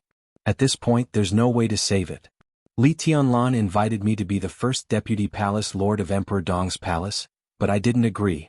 I guess many people have already known about this matter. With this matter they have no reason to stay. To be honest, I refused Li Tianlan because I didn't know what was good for me. After all, the group of 3 you expected can't be led by me. In their eyes, a person who refused the first deputy palace lord of Emperor Dong's palace and still went to cooperate with the enemy is really despicable. He doesn't deserve their support.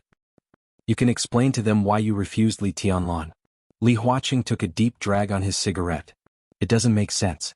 Li Guangtu shook his head expressionlessly. Li Huaqing narrowed his eyes.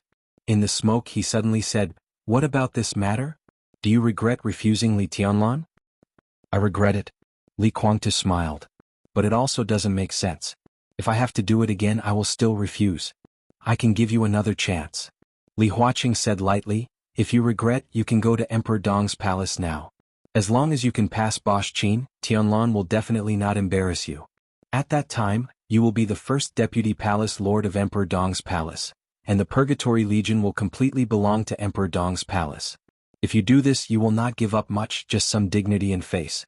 But as long as Emperor Dong's palace accepts you, you will probably have a good end in the future. Do you want to think about it?" Li Guangtu frowned and looked at Li Huaqing, a little stunned. He slowly sat up from the grass, looked at Li Huaqing and said attentively, "What happened?" Under normal circumstances, Li Huaqing would not make this decision. Li Guangtu admitted that he was no match for Li Tianlan, but he would not belittle himself. He knew his weight. At least for now he was an indispensable chess piece to check and balance Li Tianlan. A super superior who had surpassed the peak of the invincible realm. It meant too many things. But Li Huaqing would give up such a bargaining chip? This also meant that among the things that Li Huaqing could get in touch with, there were already people or other forces who could replace Li Guangtu and even better check and balance Li Tianlan. But such a person, Li Guangtu knew nothing about it. "It doesn't matter," Li Huaqing said calmly. "The important thing is that you now have a chance to choose again. You can join Emperor Dong's palace." Li Guangtu looked at Li Huaqing silently. After a while he suddenly laughed. A little light began to flicker in his pupils, and he seemed to recover a little spirit. I refuse. He repeated his answer and said slowly, I misunderstood. What do you mean? Li Huaqing frowned. You are willing to let me join the Li family, which means that in your heart, there is already someone who can replace me and put more pressure on Li Tianlan. But I overestimated myself. The person in your heart should be more than just replacing me, right? If I leave and join Emperor Dong's palace, it is equivalent to the power of two of me. That is to say, in your heart, the new person who can replace me is equivalent to the pressure caused by two of me to Li Tianlan? I don't know who such a person is. But it is impossible for Wang Tianzong to suddenly recover. In this case, why should I be the deputy palace master? What I want is the Li family. What I want is Li Tianlan's death. You have such a candidate, plus me, is the chance of Li Tianlan's death greater? Li Huaqing's eyes flickered and he did not speak. Li Guangtu stretched lazily. He said lightly, I will hand over all the properties, wealth and secrets of the purgatory of heaven capital to Emperor Dong's palace. I can give Li Tianlan the Li family he wants. But whether or not he could defend it would depend on his own abilities. I have quit the Li family. Even if you give me 10,000 chances to choose, I will still refuse Li Tianlan's request. You think I can get past Qin Weibai as long as I give up some dignity and face when I go back to Emperor Dong's palace? You're wrong. In this world, that siren is probably the one who wants me dead the most. Go back to Emperor Dong's palace? Not to mention dignity and face, even if I gave up everything, I still wouldn't be able to get past her. From the moment I came out of Emperor Dong's palace, I've already regarded myself as a chess piece in your hand. Me, Daybreak, Dawn and the elites in front of us, you can use me at will. We are currently penniless. Zhongzhou State can provide whatever the Purgatory Legion needs. Now I am not Li Guangtu of the Li family. You are a pawn in your hand, a dog of the Senate. Hee hee hee ha ha ha ha. Li Guangtu suddenly laughed. He looked at Li Huaqing's calm face and suddenly opened his mouth. Woof woof woof woof. Ah ha ha ha ha, look at me, woof woof, do I look like a qualified dog?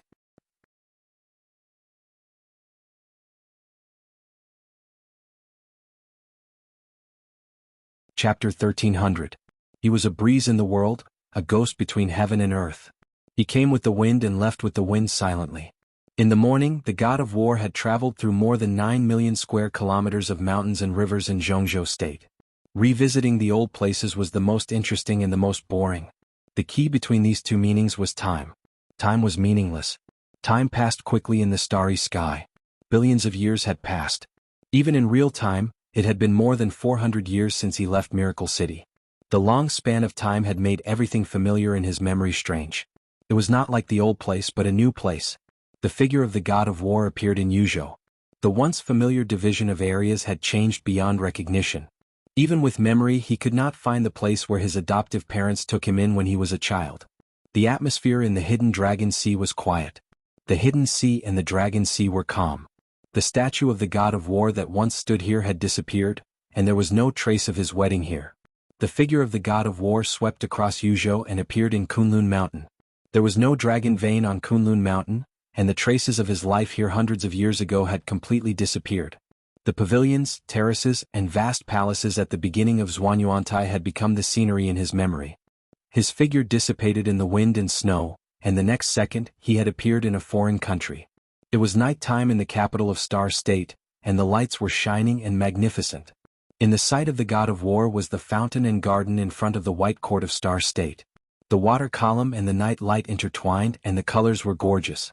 The expression of the god of war was calm and subtle. Star State. Hundreds of years ago, it was the most powerful overlord country in the world. It could not be regarded as the lifelong enemy of the god of war, but a considerable part of the achievements and legends of the god of war were cast by Star State. He pushed Star State down from the throne. In decades, he lifted Zhongzhou State up and completely established Zhongzhou State's position. Today, in the south of Star State, the kingdom of Disak that he and the Wang family of Beihai supported was still the firmest ally of Zhongzhou State. At the same time, it was also the most powerful pawn of Zhongzhou State to check and balance Star State.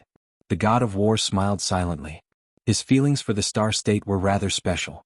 His contributions to Zhongzhou State would settle down and be recorded in books as legends, but after all, they would not be mentioned all the time. However, the harm he did to Star State was unforgettable to the people of Star State. Back then, he was the god of war in the eyes of the people of Zhongzhou State. Today he was still the devil in the eyes of the people of Star State. His name was still something that the people of Star State would gnash their teeth in anger whenever he mentioned it. Without the strong hatred of Star State, he might have been completely lost or even fallen when he set foot on the peak. The god of war entered the White Court and walked around it silently. This was the center of power in Star Nation, but he was not interested in the large number of confidential documents inside the White Court. He decided to use this time to study the history of Star Nation over the past few hundred years and calculate what had happened in Star Nation when he had reached the peak of the starry sky. During that critical period, if it were not for the curses and hatred the people of Star Nation had for him made him completely recognize his identity, the consequences would have been unimaginable. The god of war stood in the White Court's presidential office in a daze. By the time he came to his senses, there was already a deafening sound around him. The slightly salty wind blew from afar. It was cold all around. The violent airflow reverberated between heaven and earth, bringing a shrill echo. Mount Dibing, stage of formidable person. Wang Xingxiao, who was meditating, immediately stood up straight. His pupils contracted to the extreme. He stared at the god of war who suddenly appeared beside him and asked, "Who are you?" It did not matter who he was. The important thing was that Wang Xingxiao did not know that there was such an expert in the dark world at this time. The other party's appearance was completely silent. His perception did not give him any warning. He opened his eyes unconsciously and saw a figure standing beside him. What did it mean?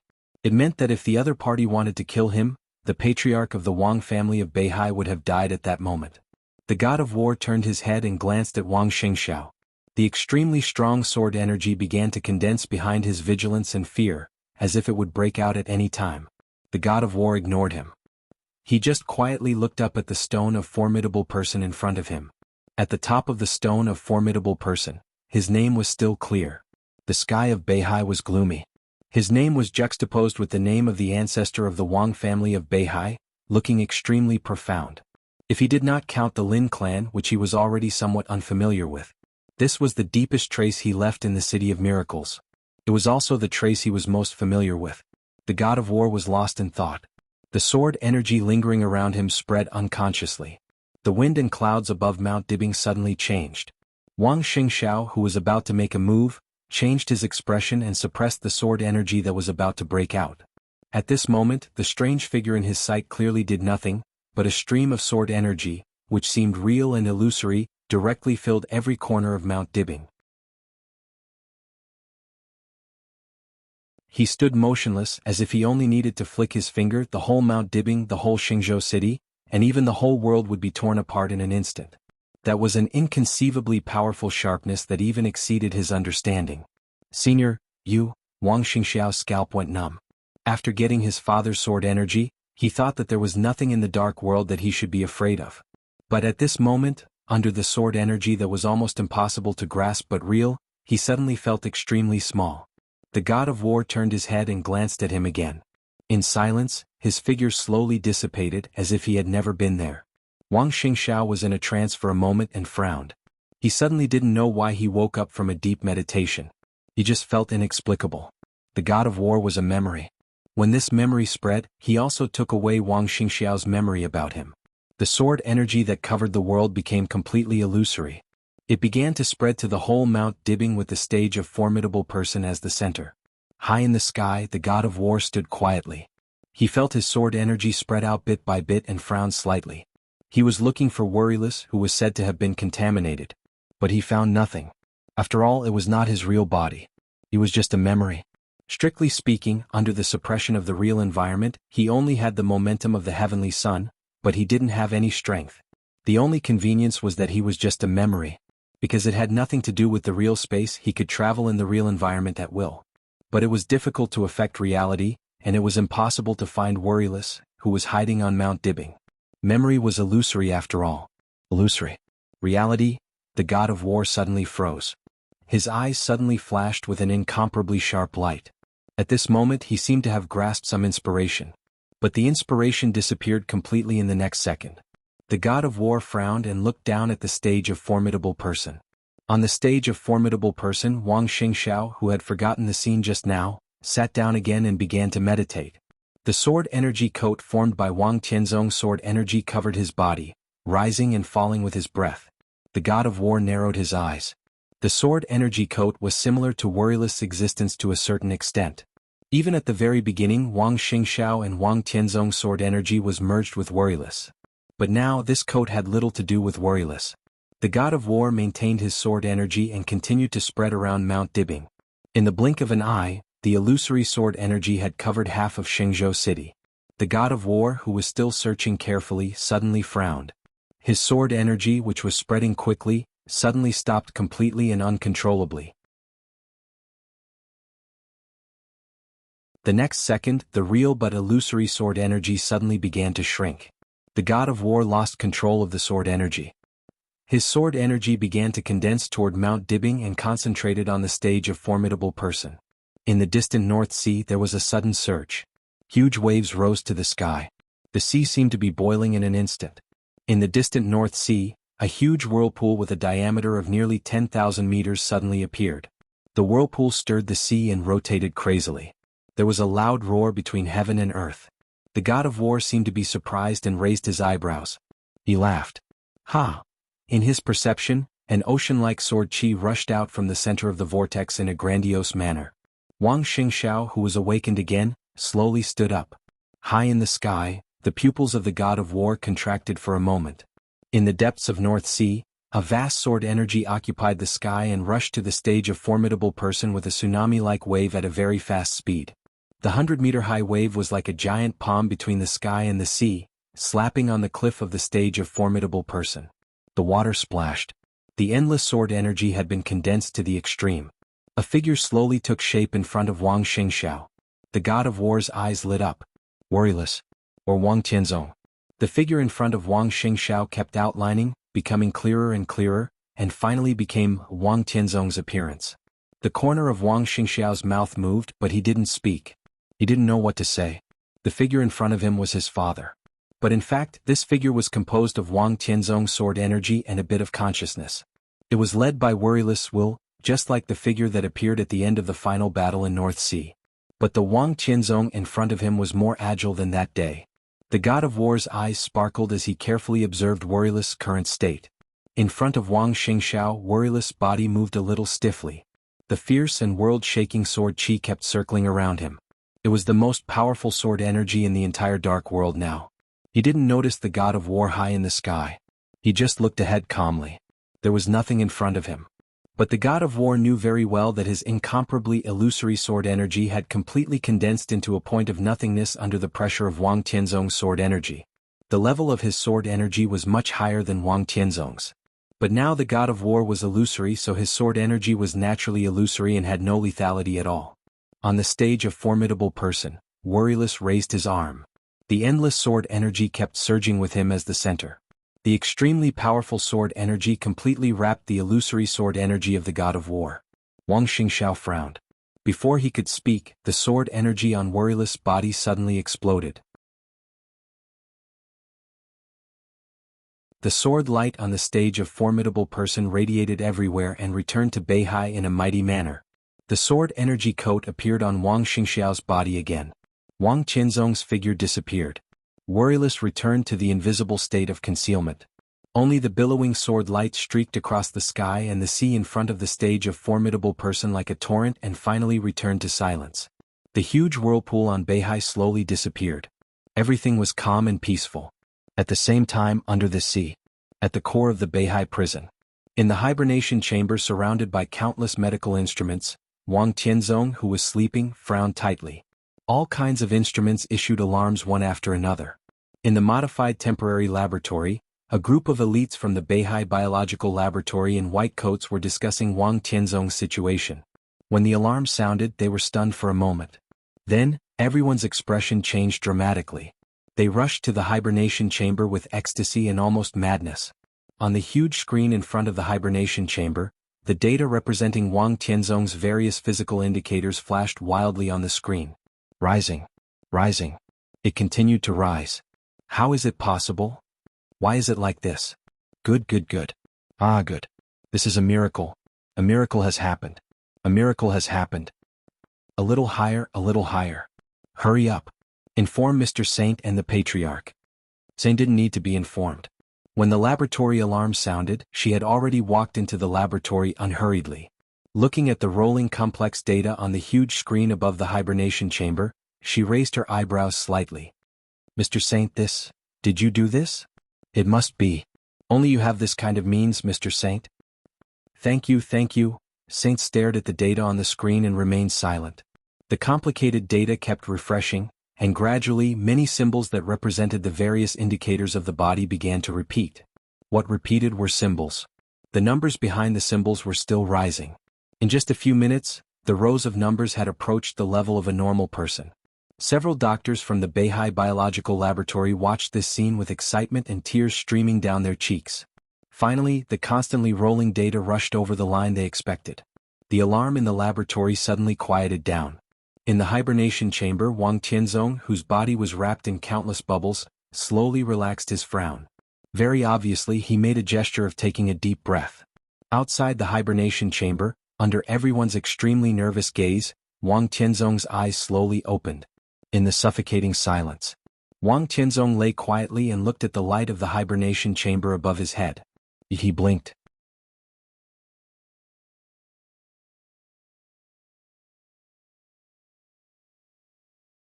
Chapter 1301. In the laboratory in the center of Beihai prison, almost everyone went completely crazy. Almost fanatical emotions permeated from everyone's eyes. Everyone could feel the surprise and excitement in each other. From the chaos in Snow Country to the present. Since Wang Tianzong became the patriarch of Beihai, the past 2 years had been the most turbulent period. The suppression of the parliament, the restlessness of the dark world, the strong oppression brought to Beihai by Li Tianlan, Jiang Shangyu, and others, everything, for hundreds of years, this was what Beihai had been bearing, but it was something that few people could feel. Especially during the period of Wang Tianzong. During this period, without the Li family and the constraints and checks and balances around them, the Southeast group was gradually unified. After Wang Tianzong reached the top of the divine list, all the pressure from the outside world seemed to have completely disappeared. He could not be said to be the most outstanding patriarch in the history of the Wang family of Beihai, but he was definitely one of the strongest and most responsible patriarchs. He stood quietly on Mount Dibing and bore all the hostility and pressure from the outside world. Whether it was a bloody storm or a stormy sea in front of him, Beihai behind him was always carefree, a paradise full of dreams and light. Until he fell in Snow Country, under the eternal sword of Mormons. Beihai was turned upside down. There was no dream in the world and there was no light in the world. The figure that could block all the external pressure disappeared in front of the people of Beihai. Wang Xingxiao came out. His shoulders were still very tender, and he had ascended in a hurry. The pressure from the outside world was overwhelming. This was something that Wang Tianzong could easily resist in the past, but when it fell on Wang Xingxiao, it was almost unbearable. So on Mount Dibing, the entire Beihai province began to be turbulent. More than 2 years were the time when Wang Xingxiao matured quickly. No one would say that the young patriarch of Beihai was bad. Everyone could see that he had done his best. But everyone still hoped that Wang Tianzong could wake up. He was the first supreme chosen one in 100 years. If he could wake up and recover, together with the current Wang Xingxiao, the present and future of Beihai would be unimaginably brilliant. So for more than 2 years, the top elites of Beihai's biological laboratory had been working overtime, trying to help their patriarch recover as soon as possible. Their efforts had achieved a certain degree of effect. Wang Tianzong's condition was indeed improving. However, the effect was not great. According to the normal speed, it would take at least 10 years for Wang Tianzong to recover. 10 years, not to mention the parliament of Zhongzhou state, not to mention Wang Xiaoyao and Wang Qinglei, not to mention other hostile forces. What would Emperor Dong's palace look like in 10 years? This was something that made people feel hopeless just thinking about it. Everyone was helpless, but they still gritted their teeth and persevered. No one could have thought that on a normal day without any warning, Wang Tianzong's physical condition would suddenly and inexplicably usher in an incredible qualitative change. It was like a real miracle. Wang Tianzong blinked. This was the first time in more than 2 years that Wang Tianzong had consciously made a certain action. In the atmosphere that was almost boiling, the elites of the Beihai Biological Laboratory suddenly fell silent. Then they turned around at the same time and bowed deeply to Saint. They said sincerely and respectfully, "Thank you, sir." Saint was not ostracized by these people when he participated in the project of treating Wang Tianzong. But at first he was not valued by these people. People just regarded him as a very ordinary colleague. However, in a very short period of time, Saint had proposed several different treatment directions. At the same time, he used a way that they didn't realize before to prepare several kinds of gene potions. After establishing a preliminary balance for Wang Tianzong's body, everyone was convinced. Saint began to lead this group of top elites and took over the big project of treating Wang Tianzong. Saint had already prepared for Wang Tianzong's current condition. A few days ago, Saint said that in the next few days, Wang Tianzong's physical condition was expected to improve greatly. But no one could have imagined that the so-called improvement was so great. What was the concept of going from near death to full awakening? A group of elites looked up at Saint. Under the light, unlike their ecstatic faces, Saint's expression was still calm and indifferent, without any change in his expression. Sir is really a man of God. A group of elites wanted to worship him. Saint glanced at them, took 2 steps forward and said faintly, "Make way." A group of people stepped back and separated. Saint, who was not outstanding in appearance but full of charm, walked to the hibernation chamber. She observed Wang Tianzong through a small window. Wang Tianzong quietly looked at the soft light above the hibernation chamber. He hadn't opened his eyes for a long time. It seemed difficult for him to adapt, so he blinked faster. Then he saw the saint who was watching him through the window. Wang Tianzong frowned slightly, and a clear doubt appeared in his eyes. He regained consciousness. Saint's eyes were clear and he was completely sure of it. In this situation, Wang Tianzong was completely awake. His consciousness and thinking were no longer muddle-headed, but he was unprecedentedly sober. Saint remained calm and collected. 2 rays of light that were hard to detect flashed in her eyes. Her eyes narrowed slightly, and she quietly observed Wang Tianzong. Sword Emperor's physical condition completely appeared in her sight. In her sight, Wang Tianzong's injury was still serious, even almost fatal. Saint could even clearly see that the eternal sword energy was still wreaking havoc inside Wang Tianzong's body, trying to decompose every structure of his body. However, Wang Tianzong's sword energy was constantly resisting, and the 2 barely reached a balance. Saint was not surprised by this result. Every time she observed Wang Tianzong before, she got the same result. But now she saw very clearly that there was a third kind of power in Wang Tianzong's body. It was a kind of energy that was so subtle that it was almost imperceptible. It was very weak, but it really existed. Saint's pupils shrank suddenly. This was a kind of energy that was hard for her to describe, with unimaginable vitality and unimaginable destructive power. This energy wandered in Wang Tianzong's body, constantly repairing Wang Tianzong's body, and constantly destroying Wang Tianzong's vitality. Saint quietly looked at Wang Tianzong and kept silent for a long time. Behind her, someone was saying thank you to her. The corner of her mouth twitched and she looked a little embarrassed with her back to everyone. At this moment, it was hard for her to explain anything to those behind her. To be precise, today's accident did wake Wang Tianzong up. But his injury, instead of getting better, it seemed that it was getting worse. You're tuning in to the Han Li's Wuxia Chronicles YouTube channel. We're so grateful for your support and don't forget to subscribe to join us on this incredible journey through captivating stories. Your generosity through donations truly makes a world of difference, as it's the primary source of revenue that allows me to expand and enhance this channel for you. Thank you from the bottom of my heart for being a part of this adventure.